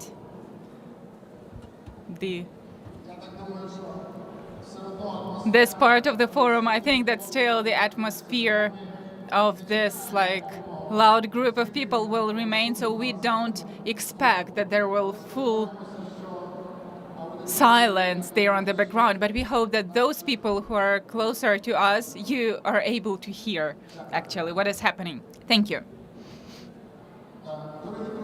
Dear friends, now I guess we will try to speak about very non-technical issue in our life. In my profession, I had to lead a lot of discussions in terms of European policy, European integration, and for a long time, these discussions were around certain far perspective that we are aiming at, like a certain vector of development that our country has chosen, our people have chosen, and today these days we are celebrating 10 years from the moment when this vector of development became irreversible, because our citizens on Maidan were defending that during the Dignity Revolution. In these 10 years, a lot of things have changed, including the way of our thinking about European prospects, European future of our country. From one side, these discussions, they became much more subjective, because we are talking about European integration not as about some far dream, but as about a certain set of goals and tasks that come out of our status as a candidate. More than 1 year, Ukraine already received the status of the candidate. It means we are in the process. It means we are talking about simple, pragmatic things. At the same time, the topic becomes not less passionate, so to say. It continues to generate some energy from different sides, including, unfortunately, also in really negative sense. And we fully understand that one of the reasons of today's war, Russian war against Ukraine that we have, is that Russia is not ready to see the right of Ukraine for the choice, own choice. And the core is our European choice. Then inside of the country, we also see that different senses are included to understanding European perspective. Today, we are going to talk about the sense that our leading public actors, intellectuals, and leaders are seeing in this notion. Maybe we will see the discussion. Maybe we will hear certain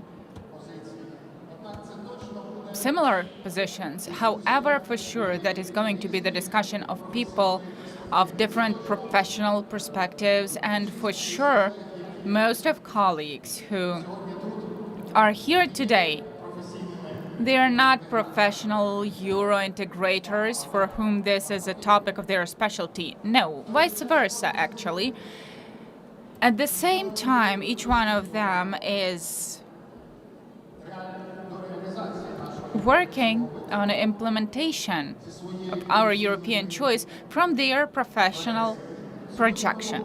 Today we are going to talk about, well, if we distract from Copenhagen criteria, directives of the EU, draft laws, from some certain steps and doing some steps. We are talking about that, and that is important, of course, and we truly hope that the European Union in the nearest days will adopt decision on beginning negotiations about membership. And we can see what kind of discussions are there around this topic nowadays, but we decided that this moment gives us reasons to return to senses. What are we talking about when we are talking about our European vector, taking into account the realities that we have today, harsh realities, the hardest realities in our geopolitical life? That is conflicts, war, Ukraine fighting for life and for surviving, actually, and also trying to take the most out of this moment as much as we can. And if war is, yes, it's a tragedy, first of all, but it's also the moment where we can take something that maybe we wouldn't have had in the usual situation, and the status of the candidate probably belongs to that, because I don't think that we would have been candidates if not for war. Right now, I mean. So let us try together to answer. I will ask our panelists about how or what is the most valuable in this European vector now. How do we use the moment? Well, we do understand that it's not the self-goal, it's a means to mobilize everything best for the development of the country. Everything that can give us strength, and at the same time not to get lost on those paths, because there is a lot of things that might be interpreted differently. Somebody thinks that, well, for example, European law is too difficult in some components, and it might even just slow down our development if we treat that as a cult, but at the same time, we understand that this adaptation to European law is mandatory. Still, we will have to do that. So this is a unique tool for modernization and development of the country. How do we use that in the proper manner? How do we give some directions to our citizens so that they do not perceive European future as something, as some wonderful dream achieving which we will solve all our problems? How do we take off all the myths about European integration? How do we give the actors in various fields the right milestones so that we can gain some power from that? It's not just the source of formal law, but it's the source of strengths for Ukraine. How do we do that? What would you advise to people who are not maybe specialists in this field, but they want to have European future for Ukraine, not mythological one, but real? Yeah, so I would like to ask Mr. Valery Pekar, who is known well-known public intellectual and teacher of Kyiv, Mohyla and Lviv business schools, author and initiator of many relevant public initiatives. The floor is yours. Thank you very much. Hello, dear ladies and gentlemen. The best way to take off the myths, I guess, is to think about the scenarios of Euro integration, because it should not be successful always. And even if it's successful, it's not for sure the one that we will all be happy. I'm saying scary things because now we have 10 years after the Dignity Revolution, when 100,000 people went for European idea, for Ukraine to start moving towards Europe, in the direction of Europe. However, it doesn't mean that our movement will be easy. In the last 1.5 years, there were a few studies of scenarios of European integration, and briefly, throwing away the scenarios that have less chance, I would like to stop on two even. One wonderful and dreamy. It's not really interesting because it's the scenario where we succeed in everything. We do all the reforms successfully, become member of the EU, we are happy, EU is happy. That is wonderful, cloudless scenario. Unfortunately, it's not really viable. So I will try to discuss more to others. One scenario, which was considered as possible 2 years ago, the scenario called to kill the dragon and become the dragon. You know, this is an illusion of W. Schwartz. Maybe it's better to say to kill the vampire, become the vampire. You know, if the vampire managed to bite, it's when Ukraine defeats Russia and comes to the EU as small Russia, and then becomes a copy of Russia. And the result, when does it happen? When Ukraine is not capable of implementing the rule of law and implement some reforms in law enforcement system. Unfortunately, many politicians, Ukrainian politicians, really wanted that. They said first Euro integration, then reforms.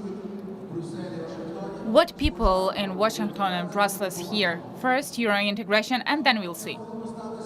That might have happened if Ukraine would have received membership in the EU and, by the way, in NATO as a present for the victory. Fortunately, this scenario became less possible in the last 1.5 years. However, the other scenario, that is the scenario we are going to if some key political groups, like you, for example, and social groups, they are doing nothing or they are doing some other things, then we are going into this scenario which is most possible. It's called Orban.ua. It might be called the kindergarten.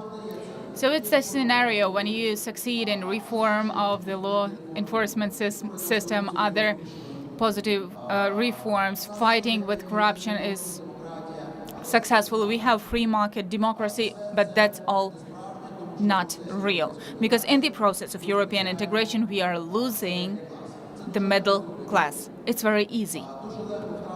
It's very easy to lose micro, small, and medium enterprises that actually give birth to medium class. And if we quickly implement the regulations of the EU, and we can call that we are entering EU not on our conditions, and then the country without the middle class means that there is no request for three important things. Democracy, because neither oligarchs, they don't need that.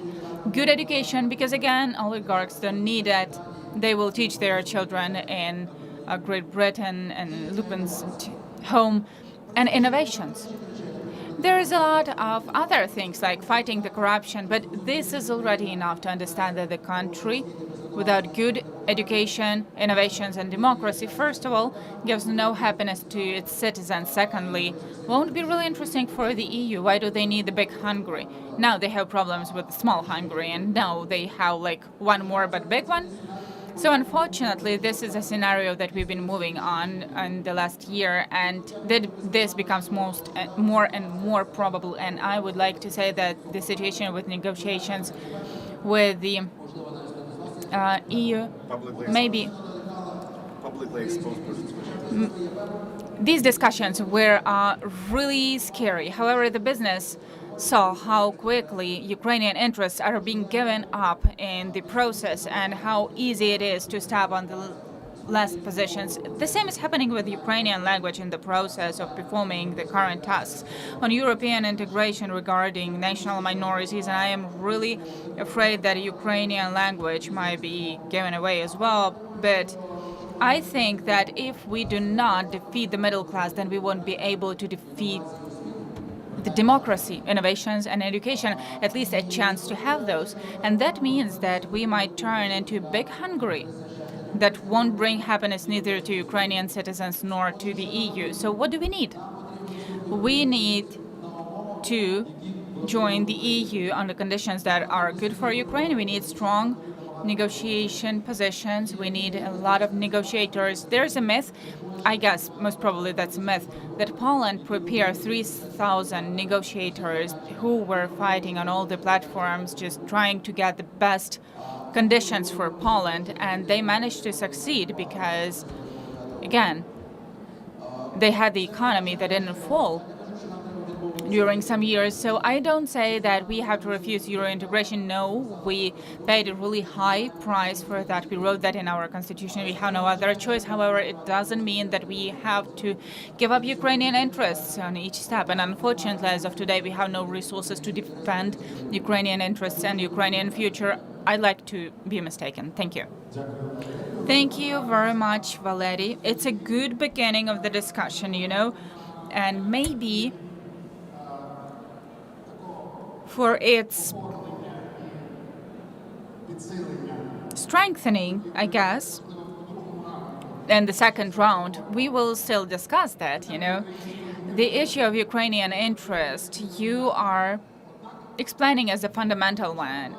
However, it sounded so as if Ukrainian interest is something that is written already. We know that, and so the only thing that remains is to protect this, like to prepare negotiators so that they can promote the interest. However, I assume that in many cases, in many issues, Ukrainian interest is something that is not obvious or not discussed till the end. At least as of now, in many issues,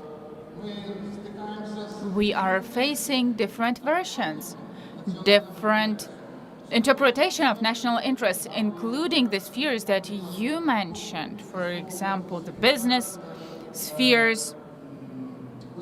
Then you mentioned like politically significant persons. So I think that to continue this discussion, I was thinking, like, how do we make up the process of legitimization of national interest together with various stakeholders who have to sit at the same table and agree? And only after that, there are negotiators who have to promote that with the EU. Because I'm afraid that if we see national interest as something that is determined, I'm afraid that some private interest will be promoted as a state interest. However, maybe we won't have enough reasons to do that. We will discuss that later. I think that our next panelist, Daria Kalenyuk, from the Center of Corruption Prevention, as well as the Center of Ukrainian Victory, one of the best, our international advocates. I would say that she belongs to, like, she's one of the best Ukrainian negotiators, but from the, like, civil sector. You know, I think that any state structure would be happy if Daria will be the head of the direction of foreign advocacy. However, she is still in non-governmental work as of today. Daria, how do you see this problem? How do you gain power from European integration? Is that helpful? And how do you see, in particular, those issues that Valery asked? Thank you very much, Alexander. Yeah, Eurovision. This is how the panel is called. Maybe if we would have sang here, then we would have had more viewers, but we are not singing. I would like to start answering. I will start to look for answers to questions of Mr. Packer. I think that all of us who are here, representatives of civil society, have joint understanding that our national interest is for our national resources and for our national achievements not to be stolen from us. This is a simple, basic thing. We want for justice. And in order to achieve the justice, we don't have some more reform, but we need some law enforcement agencies that are working, controlling bodies that are working, that are functioning, and the court system which is functioning. In November this year, in the report of the European Commission, 50 pages long, I recommend to read that to everyone. They wrote the problems of our law enforcement controlling bodies, and they wrote the plan of actions. What is worth doing, what Ukraine should do in order to achieve this standard of justice and standard when people stealing, authorities who are stealing, it's just exclusion from the rule and not the rule. So this is the source of strength for me. For each representative of the civil society who is ready to demand certain actions from the state so that state structures can ensure justice. Does it work? Last June 2022, the decision was adopted on inviting Ukraine to the EU. We became the candidate member. And there were 7 conditions together with the decision. 5 of them were about justice and fighting corruption. Out of those, we did all. We performed all. Some people say, Valery says that some conditions were too high, like from the European Union. However, at the same time, most conditions, like new legislation on the Constitutional Court of Ukraine, launching the Higher Council of Justice, then new head of the National Anti-Corruption Bureau and anti-corruption prosecution. These are the steps were not popular among the authorities, and I don't see any other way how we could have achieved performing these steps if not for European integration. Till June 2022, we were knocking on all the doors, and we were just hitting our head to the table, so that the state assigns the head of the special corruption prosecution, because they were not interested in that. So the competition did not come to the end. As soon as this requirement became one of the 7 mandatory for Ukraine to perform in order to go to the next stage and open negotiations with the EU, then our authorities had to react and had to fulfill this requirement. However, I am worried that each of the requirements, we had to cause some pressure for Ukrainian authorities to do that, and in order to perform this plan for 50 pages with the reforms of controlling and trial bodies. I'm talking about these reforms. I'm not a specialist in economy, even though I agree that, of course, we have to conduct holistic. We have to apply also holistic other reforms in other fields. However, if all the reforms have to be done just after after some pressure from civil society, when we have to have 20 tweets, G7, so that will be very hard for us. We won't use this source of strength. And as of now, I don't see any desire, neither from our parliament nor capability of our government, to perceive this document seriously, the document for 50 pages.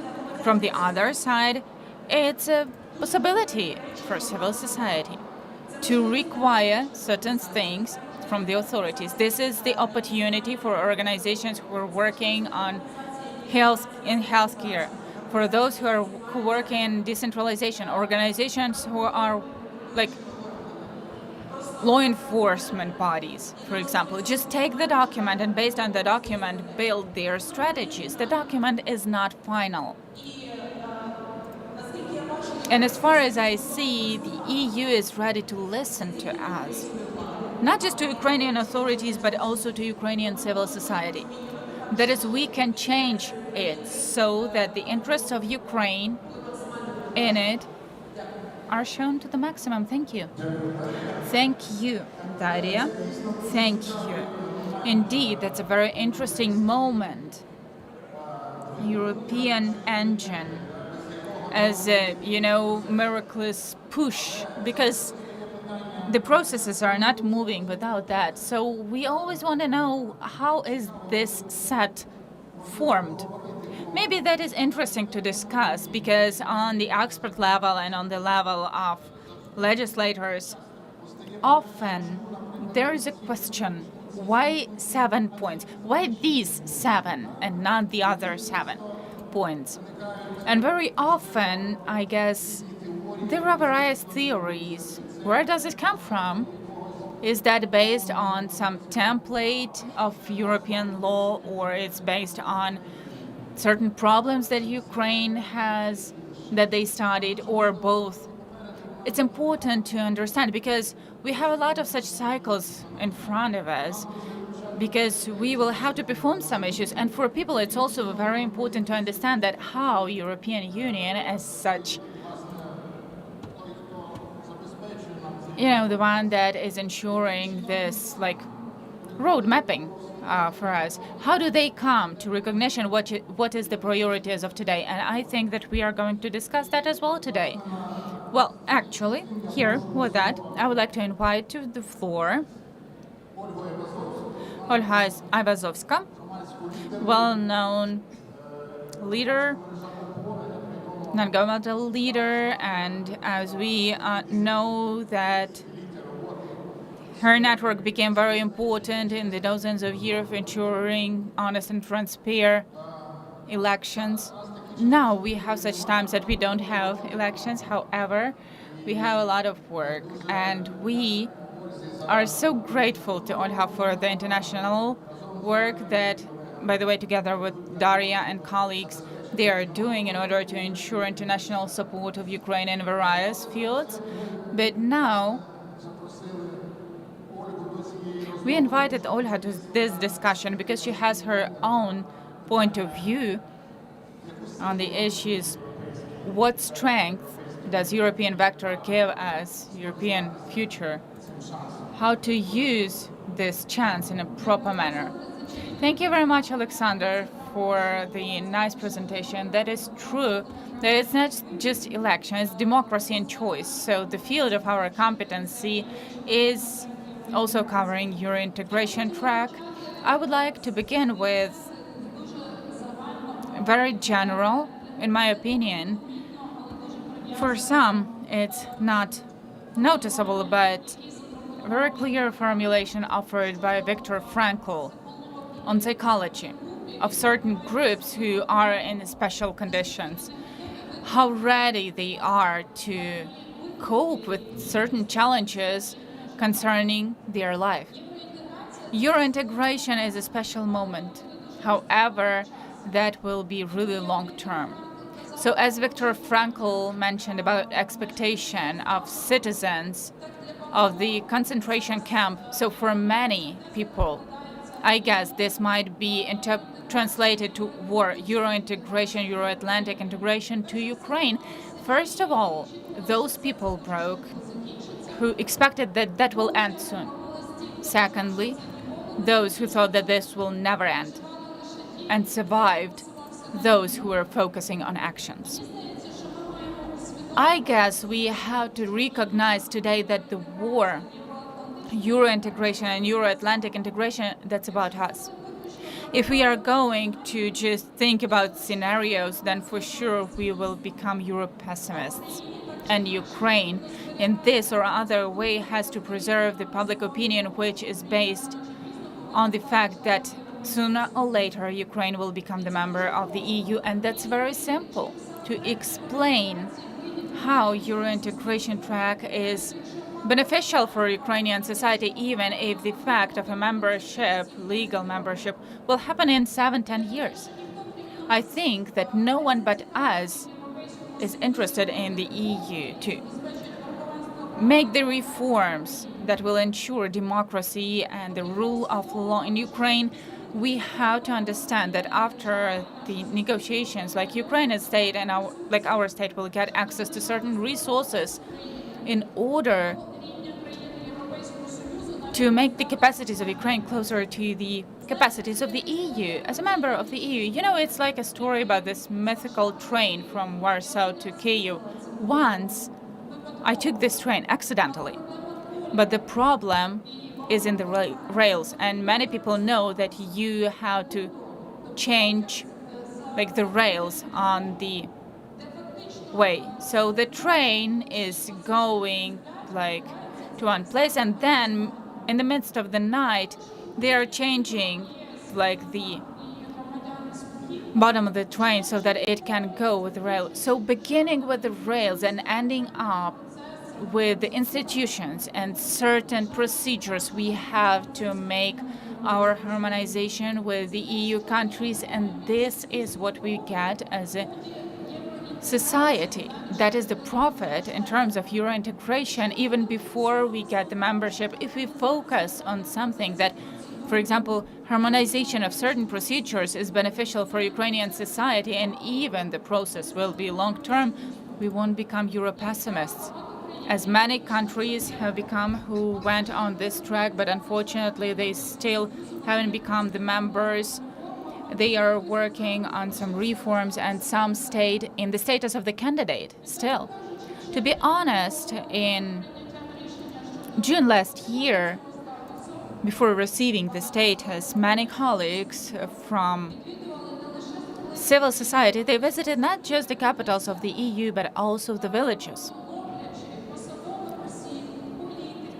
So to say, they were trying to catch the politicians, and they were trying to persuade that getting the candidate status for Ukraine is the best guarantee of the future reforms and the best factor that we can use, because after negotiations we can institutionally become closer to the European level of life, and that won't cost anything to you, the symbolic status of the candidate, but it's a huge advantage for us in the arguments inside the country that worked. Alexander asked a very right question regarding what really do we do next.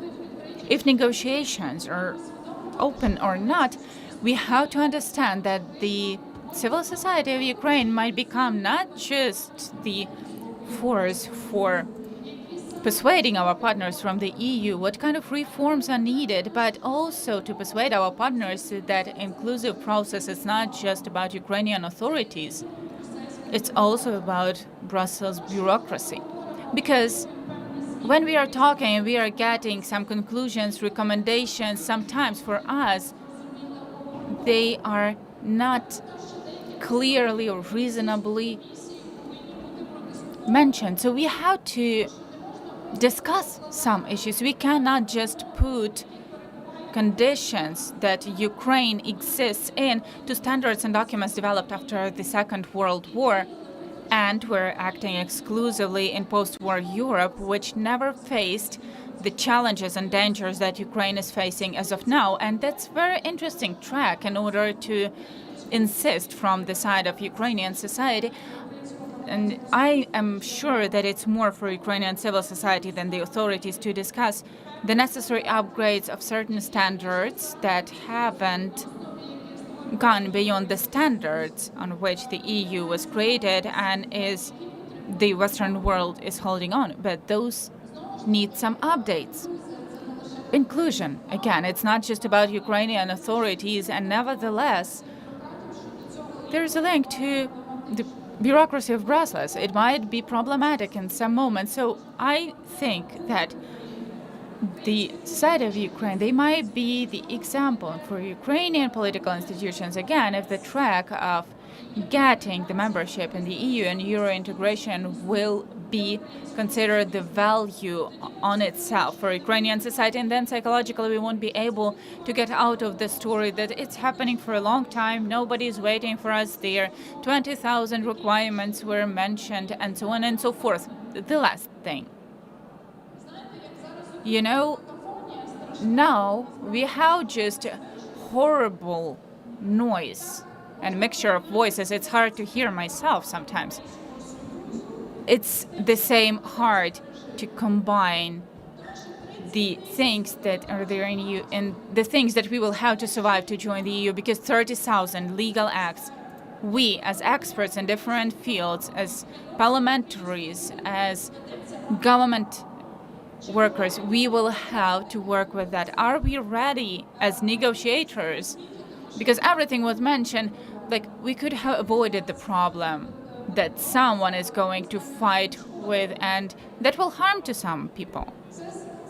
The same thing is about the legal track, because it's obvious we don't have a big army of lawyers who are qualified in the notion of law of the EU and harmonization of Ukrainian legislation with European Union legislation. It's a colossal challenge, and not everybody will be ready to cope with that 30,000 acts. And I had an opportunity to participate in discussion with Parliament around elections to European Parliament by Ukrainian parliamentaries. When they heard about practices, first question was, no, wait, we shouldn't do everything the same way.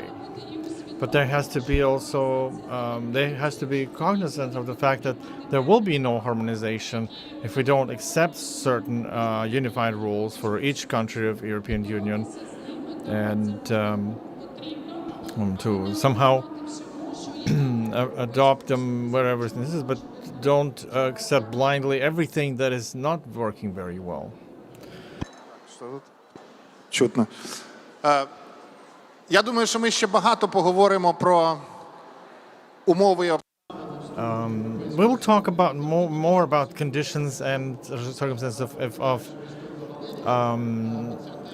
joining the EU, and especially what Valery said, joining EU, but with Ukrainian conditions in mind. I would be cautious here because we have to be aware that without adaptation, harmonization of EU law, there are no other conditions. We can't say we don't want to implement EU law but want to be members. That's impossible. You either there or not there. At the same time, it's so important, and again, the example of law of publicly exposed persons. Fundamentally important is the ability of our stakeholders to be aware of their own interest, to get united in the coalitions, and that interest is promoted.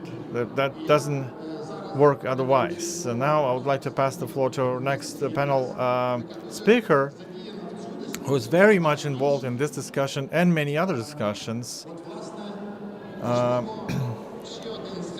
So maybe there's one more sense of our European choice, is that it gives us example how to train our skills to be more effectively promoting our interests. First of all, to formulate them, to get together with those who share the same interest, to shape the majority, to the initiatives, to communicate it with other stakeholders, to realize whether it doesn't contradict with interest of other stakeholders, and then promote it as national interest.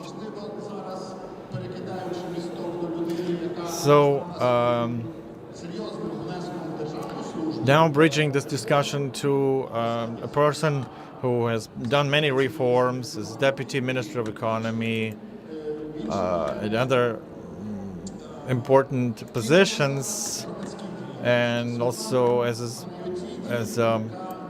civil society activist. So Svetlana Panetidi was an active participant in a discussion around values of public service, serving if the people. There are some discussions in civil society how to properly shape interest of the best experts to actually go and work in public service.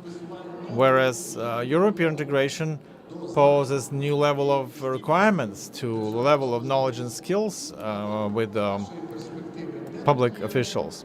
So from your point of view, where are there opportunities, where there are risks, and how do you see this? What's the value of it for you, for us? All right, thank you, Alexander, also for the invitation as well. The very first topic is that civil society is our safeguard from dictatorship, and I am happy that it's so powerful. Alexander, your question, I would like to talk about a simple thing, and you may answer, not to me, but each panelist and everyone here can answer for themselves.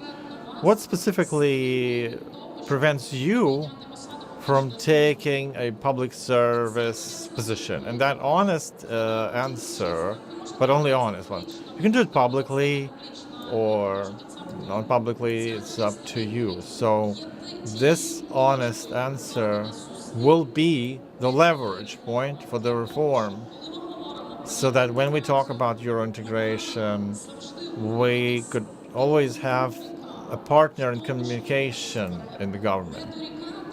Not the constant criticism that, oh, there are not many people who are capable, but what specifically you, what prevents you from taking that position, from taking that lead in implementing changes and taking that responsibility? That's the key thing. It's responsibility. Let me give you one example. When I heard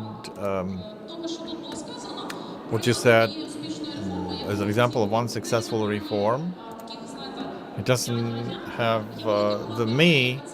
There's just a big team aboard. It's a reform of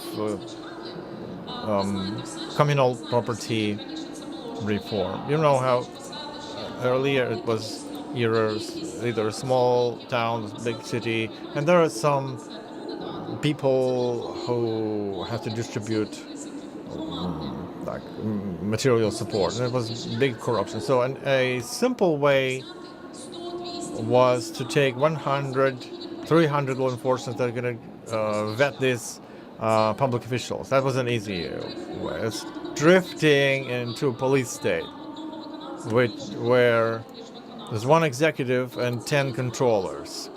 So when we analyzed it, we did this market design analysis. Where is that precondition for a bureaucrat to be seduced by bribery? And so they passed the law. Plus we had a conflict. So the property will be sold on Prozoro sales. And that just resolved the issue of corruption for a particular position. Not the amount of law enforcement, but removing the precondition.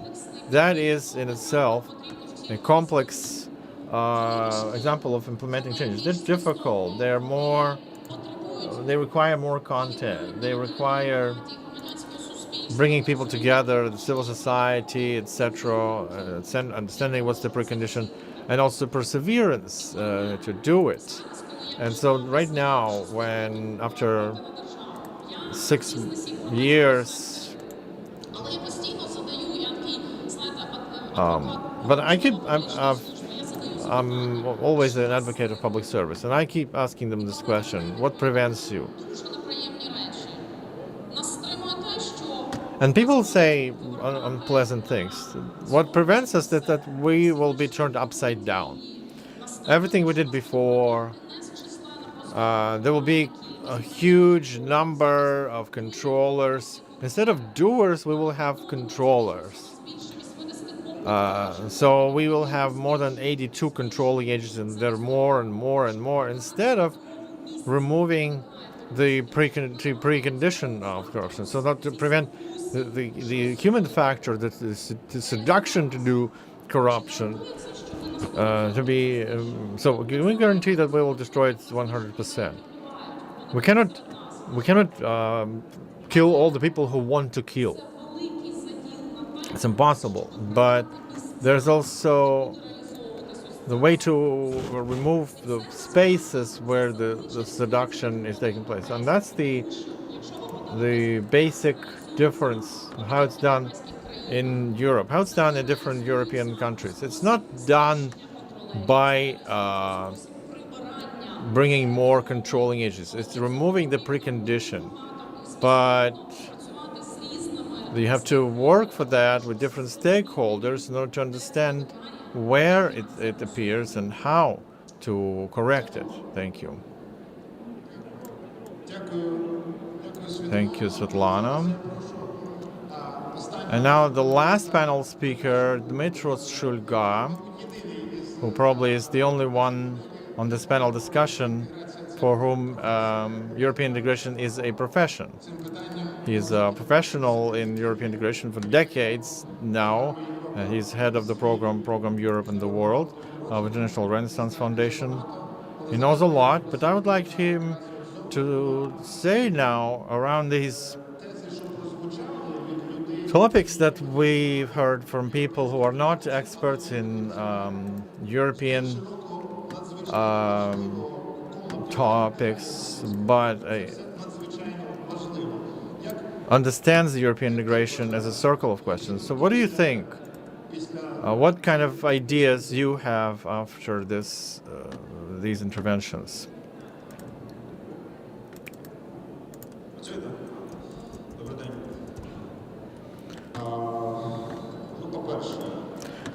So, first of all, will the European integration give us strength? I think we have the strength. It's in our own in Ukrainians or the front line who have died defending us, those who expect liberation in occupied territories. It's great motivation to survive and win this war. European integration here is assistance. It's the way to not waste this opportunity to be more effective, to find more effective way to have a more effective state. And if I step back into history a little bit, in 1991, Ukraine emerged as an independent country, but having no plan how, what kind of country it's going to be, no vision. Just restoring official independence, creating a state, it was of course an historic achievement. What do you do next? That was an open question. At the same time, our Western neighbors, they already had a vision. They going back to Europe, and they were united in it for Poles, Slovaks, Romanians, for Lithuanians, Estonians. Our president says, tell me what kind of country you want to build, and I'm going to build it for you.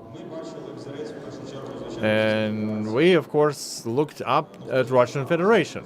Some people thought it was a good example, some not, but still, a lot of things were happening similar way, chaotically or not chaotically, planned or not planned.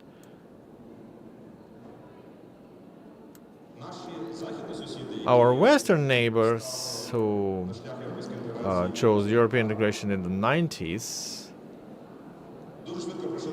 they quickly went through this transformation. And for us, it can be an example that you have to understand and read. It's different examples. So for them, they remembered their history.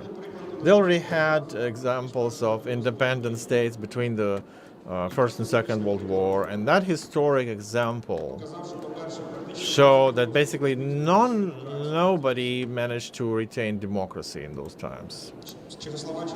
Czech Republic was probably the only democratic state, but do you remember, had it helped them to retain their statehood? Economic stability also was very weak in all these countries. Remembering, so, and in the end, all of that ended with them being ripped between two totalitarian countries, neighbors, big states. So remembering this example, remembering the history of Soviet occupation, they made a historic choice to join the European project together. And so at the beginning of 2000s, when I was studying European law in Germany, I remember we had students from different countries entering EU, and you know who looked the most prepared back then, the most optimistic, the most promising in terms of investments, European preparedness, European law. You know who? Hungary. Hungary looked the most successful in European integration. Viktor Orban was leading the country to EU, was an enthusiast in applying the EU law, etc., etc. So coming back to Europe from Moscow's Soviet occupation.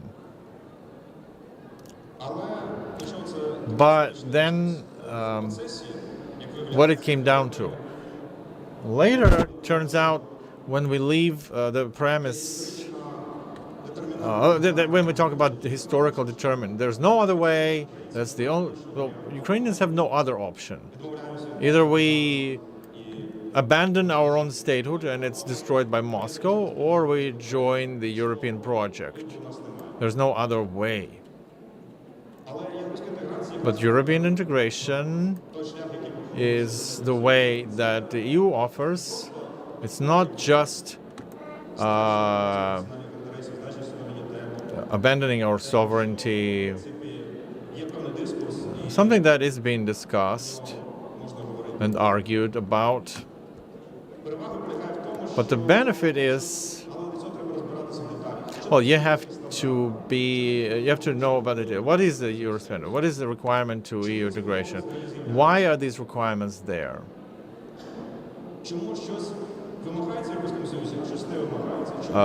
Why the EU requires something and doesn't require other things?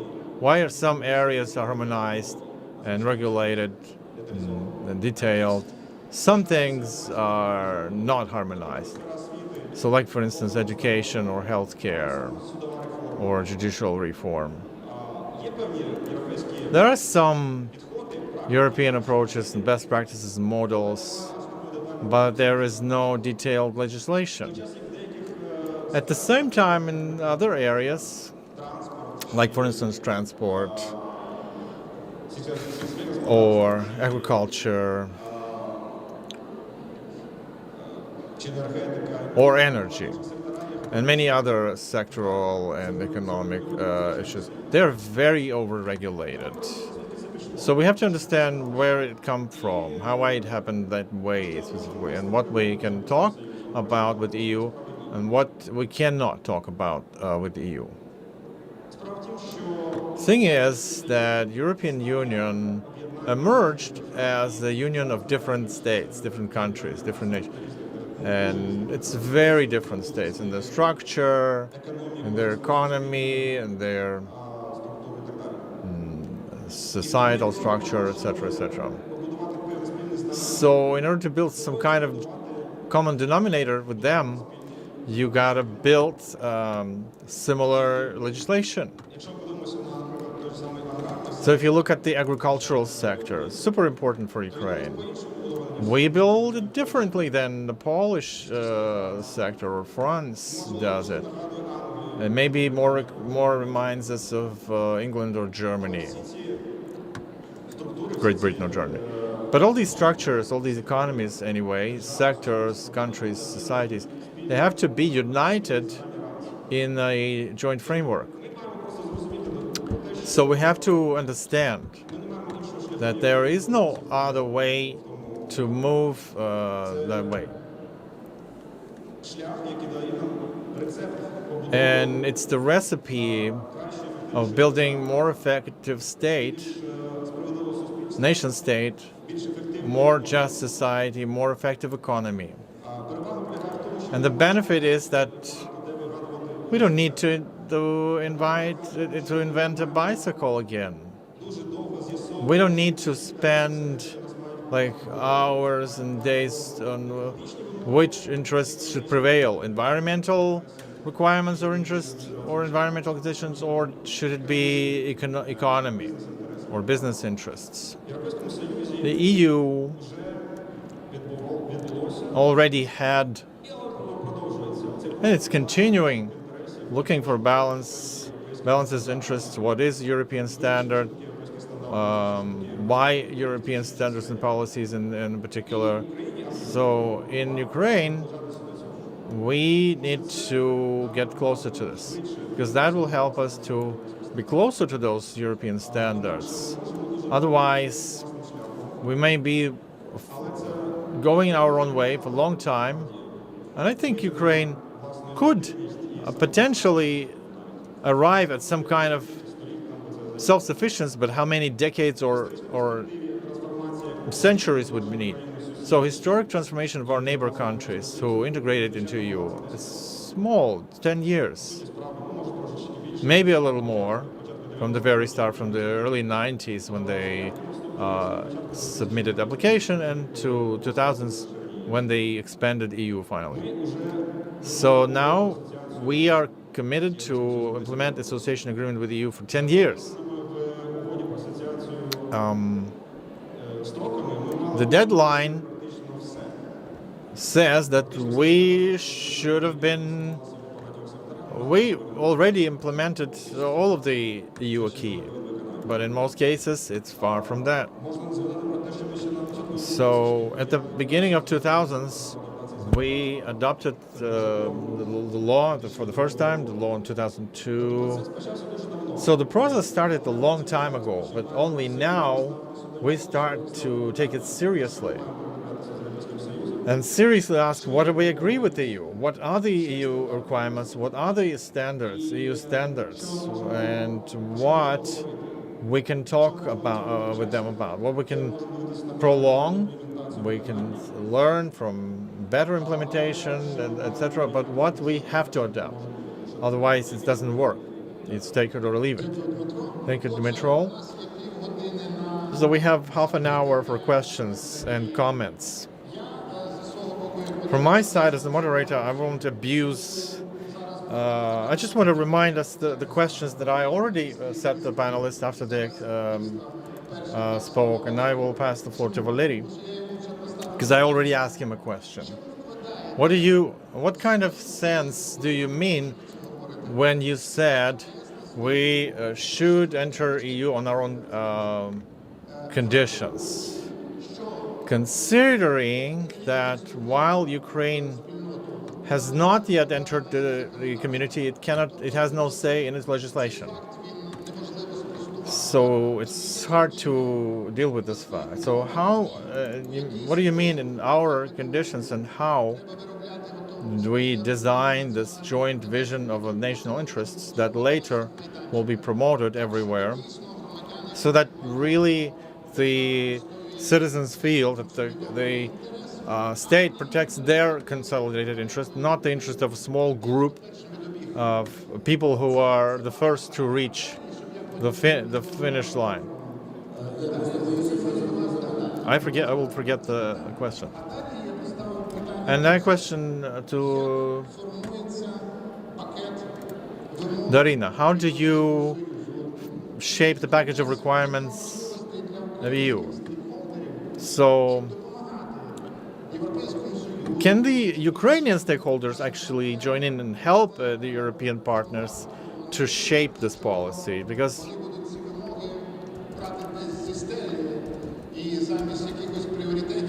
because they might just take any requirements that is of little value to us in fact. So how would you say, what would you say? First of all, I hope I speak now to people who are capable of complex thinking. So if we talk about different scenarios of joining EU, that doesn't mean that we are Euro pessimists or contradicting the European path of Ukraine. Unfortunately, I've heard people saying like that. There's no other way, but we have to follow that way, keeping our flag and banner and protecting our interests. How to understand Ukrainian interests? There's no other approach in modern society other than work with stakeholders, meeting different groups of interests, understanding so their interests, their pains, their dreams, their aspirations. I think that big financial industrial groups, they're most protected. They bash the door to president and they can communicate to them. Other stakeholders, what about others? They have no say. They don't. So it's not about pessimism. It's about protecting our stakeholders, citizens, our small and medium businesses, our veterans, farmers, etc., etc. And I want to bring you a great example here. So, heightened expectations always lead to a lot of disillusion. So now we are depressed because the counter-offensive is not going that way. And your integration may end up the same way. You see how everybody is discouraged by Polish. They are brothers. We didn't say they are sacred people. Now they're doing this. They're blocking our roads because Polish, they play a zero-sum game with Ukraine, win or lose. And the same game as we play with the Hungarian, Slovak Republic, etc., etc. More and more in Brussels, there serious wish to play zero-sum game with Ukraine throughout the Europe integration. So it means Brussels has to win, Warsaw has to win, Budapest has to win, Bratislava has to win, Kyiv has to lose. Euro integration is the two-way street. Successful Euro integration when there's a movement both way, when there's a not zero-sum game, when the positive-sum game, as Andriy Sheptychky said, the positive-sum game means that both parties can win. So win-win. European Union for Ukraine is a sum of norms and standards that we can improve our life. Ukraine for Europe is this fresh blood and safety from barbarians from the east. If we play zero-sum game, the Euro integration will not be successful. And if we have illusion that right now, there was never been such a consensus in Ukraine regarding European integration, but that's not going to be forever. The first failed negotiation that will lead to decreased the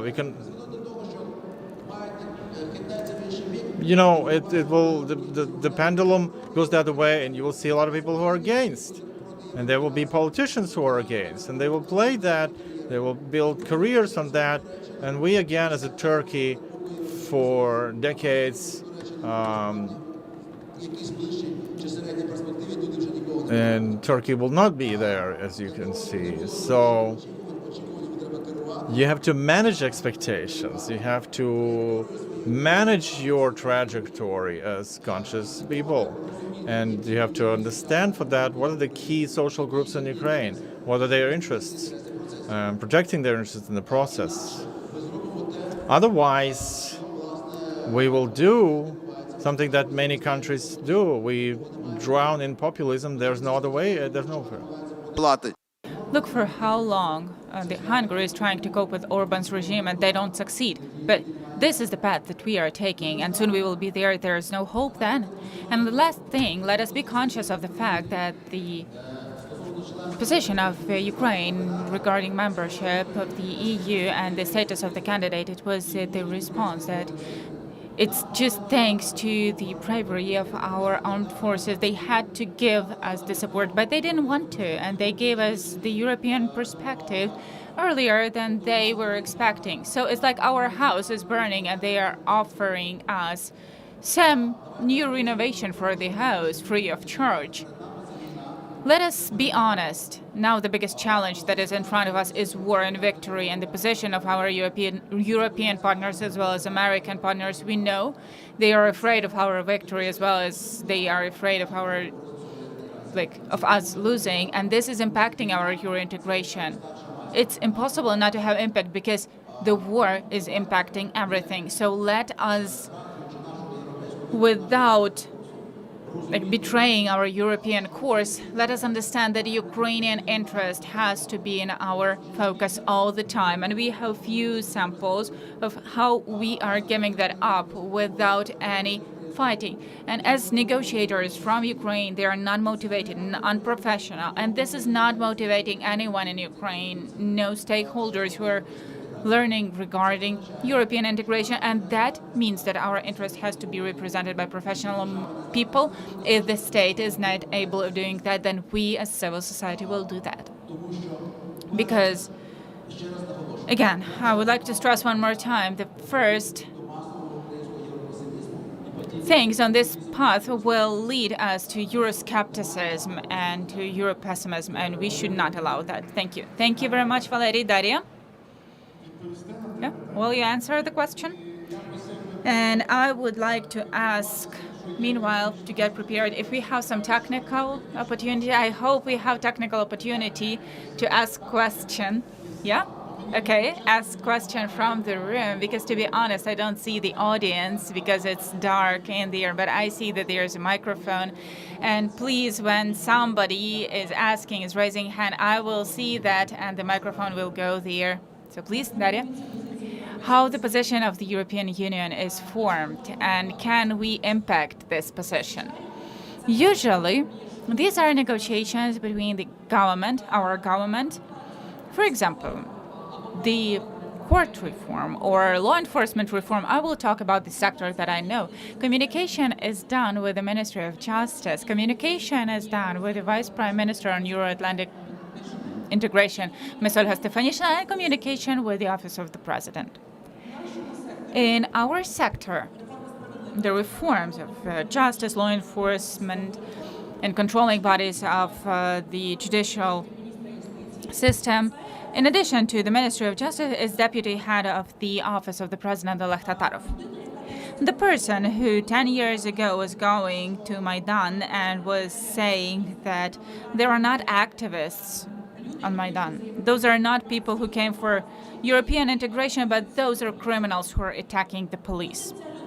Then, this person, after Yanukovych's escape, he was his advocate of the ex-power who was cooperating with Russia and wanted and considered Euromaidan to be just the criminals.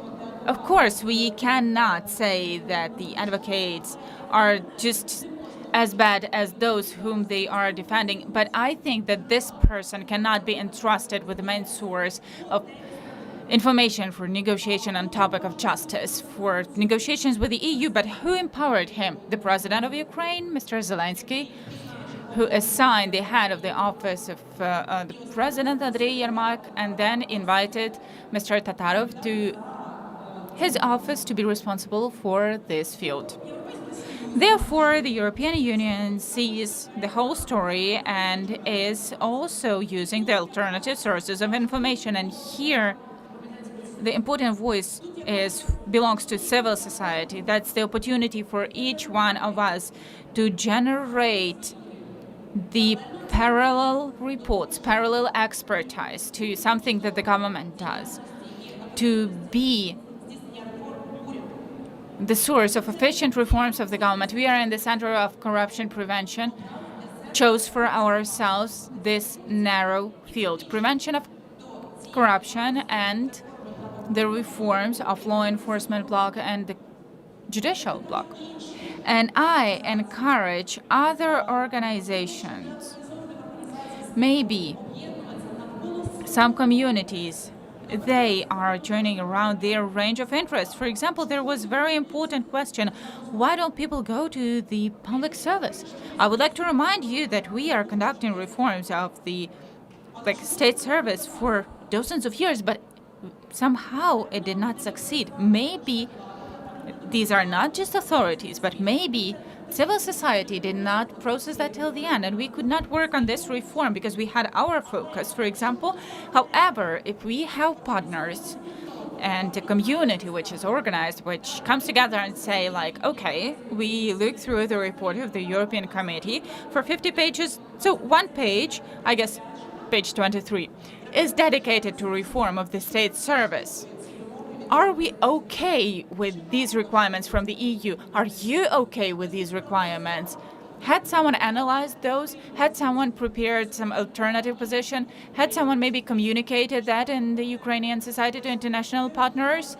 Well, we would have been happy to have this position. In addition to that, it's not one-time communication, it's a systemic work. It's everyday, boring systemic work, analysis of amendings to the draft laws and everyday communication, explanations to media, to society. It's complicated, some hard things. If you read the report of the EU Committee, everything is written there in very hard words. Like the usual citizen of Ukraine wouldn't understand that. But again, the amendments of laws of aid, yeah, I see that here are people who know what it is. But to explain what it is in simple words is the task of expert and specialized NGOs. And I think we are lucky.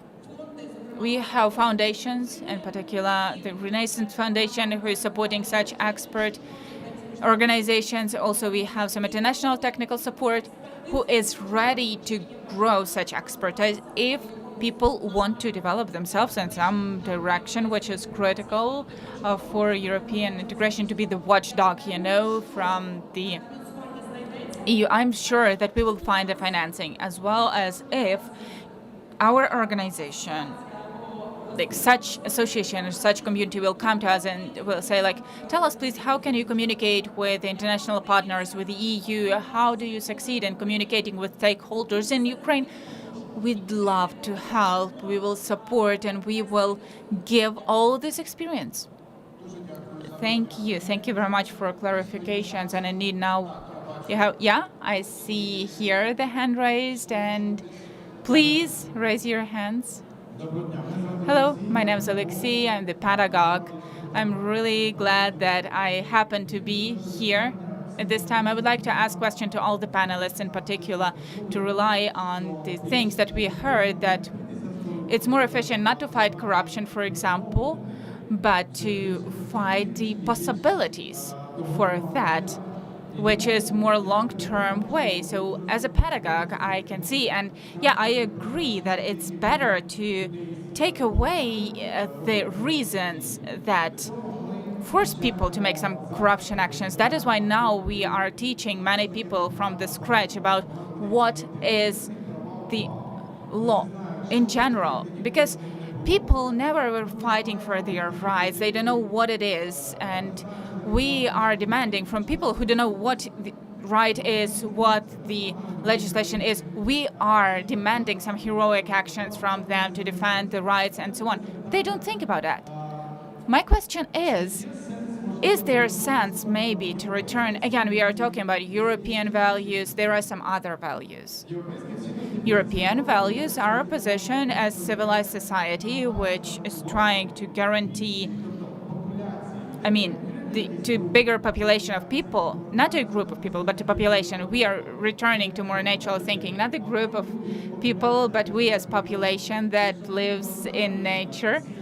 If one country lives, others disappear, the population won't feel better from that. So in the bottom of Maslow's hierarchy, we have joint values. No matter where we live in the world, we want some warmth, recognition, love, and so on and so forth. Higher, we start having some quarrels about different gods, different policies, but we all want the same in principle. And the distortion starts when the person who's got some mental issues. The person has power. The person does not recognize that he or she wants something. They want other people to do something differently. Yeah, so can we return and maybe work on mental health, first of all, so that people are capable in general to understand what they want and then do something. And by the way, yeah, thank you, I'm sorry. Yeah, and by the way, we would like to mention the president's program of the mental health. It's a very cool thing. Thank you. Yeah, you are trying to cover, you know, a lot of issues in one. Yeah, I see 4 people who are raising their hand. The first one was a colleague in the front row, then you, and then you. Yeah, we are getting like 5 questions, and then we return to our panelists. Thank you very much, Katerina Mesnikova. I am director of the Association of Media and one of the participants of the developers of Law on Media. And on the example of the reform that we are implementing right now, I would like to mention that the window of opportunities that gives us Euro integration as a civil society, when the state starts hearing, well, we are talking about the necessity of reforms, not just us, but also our Western partners. Well, it's a bit like interesting. And in our case, we have 2 stories about the reforms. From one side, we have reports of various state bodies where they are telling how important it is that the reform is adopted and it's an important step. From the other side, we see that in the budget, no money is provisioned for that. So as a matter of fact, the very fact whether a reform will be implemented or not, it depends on how representatives of civil society will be able to find resources in order to turn National Council on Television and Radio Casting into good regulators. So how can we implement other parts of this reform? And here, just like any other civil society organization, we have an issue. Either we publicly speak about the double position of the state, and then in certain manner our process of negotiations include in our membership, we try to solve that on national level. We decided to take the first strategy, but we are very interested in hearing how colleagues work on such issues in their fields. Yeah, thank you. We can't hear you really well, but I hope the colleagues heard the main things. Yeah, I was giving the floor in this manner. Yeah. Hello, Boris Mladesh, head of the whole Ukrainian Professional Association of Entrepreneurs. Well, really good discussion. And as for Euro integration, then implementation of European legislation to our country, it's very good. However, as far as I understand, you probably understand that there is a lot of initiatives, a lot of such initiatives. Somehow they are perceived in our legislation in a distorted manner. We are trying to do it so that Euro integration is more simplified, you know, so that such norms as, for example, like blocking some taxation documents, something that everybody sees. It's a very loud, like, relevant problem for business, relevant issue. Are you ready to support such initiatives to simplify Euro integration processes in the country, in the legislation? Something regarding business. Thank you. My colleagues will answer, but as far as I understand, no one said that blocking these tax reports is about Euro integration. I hear that for the first time, actually. No. I want to say that, for example, there are some laws that are submitted as Euro integration law, but actually, it's not like that. I am talking about that. Okay, got you. Yep. Yeah, my name is Maxim Kornienko. I'm representative of the whole Ukrainian organization, Protection of Human Rights. One of fundamental requirements of the EU is sticking to the human rights. Ukraine is adopting legislation in a good manner. It's cool, it's protecting human rights, mostly.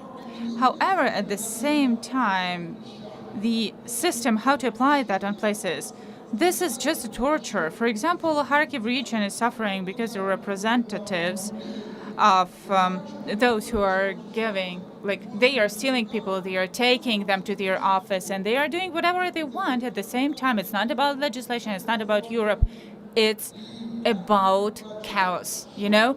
How do you see what should be done in addition to punishment according to the law, so that such activity, illegal activity, is fixed? Is because in Europe they don't have this thing. Israel has war, but they don't have such things. They don't close their borders. War in Ukraine, borders closed. They are just making people suffer. This is not the normal situation for European standards. Thank you. I'd like to give the floor back to our panelists. So maybe they won't be able to answer everything, because I understand some issues are very of narrow specialty, but still I would like to ask them to answer if that is possible. Yeah, to be honest, I don't know what question to answer. They are very different, so I think that I will answer about media and the budget.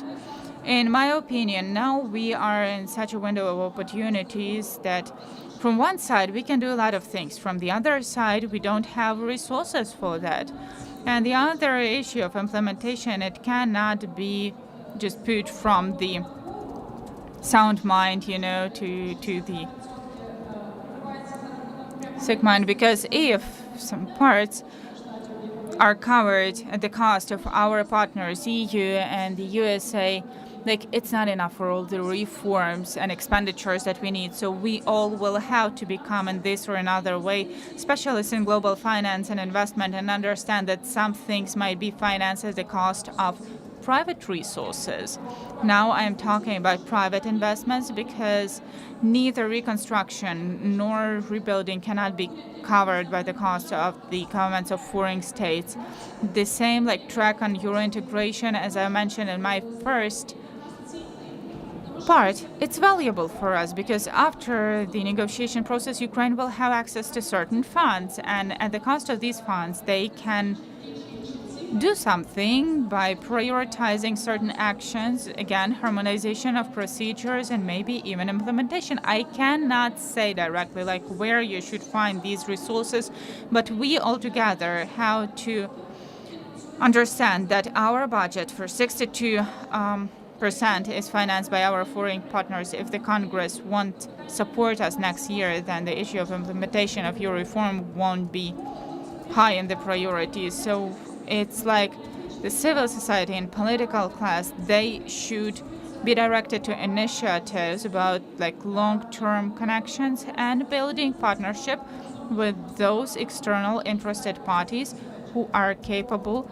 to ensure that, because we've got no other resources. As for a violation of human rights, I think that nothing innovative is here. All the countries who are moving towards EU, they have, in terms of implementation, they have to use the Copenhagen document, and there is a lot about democracy and human rights, etc., etc. And this also has to be part of negotiation strategy of the negotiations, because if this is not included to the roadmap, and there will be just anti-corruption, which I am supporting, but this is one part, and otherwise the plane won't take off, then it will be very sad. Yeah, I would like to comment, regarding the human rights, and actually, as I see in the latest years, that this is a very important problem that we will face in 2 years, when we will have decisions of the European Court on Human Rights regarding decisions made by the new built anti-corruption vertical. And it's not a problem of certain personalities, even though that this is their problem as well, but it's a problem of the state. If we are shown that this is violating human rights. And unfortunately, we will have these decisions soon. And this, including, is a call to civil society to communicate with judgment, or again, to mention that on Facebook with the understanding that our partners are looking at us. Those who later on will read decisions of the European Court on Human Rights, and it's not an issue of that later on we say, let us reform the European Court on Human Rights. No, that's the issue of us treating the suspects, including in public communication, in such a manner that later on this is not used in order to make decisions on violation of human rights. This is also a call to law enforcement bodies and to everyone.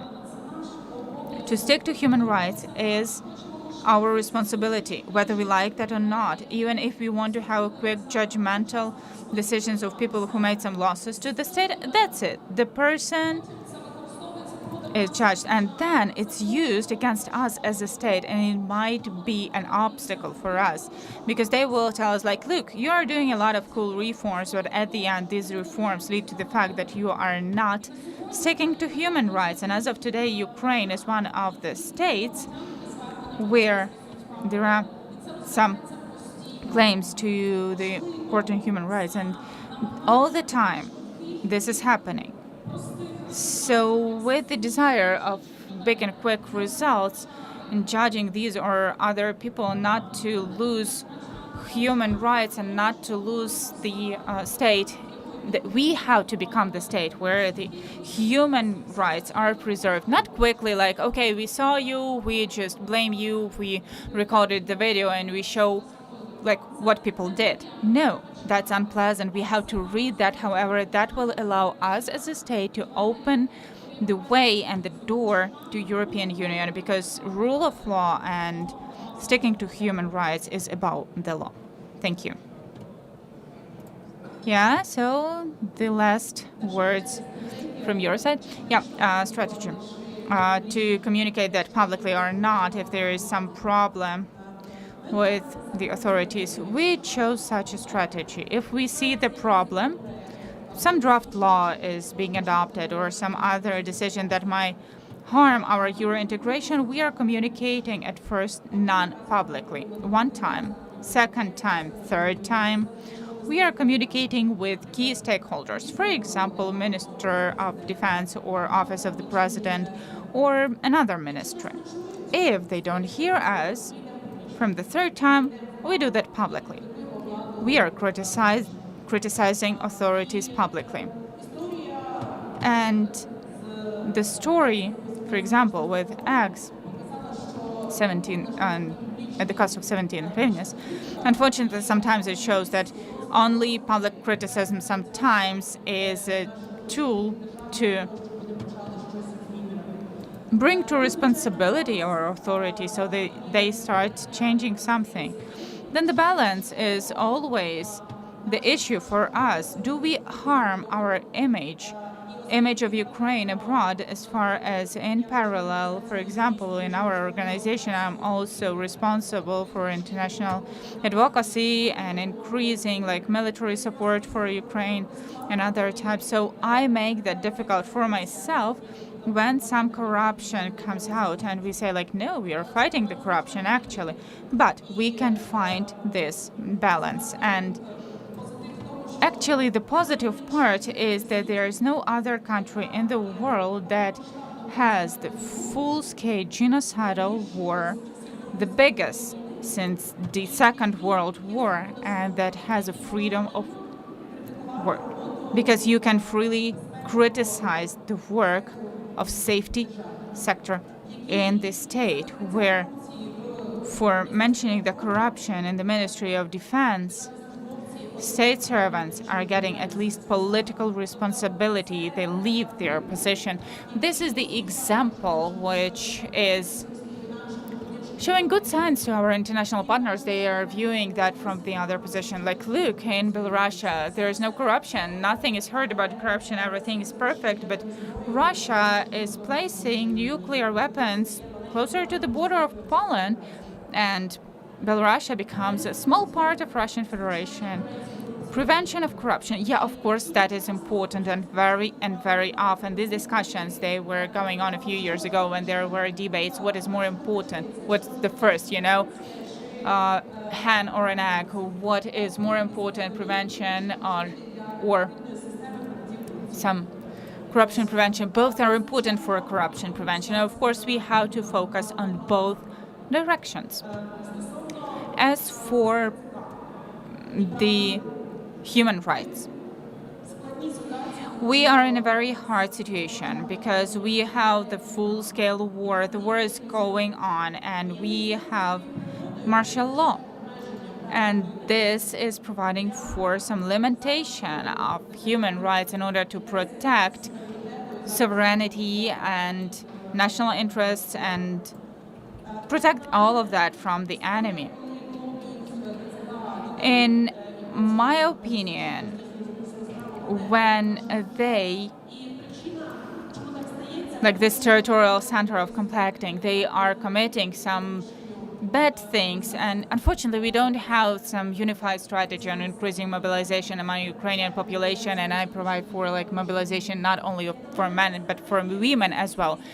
And as of me, the lack of this strategy is related to the fact that the authorities in our country were communicating this story on the front too positively. They were too infantile in their treatment of our citizens. Like, yeah, we will be in the Crimea in summer, 2 weeks, and then all the territories will be liberated. We will go to Rostov and so on.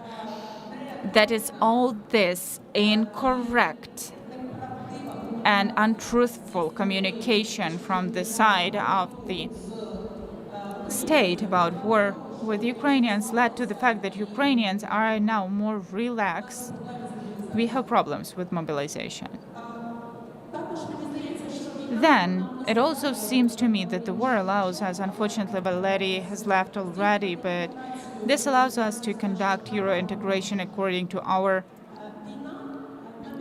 conditions more, because war opens the opportunity for us to look for money somewhere else, not in classical directions and programs, but also to make Russia pay for all of these problems, all of these issues, for the bad things that they've done to our economy, to our people, that their soldiers did. And we have certain amount of money belonging to Russian Federation that are arrested and is mostly in the EU countries. And we are demanding, the civil society of Ukraine, we are demanding. Every week we are going to EU countries and we are demanding, please take the money, find the solution. That's a political solution. Tell lawyers to give reasons for this political decision, but take the money from Russia and give the money to Ukraine already for weapons and reforms. That is, there is money and we can just cope in our country with the help of this money. So the only voice of our civil society, at least for external, in spite of European integration and integration of NATO, has to be to make Russia pay with their money. This is money we are going to conduct reforms for, but we have to be serious to do that. Unfortunately, we didn't discuss one more important moment. It's the moment when the authorities are perceiving civil society as a competitor, as the enemy who has to be punished. And now there will be the initiative from the Cabinet of Ministers in order to perform the EU requirement and adopt the law on lobbying. We are in the center of corruption prevention. We are not afraid of that law. We will be glad to report about each our step on the website. But with this law, our government, together with the Office of the President, will oblige all the organizations who are promoting reforms.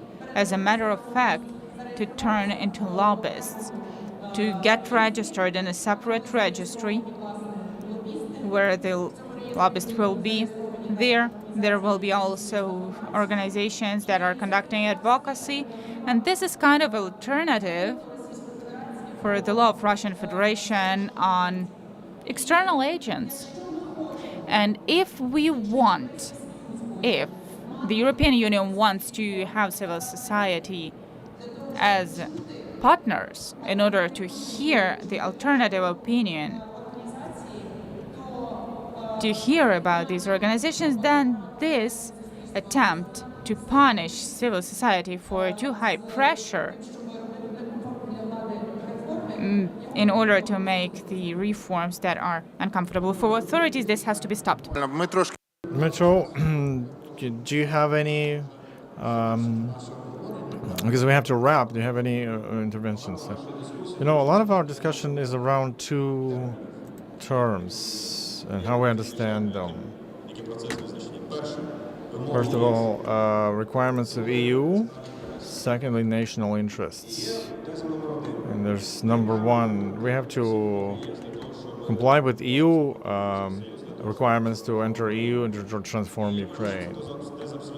And I think it's the right thing. There's another second thing that we have to fight for national interests and to create beneficial conditions for us joining EU.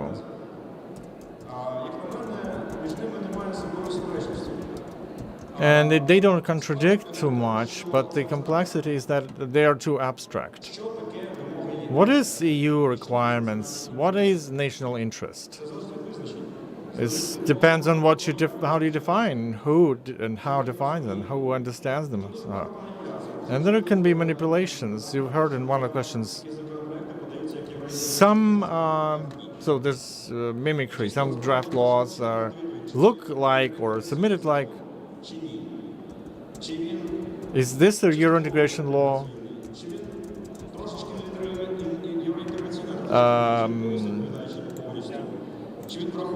Is it Euro integrative node?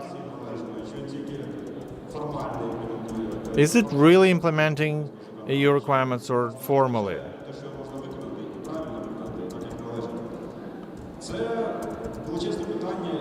So these are big questions. In order to answer them, you have to look at details. You have to look at each case, just as well with national interests. We need that even within the civil society. There's no single position or hard to understand. When the anti-corruption discusses business associations, employers with trade unions, and more we talk about wider circle who defines the national interest. What is a national interest? Somebody said it's increasing agricultural interest to EU. Somebody says it's an oligarch's interest, and it doesn't help agricultural worker. So it's a huge space for manipulation. What is a political, and it's political decision in every case, in every question. It's a big question. What is the position Ukraine has to take and to find their interest in negotiation with the EU? And just as well, you understand that from the other side, from the EU side, who also will be preparing for negotiations with Ukraine. This started already. There are different interest groups, and they are also looking for opportunity to ask EU. So, European Commission, who are a watchdog, the guardian of the treaties of European Committee. They're protectors of EU law. So that all member countries maintain the same common denominator. There are also political interests of member countries. There are political interests or business interests of EU member states. Different interests, different businesses. In Poland, there are interests of horticulture, agricultural sector. Who think that Ukrainians are our competitors, and there are animal husbandries. For them, Ukrainian cheap grain is an important thing. There are also consumers who win from dropping the prices. So we're talking about complex, difficult processes. In order to understand them, we have to look into details, and we have to give some single answers. And then we have to understand what is the general framework of our EU integration historic process. And we have two basic scenarios. Either we are successful in that, or we have mutual disillusionment, negative thing, and loss. And we're going to be laying blame around for that loss. I want to thank our panelists for a very important discussion. I think it's great material for all of us.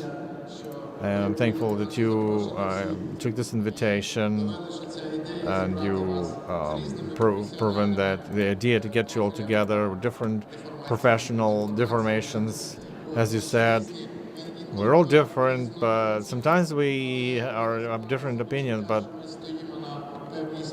I have a feeling that we have the same value foundation. That's the most important thing to be able to discuss later, to be able to better understand your national interest, and be more effective in using our European opportunity or promise.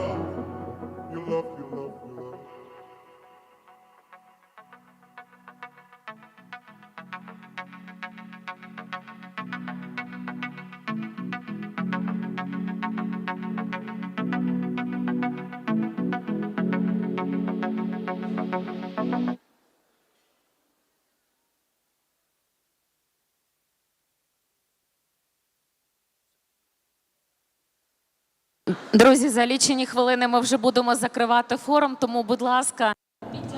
We will be wrapping the forum soon, so please approach the main stage, not just for a photo shoot, but to have a wrapping the forum and proceeding to our next part of the event. So please approach the central stage.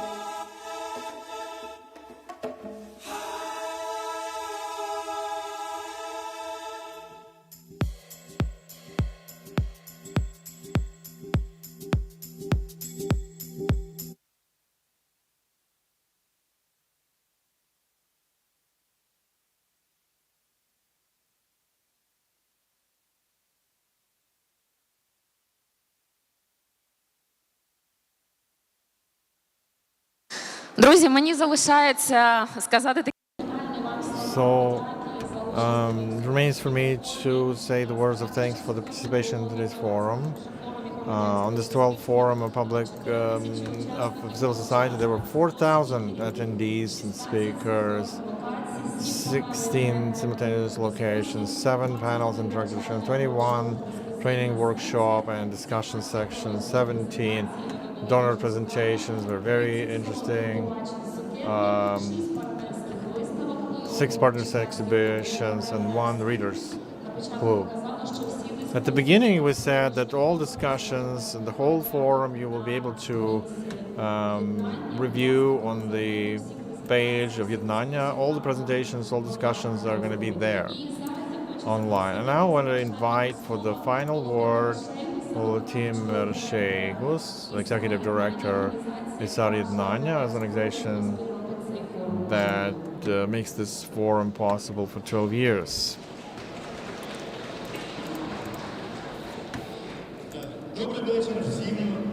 Good evening, everyone. I'm so happy to be here in the evening, to see how many of us here.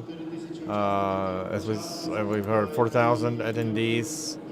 And I would think that it's in the beginning, numbers are so high.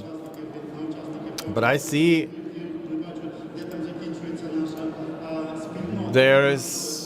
it's hard to say that there are many more at the end of this event. So when we were planning this event with partners, there are many of them each year. We do this forum, civil society development. So we were thinking, should we have it? Should we not? It's 2 years of war. Should we make the forum to be open, to have many people and somewhere in a shelter? Or do we have it somewhere in public space and invite everybody who wants to? And there were many phone calls, there were many messages, and people were expecting this opportunity to meet. And we know that each participant comes with their own agenda or expectation, but of course, first thing that people seek when they come here, it's networking. There's nothing better than live communication offline, to see each other, charge each other with questions, ideas. You cannot, nothing beats such a great congregation of people bringing peace and victory closer to us. So I've been asked today, what has to serve as a wrap-up, a result, or the product, the deliverable of this forum, and what kind of deliverables that forums have to bring? Of course, usually it's a way to communicate and meet each other, but I also think that the results of this forum is that we see the civil society in Ukraine. We see each other's eyes, and we see a powerful volunteer community in Ukraine. We see how humanitarian sector in Ukraine is developing, which wasn't there 2 years ago. We're learning from each other. We look at our partners from different sectors, and we see that we have many challenges, but we manage them together and create an environment where civil society and other sectors can coexist and work together. Strengthening institutionally our country. We're very happy that this forum provides this opportunity to see each other, to plan together, to somehow match the clocks, where we are, and looking forward, planning together, having shared vector of development. And so victory, early recovery, sustainable peace, and sustainable Ukraine. So I want to thank each organization, each volunteer, everyone who's bringing all these things closer to us. We know that there are many of us, sometimes there's this fatigue a little bit. Sometimes you want to stop and you want to get some results. Maybe wrap up and do something that you did before the war. But you have to be aware that there's still a lot to do. You can't just lay down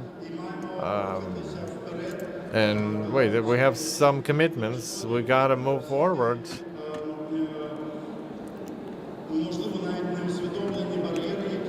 Dealing with barriers, the barriers that we're conscious of or not, and move forward. We live while we move. And so to wrap up this final part of the forum, I want to thank not only the participants and attendees of this forum, partner organizations, our colleagues from other sectors. I want to thank the isar.ednannia team. So for 12 years, they've been making these great forums. So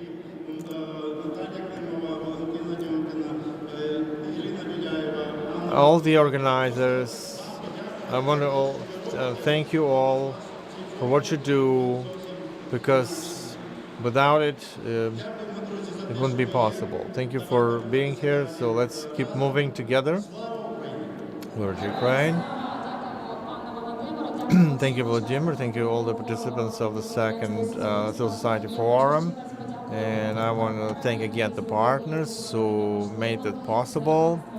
It's USAID,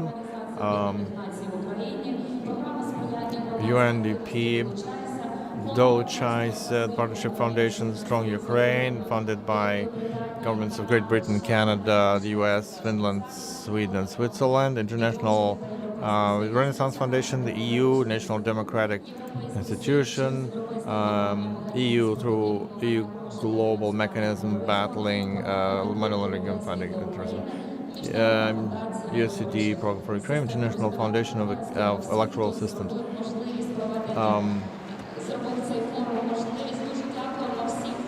Let's give a round of applause to everyone.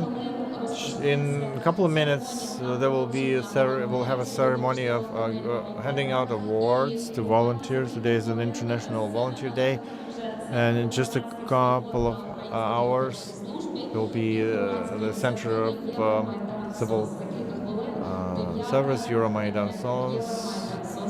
There will be the 9th award ceremony.